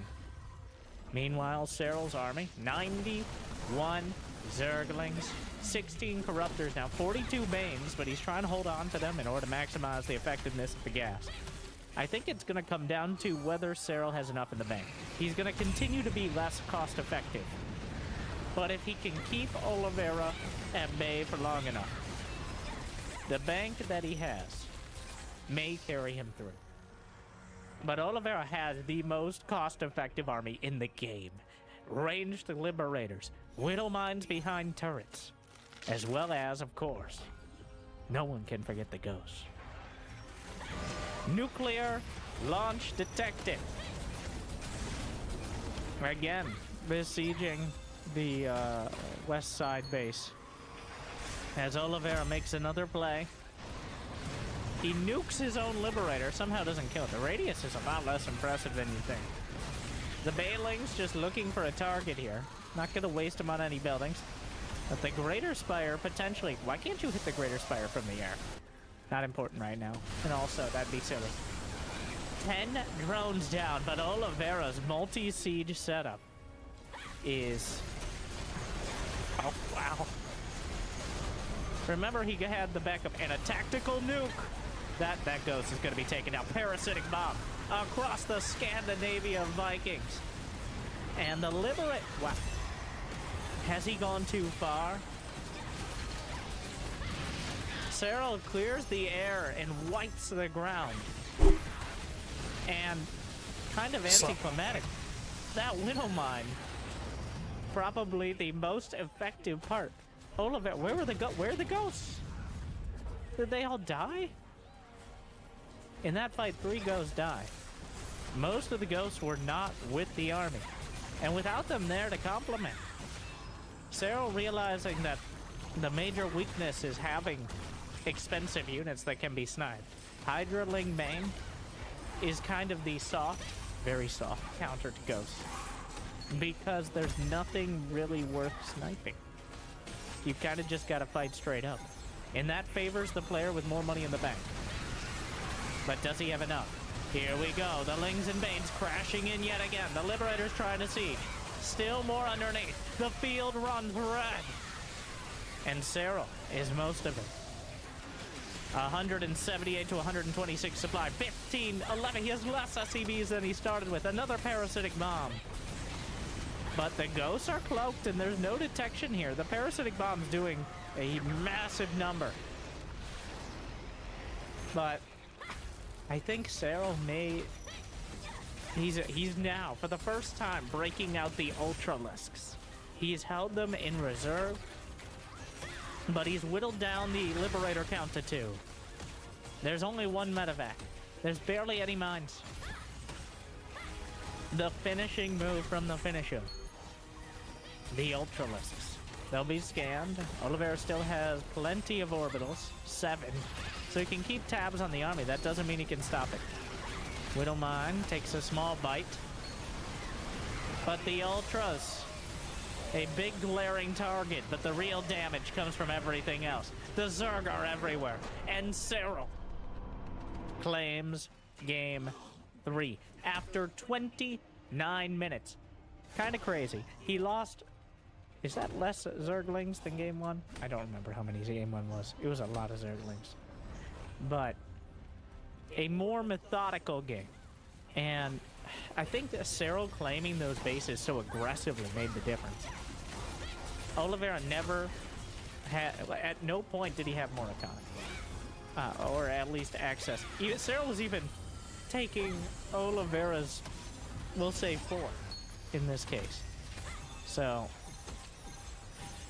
a tough one there, but still in the series. Oliveira dragging Cyril to the supreme late game. And for a while there, it looked like it was anyone's game, but Cyril held on. The most patient player probably in the history of StarCraft 2. And it's such a, I can tell you from very, very extensive lived experience, that is a very frustrating position for Zerg to play from. It is incredibly difficult to both, 1, not get tilted, and 2, make smart decisions about how to handle it. But Cyril, he doesn't make it look easy, but he makes it look inevitable.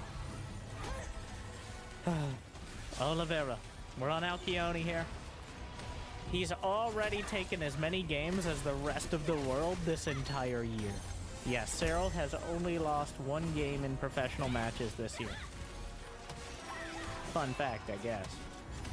And that was to Dark in IEM Katowice. So Oliveira currently tied with everyone else, but more importantly, Dark. We'll see.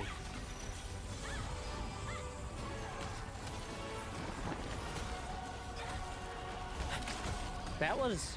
I want to keep going, like...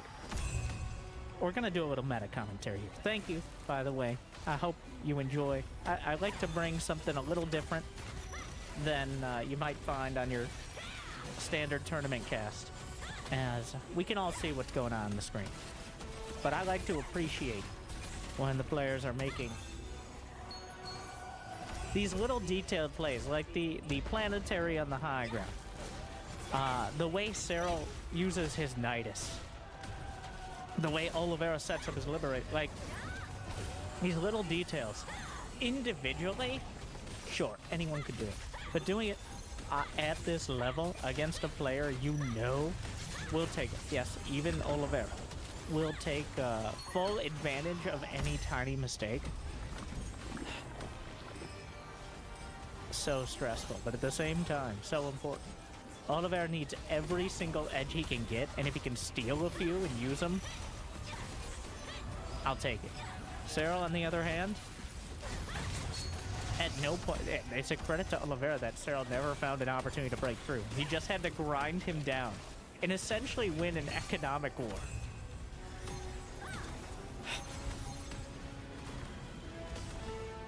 All right, we're going into game number 4.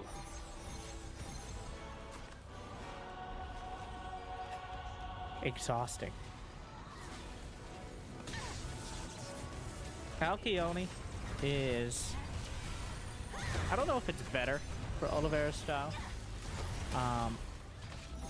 It does have a lot of tank push opportunities, but the middle of the field is a lot easier to set up surrounds as well. So it really depends on the timing and the execution. But that watchtower in the center of everything, the watchtower that you can hold with a siege tank. There's an interference. Ah, he's faking code. That is like, it's a fake. Well, Cyril has to respect it, like there will be cloak. Remember last game, he did go cloak for the Banshees. So just keeping that threat there, somehow the overlord lives, is important, but yeah. Interference Matrix is cheaper than cloak, so you start it, you pretend to make the upgrade. Cyril is calling his bluff. He did not go for the early lair. He's 100% calling his bluff here. Because if you think it's Cloak Banshee, you go for the lair and then the Evo Chambers. No lair in sight. Evo Chambers first. He doesn't believe him. Oh my.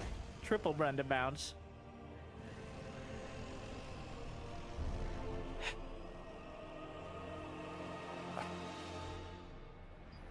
And the upgrades are going to be significantly faster for the Finnish Zerg. I want to talk about Cyril and his military service. So, for one, he's in a special branch of the, like a special sports service or something like that, which is internationally recognized athletes, which Finland has a surprising amount of. I believe he's the first person to actually join for esports specifically, but they've allowed him to compete in international tournaments because that's kind of the point of the whole thing, is to maintain your position as an internationally recognized athlete from Finland. And also, while this might hurt some players who won't be able to practice as much, I feel like Cyril's like a chess master. You know, like chess masters who can play out games in their head or blindfolded? I feel like Cyril, more than anyone else, you could make it so he just can't log into StarCraft for a month, and he'd still potentially be better than he was. Yeah, he'd be rusty on the mechanics, but I feel like Cyril can play out games in his head and learn new things in those games that he played in his head and come up with new ideas. In those details, like, it's not like he's gonna come up with a new unit composition, but like, when do I take my Evo chambers? How do I hotkey my queens? If you haven't yet seen my coaching with Cyril, by the way, it was awesome of Cyril to agree to it, where he explains how he uses every single hotkey. And I'm like, how do you control multiple spellcasters at once? He's like, I don't. He never has a hotkey with more than one spellcaster. He always has them on separate keys. Maybe we'll look at it later. If you're interested, maybe we can do like a first-person.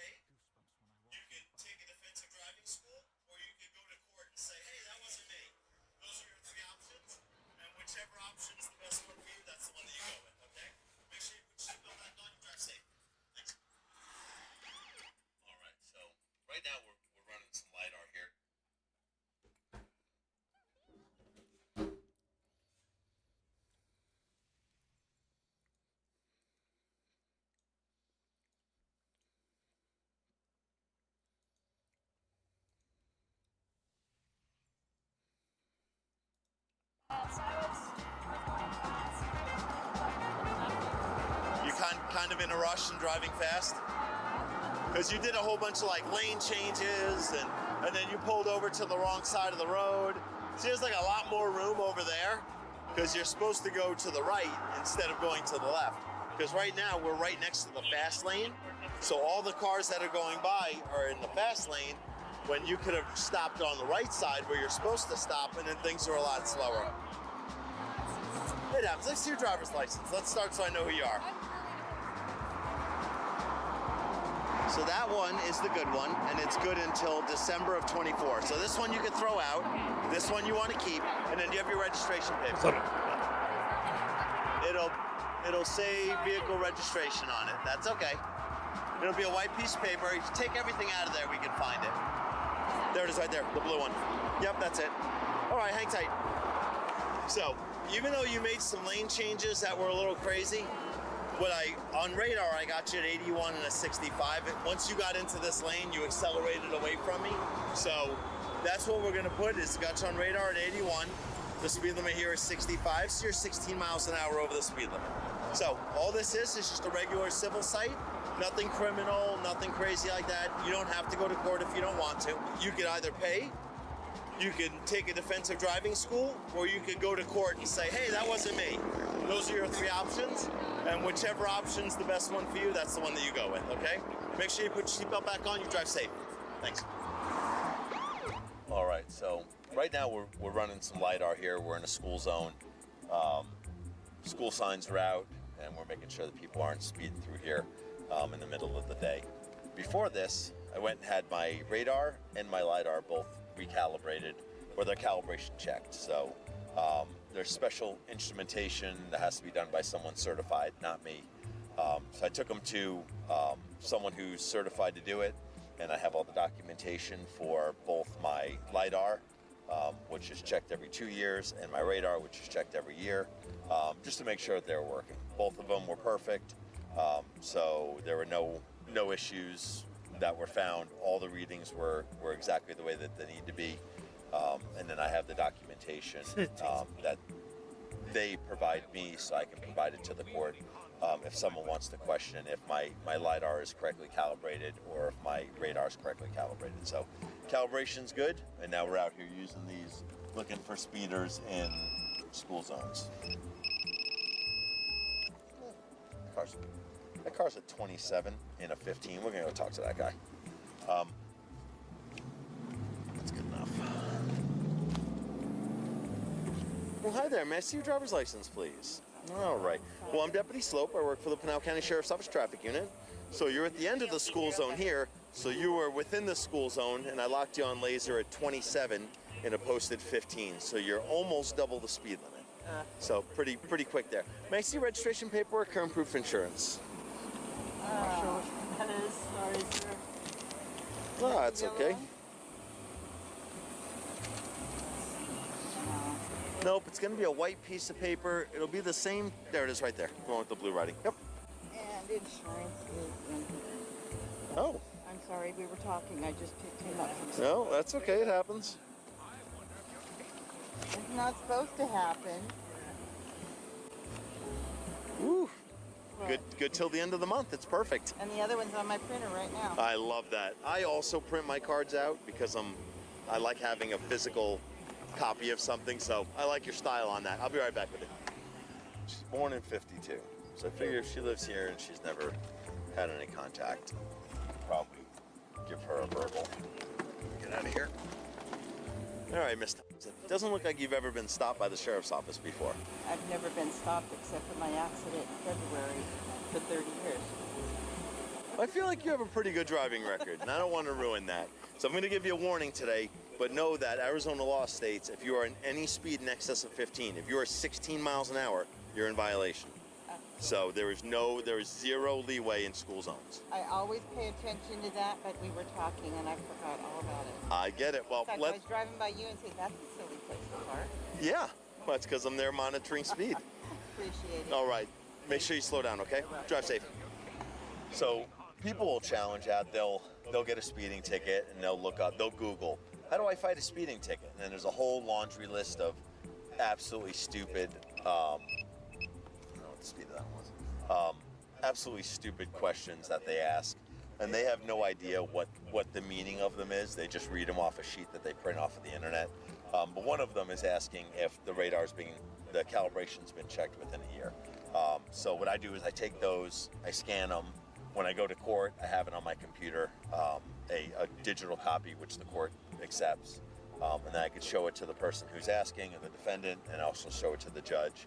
And all it does is show that the date that it was calibrated, that the tuning forks for the radar were calibrated, the radar itself was calibrated, the LiDAR was calibrated, and then all the certifications for the instruments that were used to calibrate those. So I have all of those now. I have actual paper copies, and then I'll scan those in and make them electronic copies just so I can give them to the court. But that's it. It's all part of the game of people trying to not accept responsibility when they're stopped for speeding. Tom 16 cop truck. 16 cop.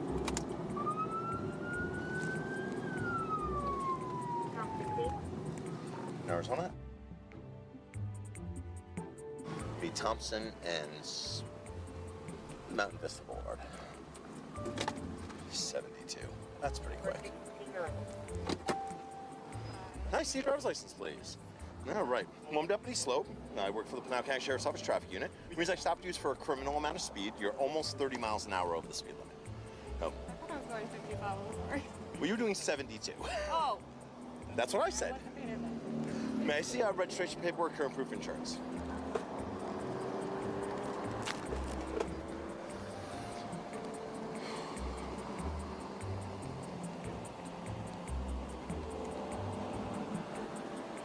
That looks like a registration.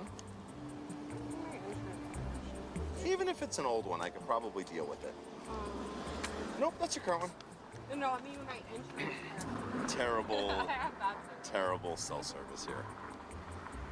All right, is your policy current?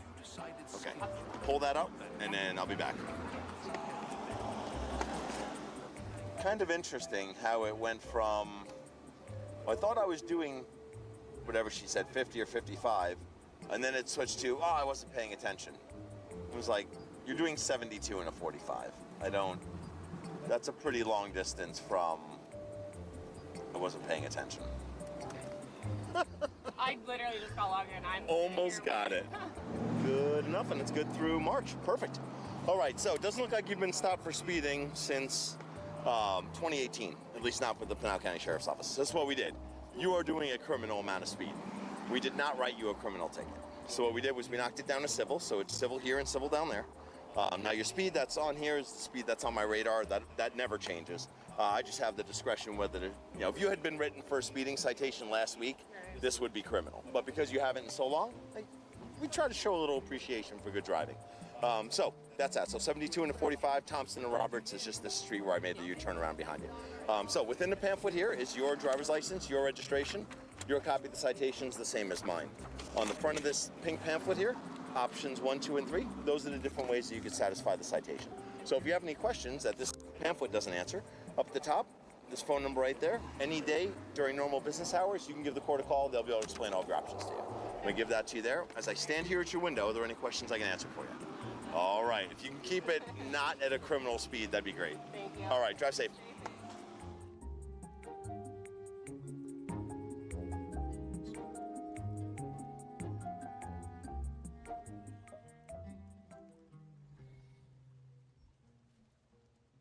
I don't want them to do fact checking. Please don't fact check. There's 2 women. It's over for Vance. Tim Walz and Ohio's Republican Senator J.D. Vance tonight meeting for the first time. Damn.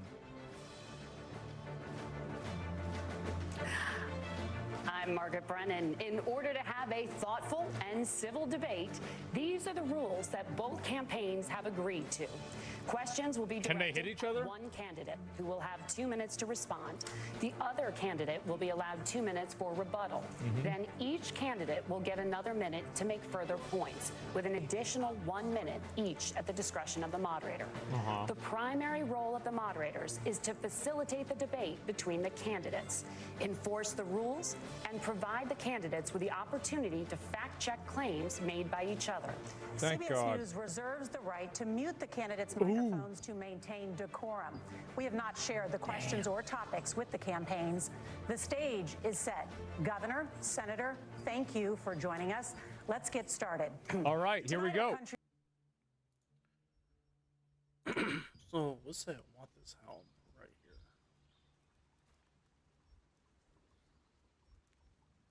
This one.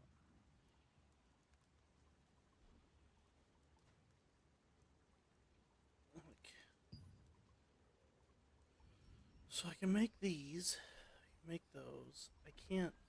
I don't want to get the Widowgrath. So the Widowgrath is. I gotta go to book.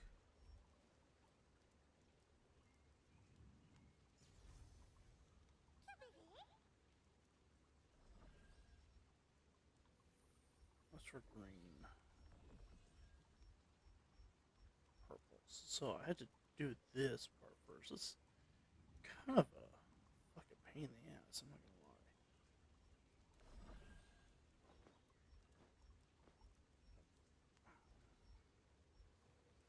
They have a search bar.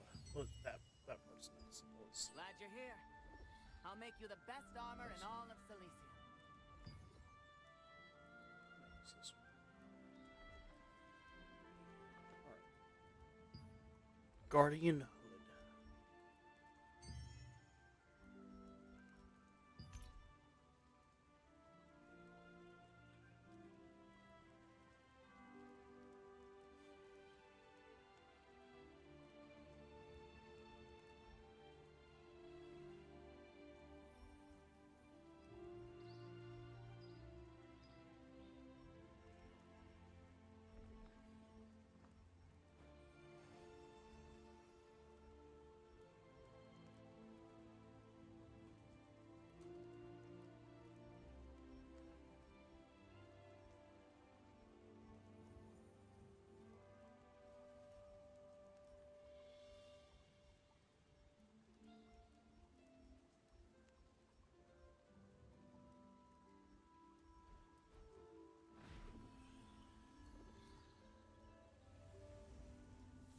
I'll take out and use the materials you've put in storage.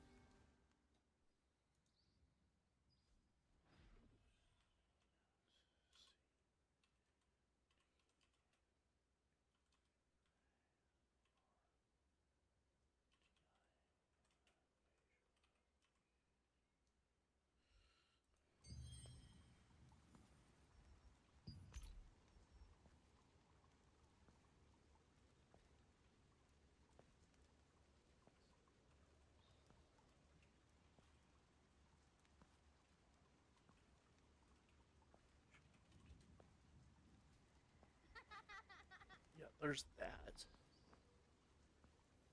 But that doesn't.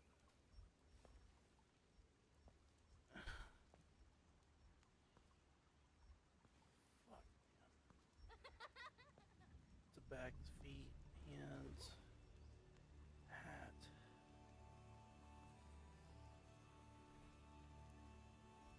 So, I don't.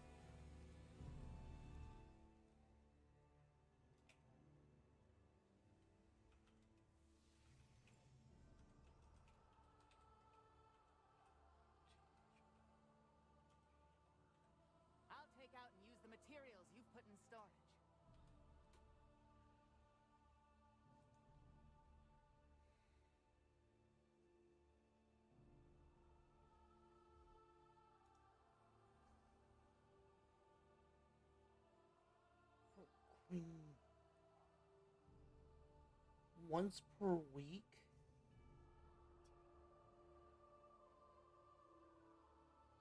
Oh my god. You're fucking with me, right? Bro.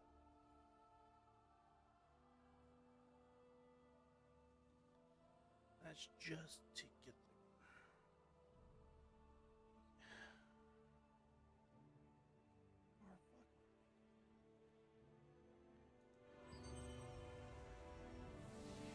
So, let's check my inventory. You can tell whether armor is of high quality the moment you put it on. Comfort, stability, and confidence.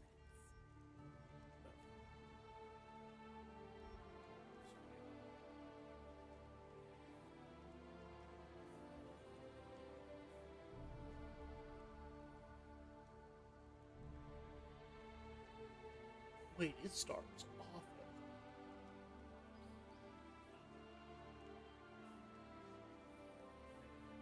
How much is it?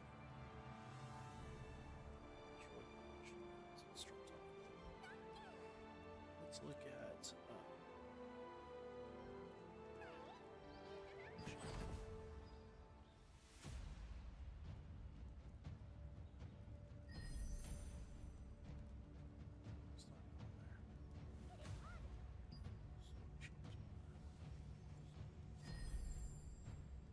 You can tell whether armor is of high quality the moment you put it on. Comfort, stability, and confidence.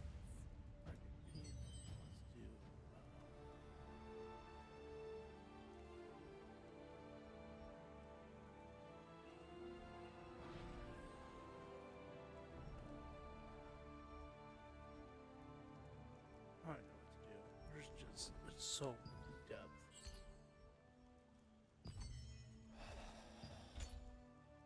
Complicated motherfucker. Okay.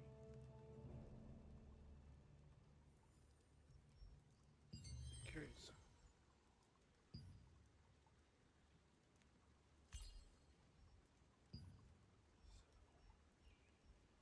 You can sell it.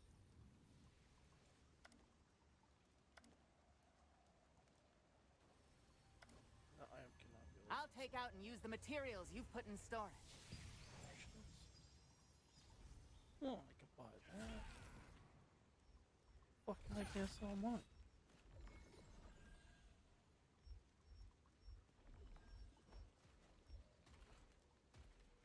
We gotta fucking make it.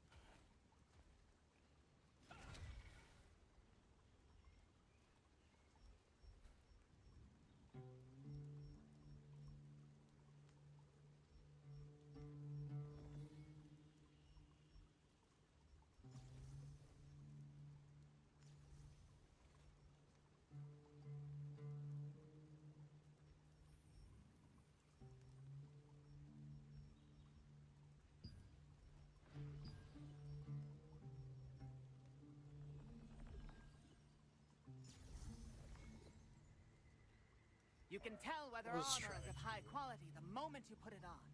Comfort, stability, and glad you're here. I'll make you the best armor in all of Silesium. I got blue gloves.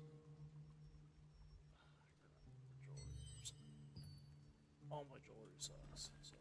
See you later.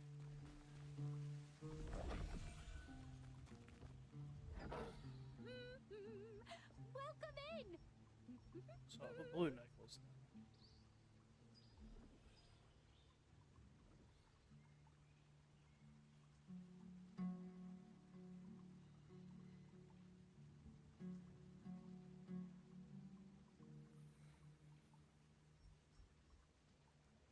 Alright, so I'll get you.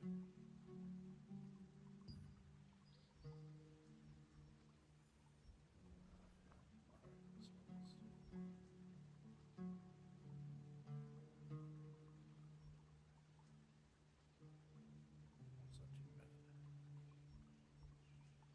I said that she said, oh, that's pretty.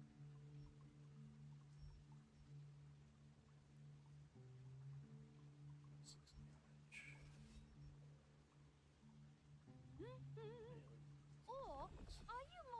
interested in me than in the accessories.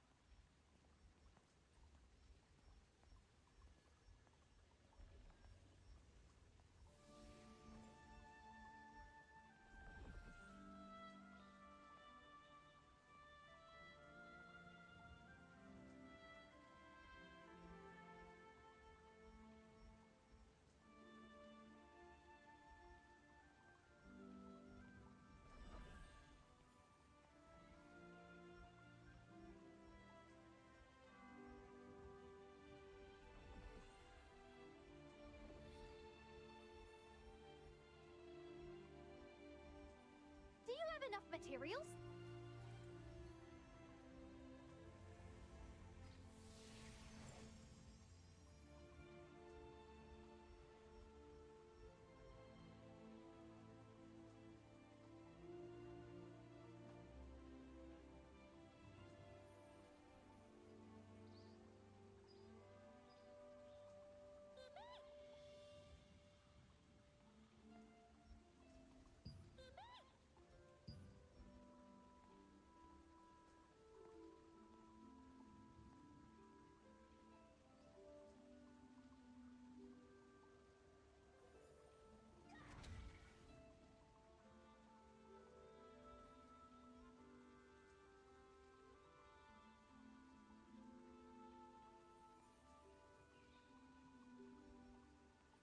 Do you have enough materials?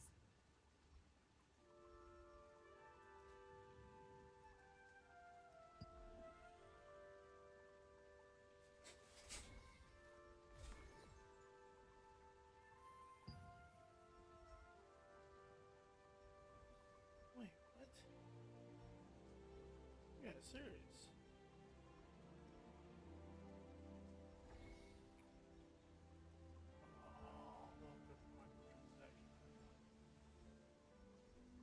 Oh.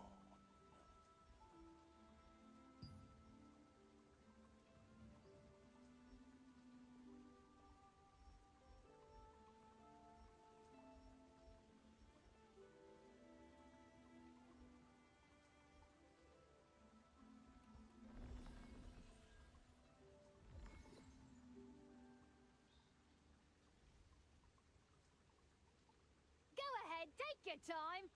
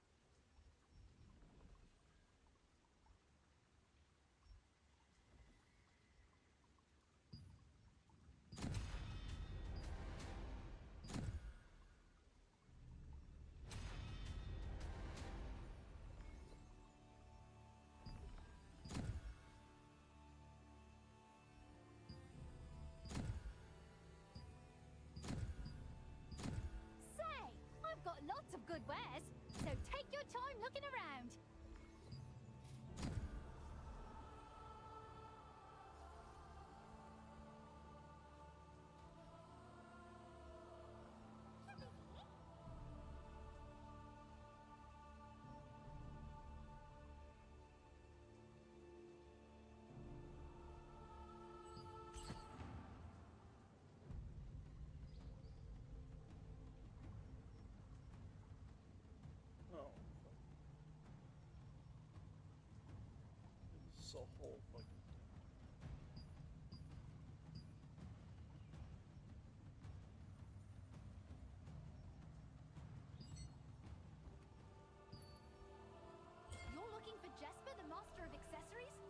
You've got some pretty good taste. This.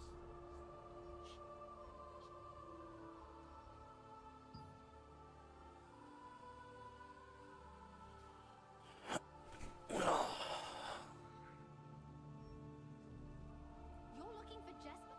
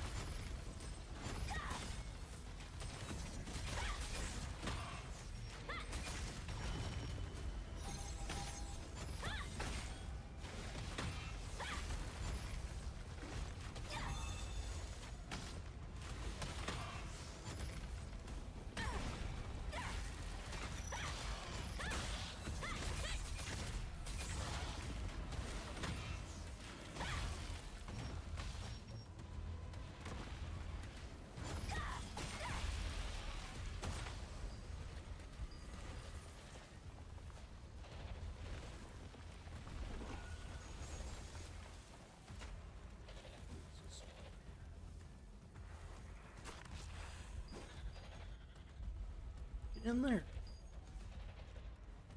Are you fucking serious?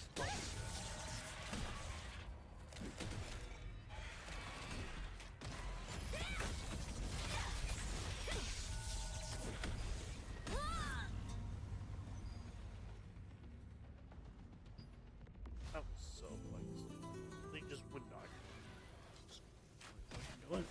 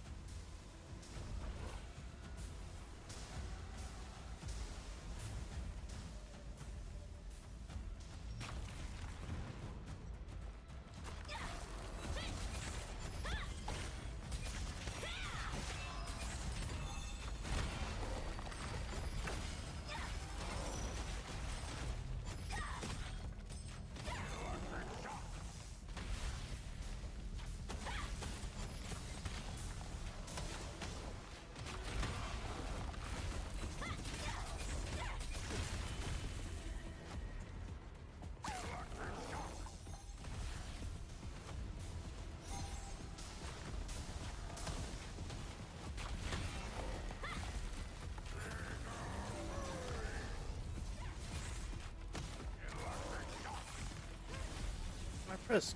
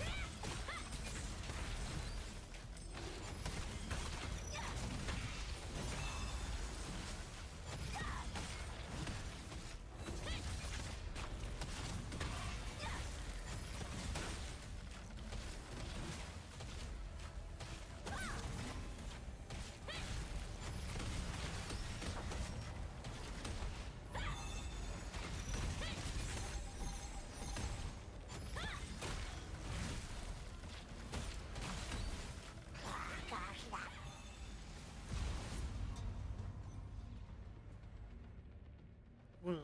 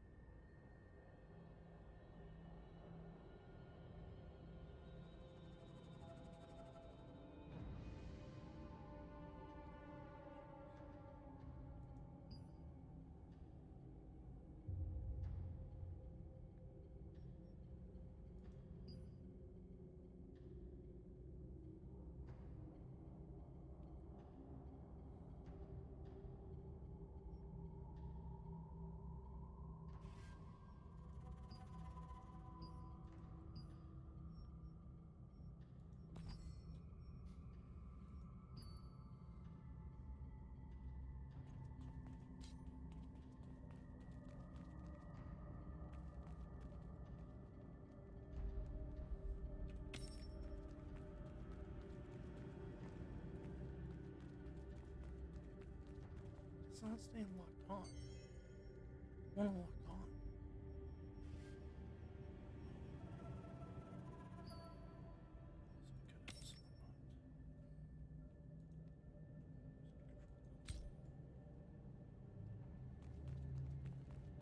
There we go. Can I do it like this?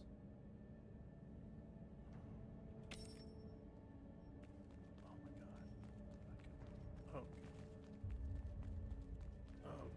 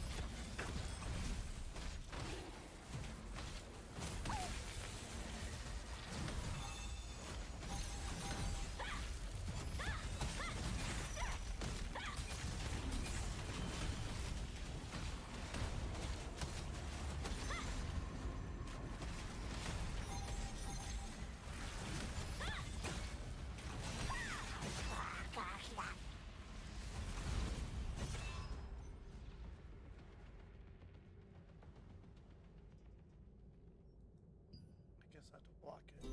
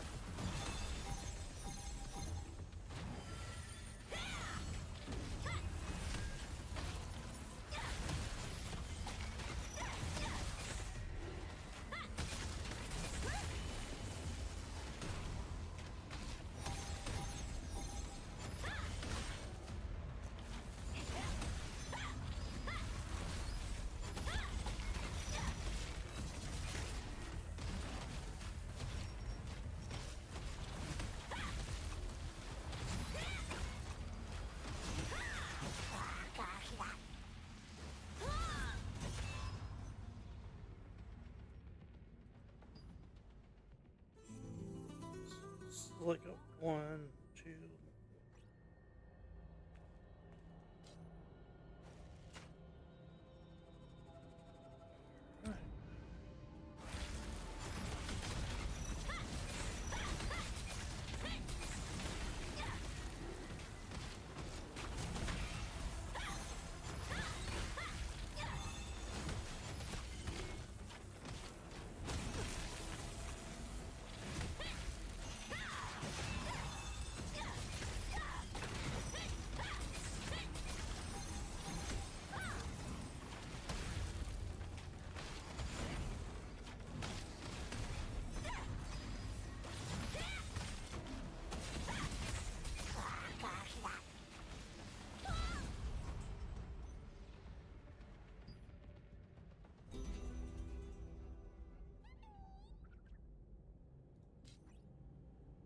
Looks like during that I need to pop these too. We show full health. Okay.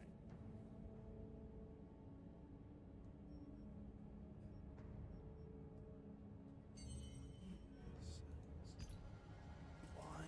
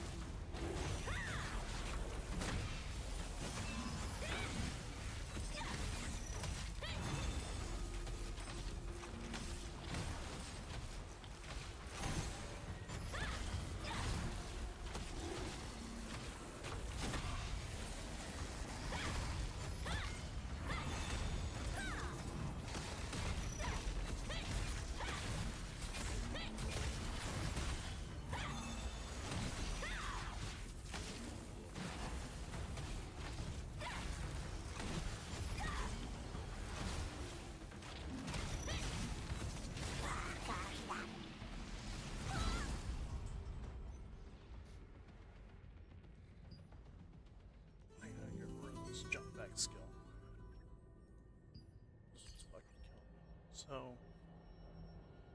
You.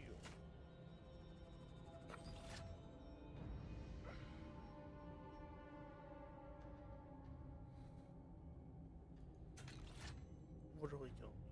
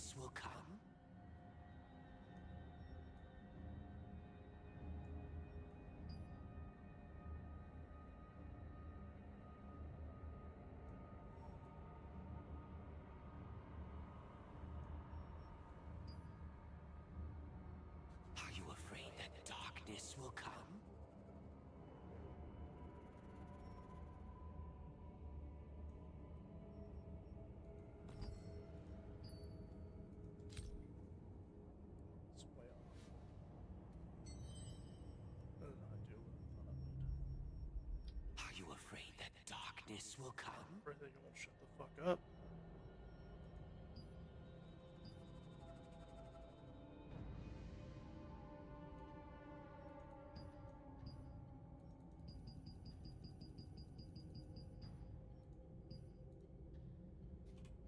Are you afraid that darkness will come?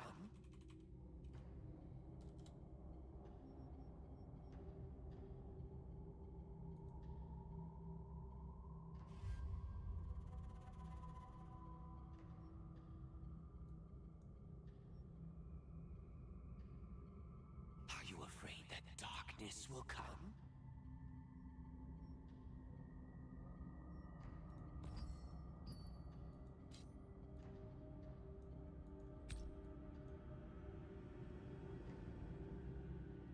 I need that shit to snap faster. That is way too slow. It needs to Are you afraid that darkness will I think come? I can't fix that problem. The slow kind of locking on is fucking.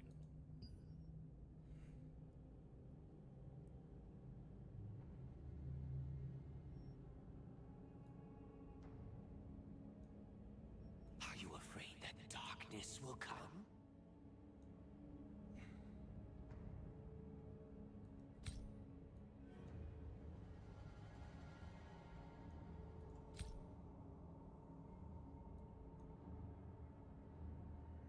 Slow.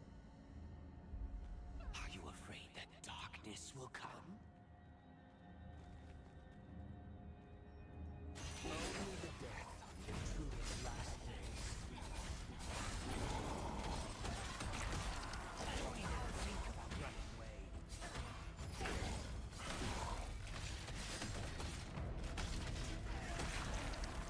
Feel the despair. Don't even think about running away.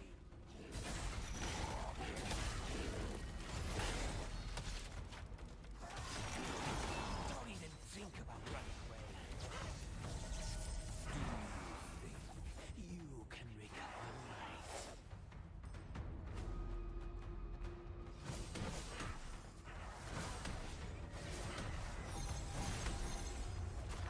What are you looking at?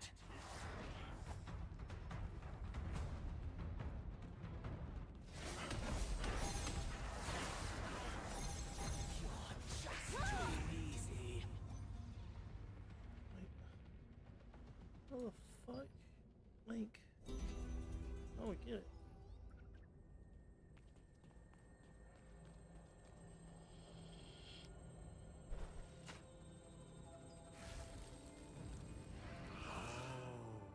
A new toy. Only the death of the intruder's last days.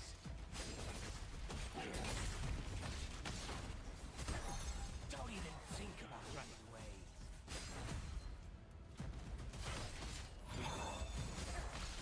Feel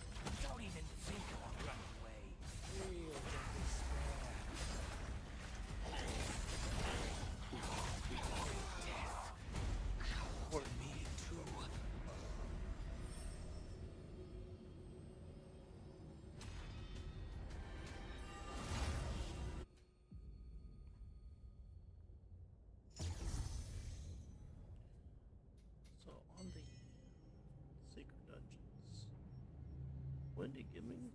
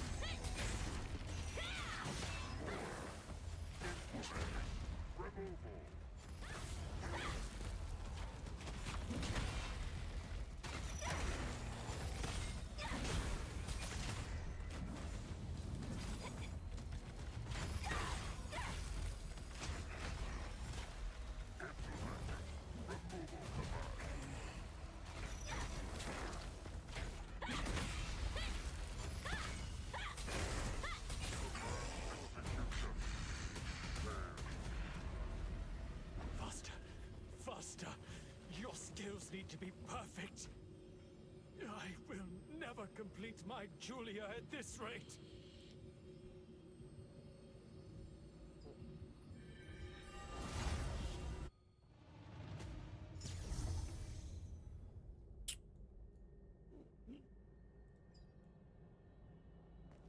So, like, let's get rid of that dark energy together. My shield will be quite helpful.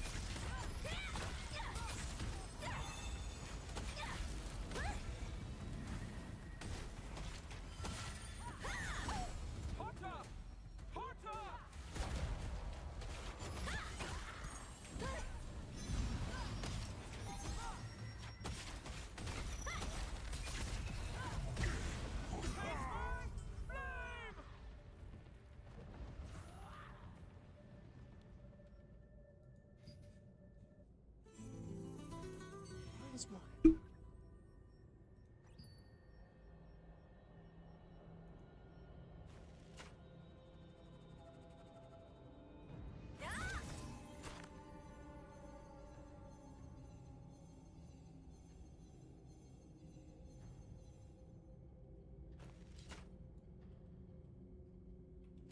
Everything will be done as he wills it.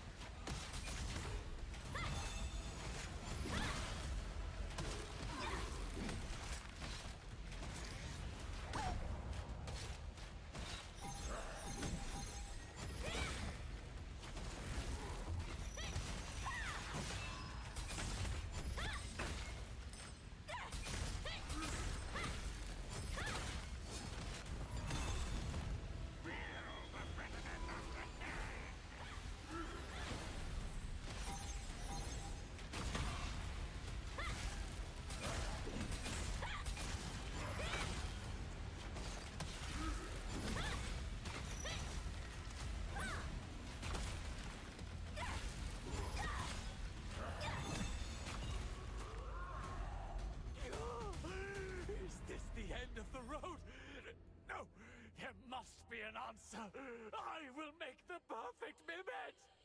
But to do that, I need more power. Ashian, it seems I won't be able to return for the time being.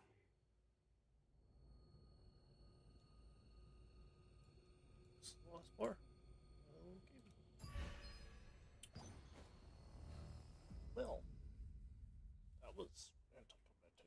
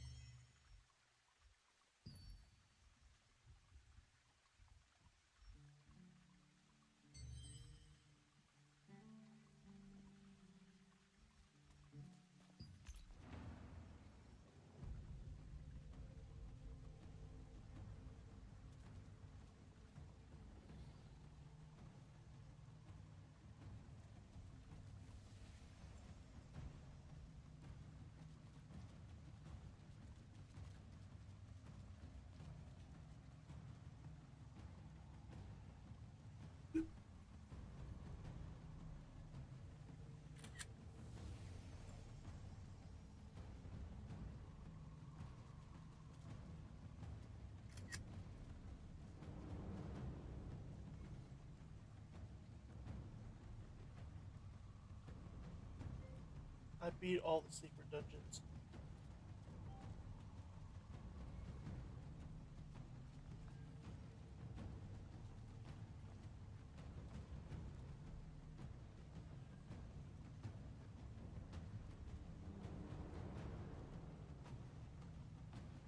This is the shittest. I make the combination that I want for dinner, and I'm eating this. Are you for it? Game on. All three. Stevens.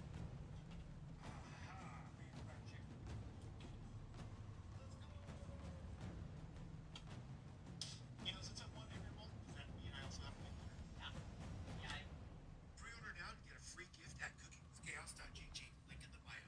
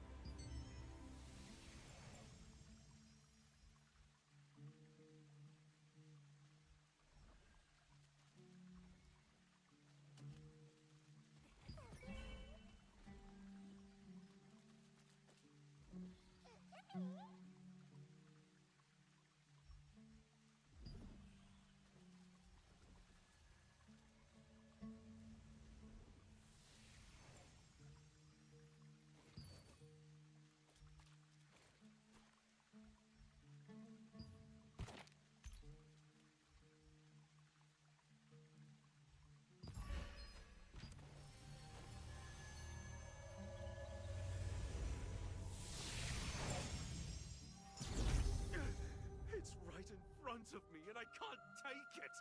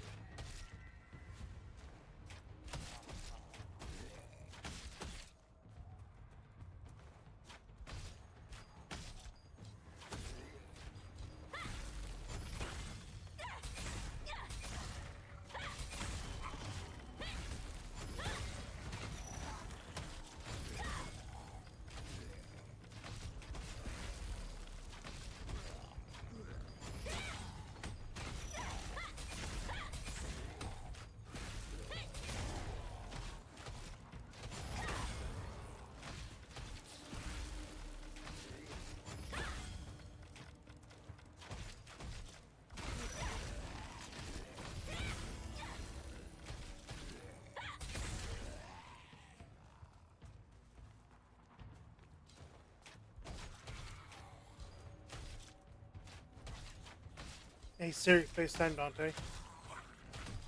Starting the FaceTime call to Dante.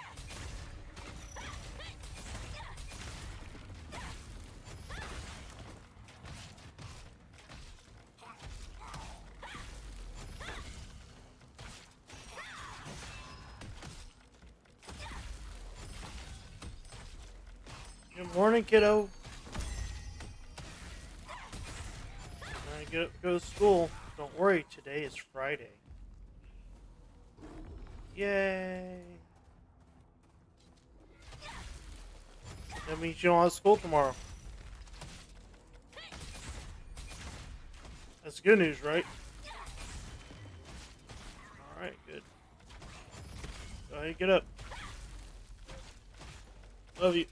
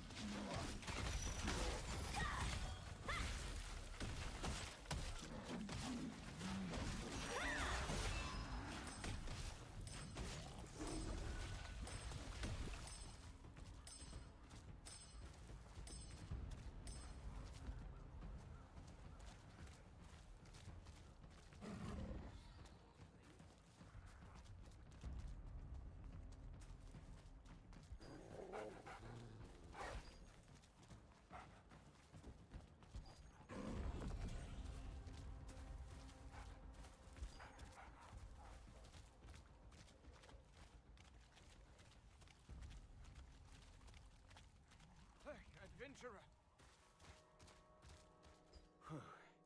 I have been working to find... But while I will thank you so much.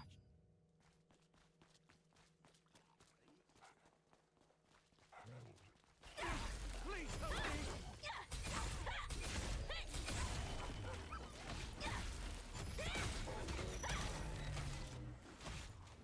You come this way.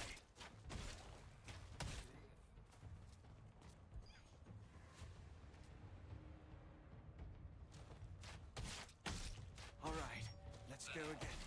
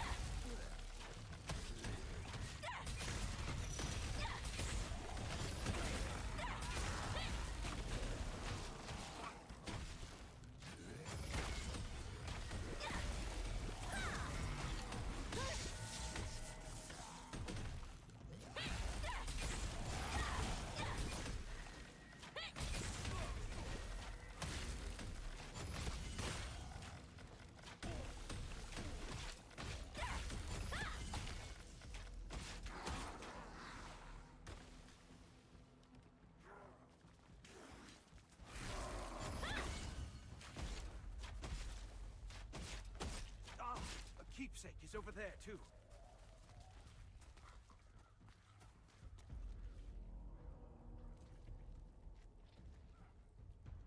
All right, let's go again. Hey, please help me!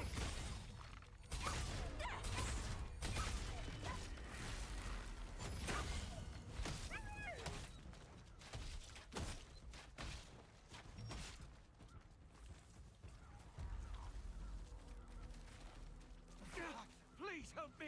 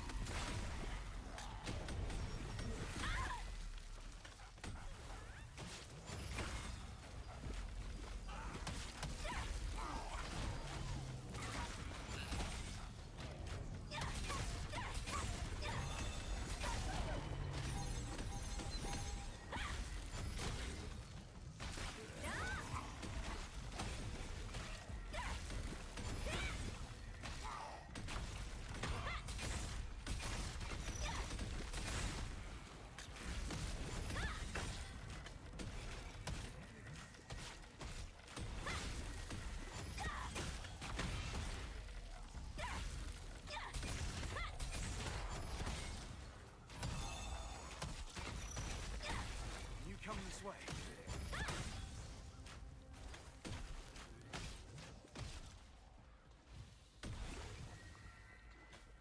I found them all with your help. Thank you so much. I've put a small gift for you in this pouch, so be sure to take it.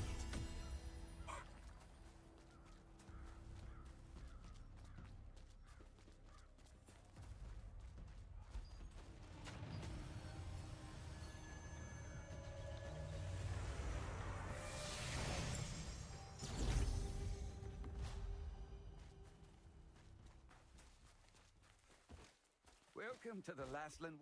Knowing when to give up a contract also shows bravery.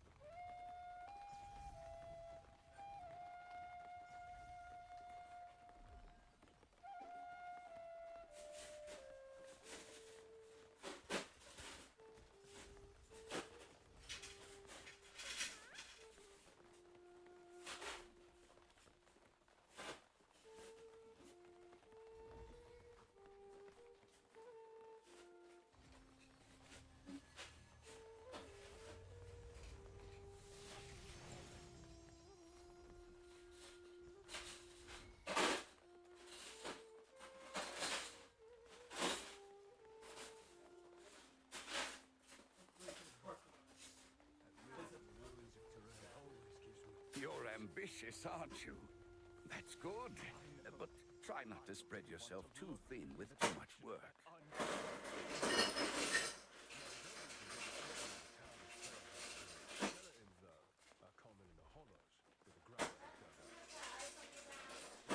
The patrol manager told me that earlier. Never ever touch a monument stone or the abandoned armor when patrolling the ruins of terrain.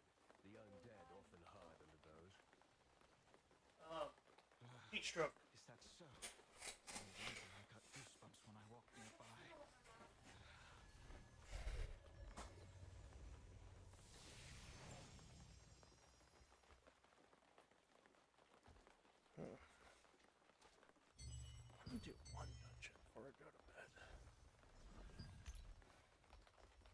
Just let me know when you're ready. I have the perfect contract for you.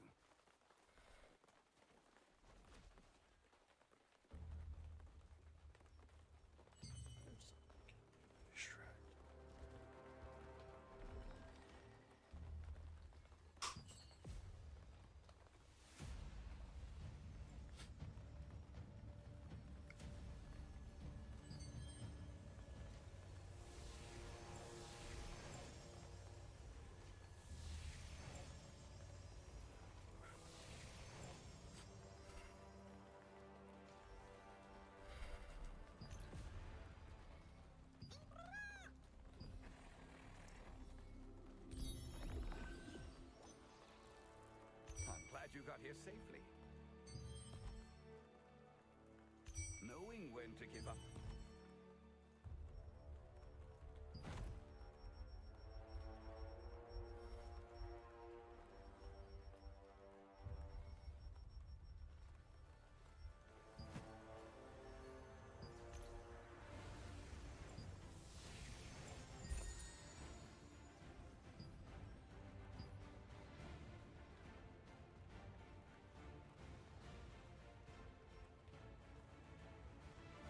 What's up, buddy?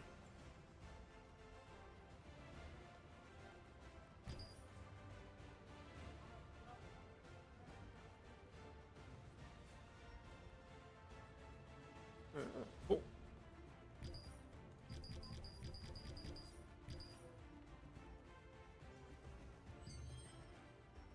Okay.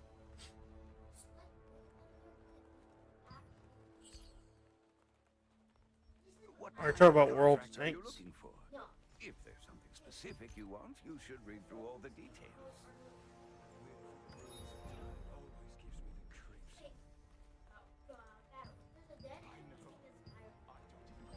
Mm.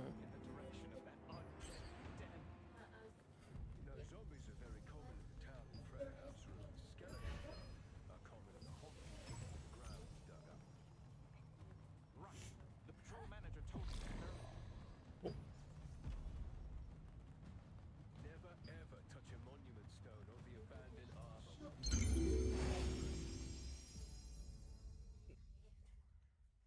Very nice.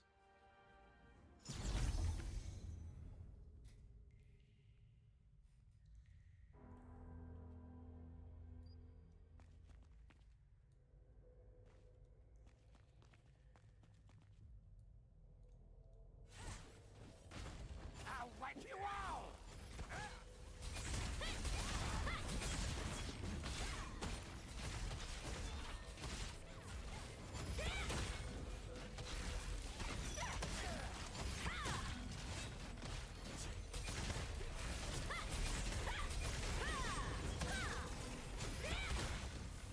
I'll wipe you out!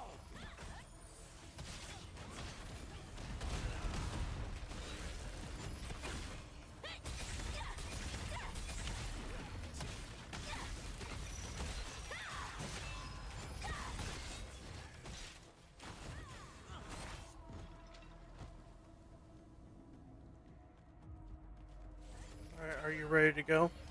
Brush your teeth. Your bus should be here in between 10 to 12 minutes. No, I was just letting you know you had like 10 minutes. Jesus fucking Christ.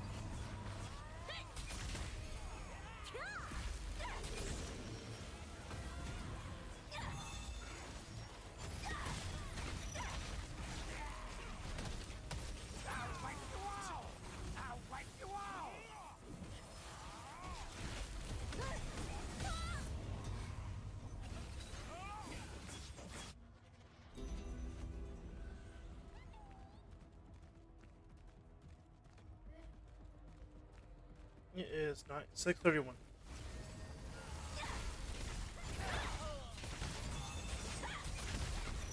$6:31.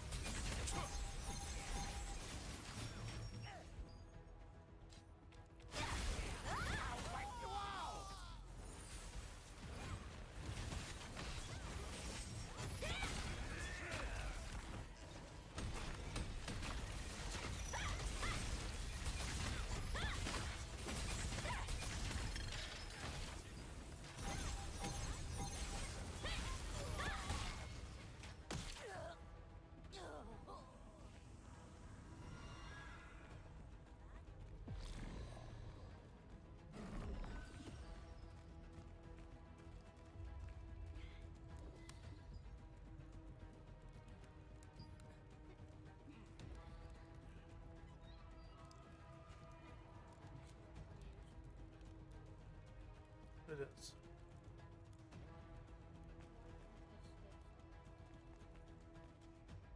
I don't even have this game downloaded. I'll wipe you all!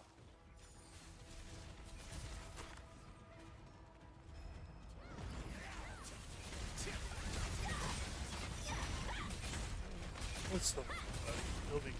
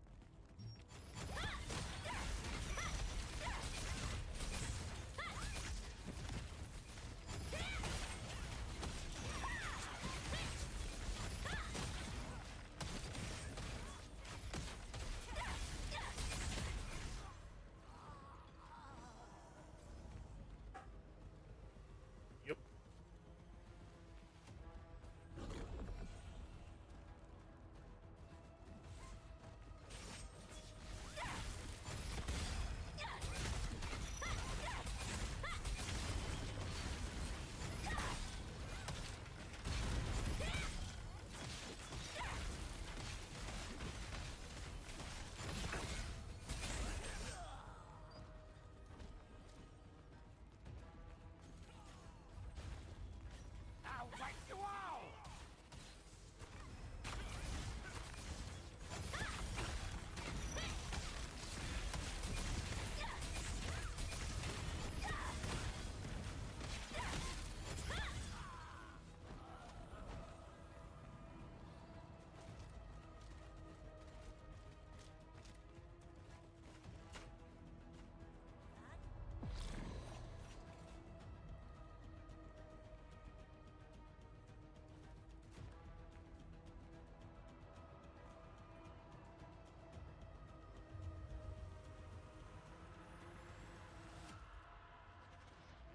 Enemy spotted!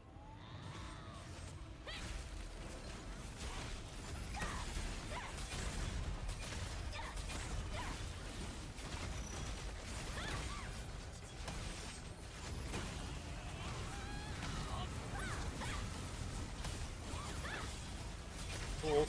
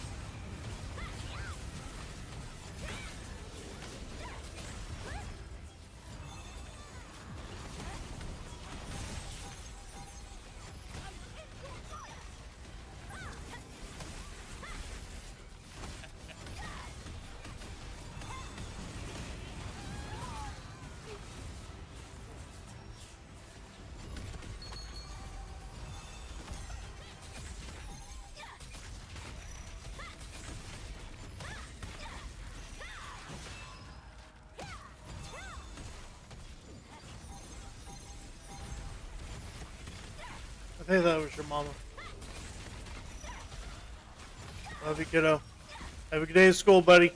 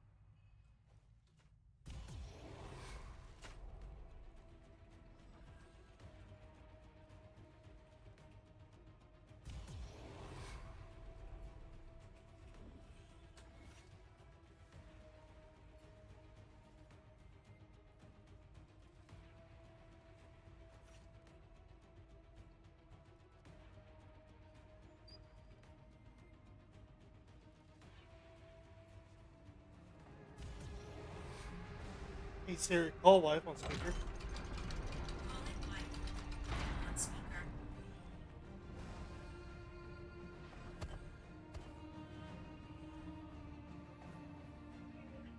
Hey, I was just making sure you're up 7 o'clock. Alright, just checking on you. Oh,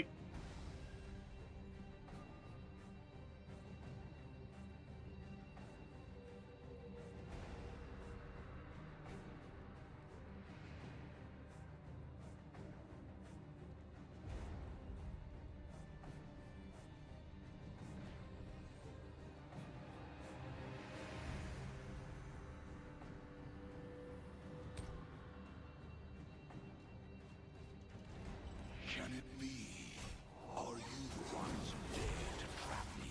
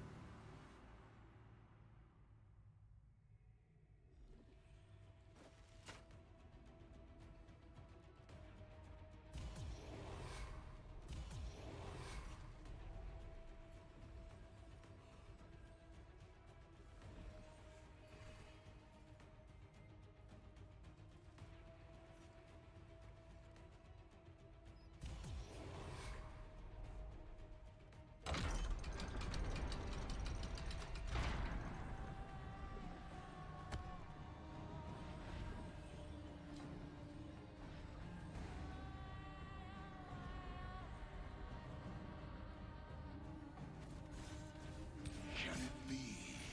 Are you the ones who dare to trap me?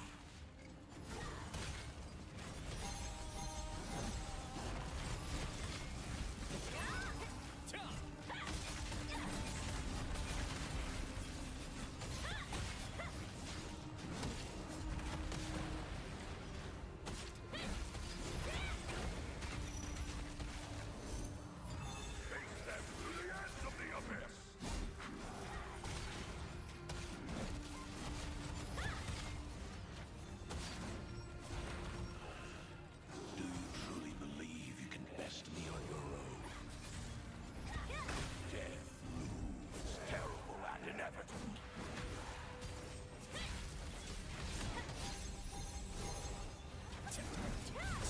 I do know this, and that would have been totally part of my plan, but none of that got to happen.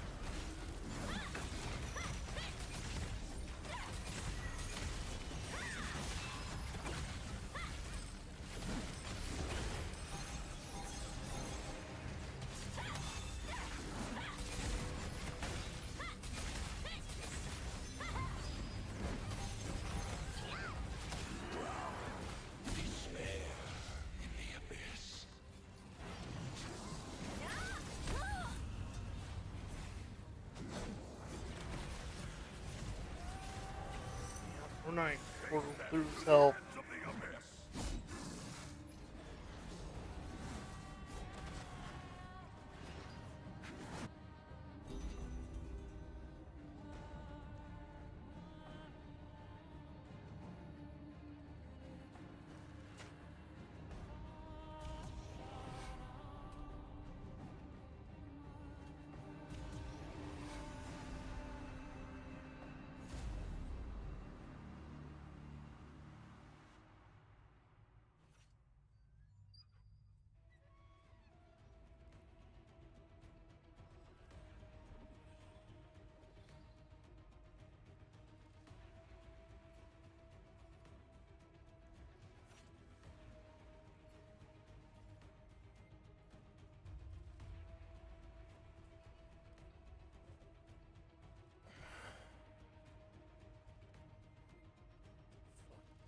Points get low.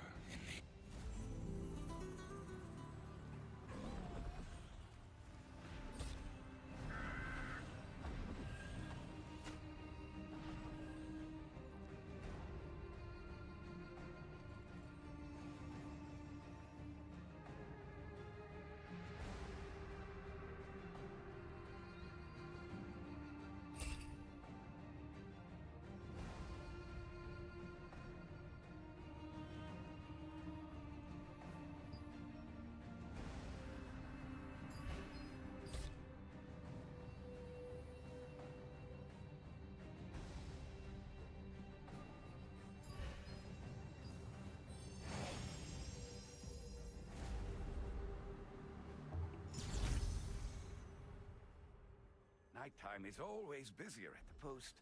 You should hurry and pick a contract. That wind from the ruins of Terrain always gives me the creeps. I know. I don't even want to look in the direction of that undead den. You know, zombies are very common in the town in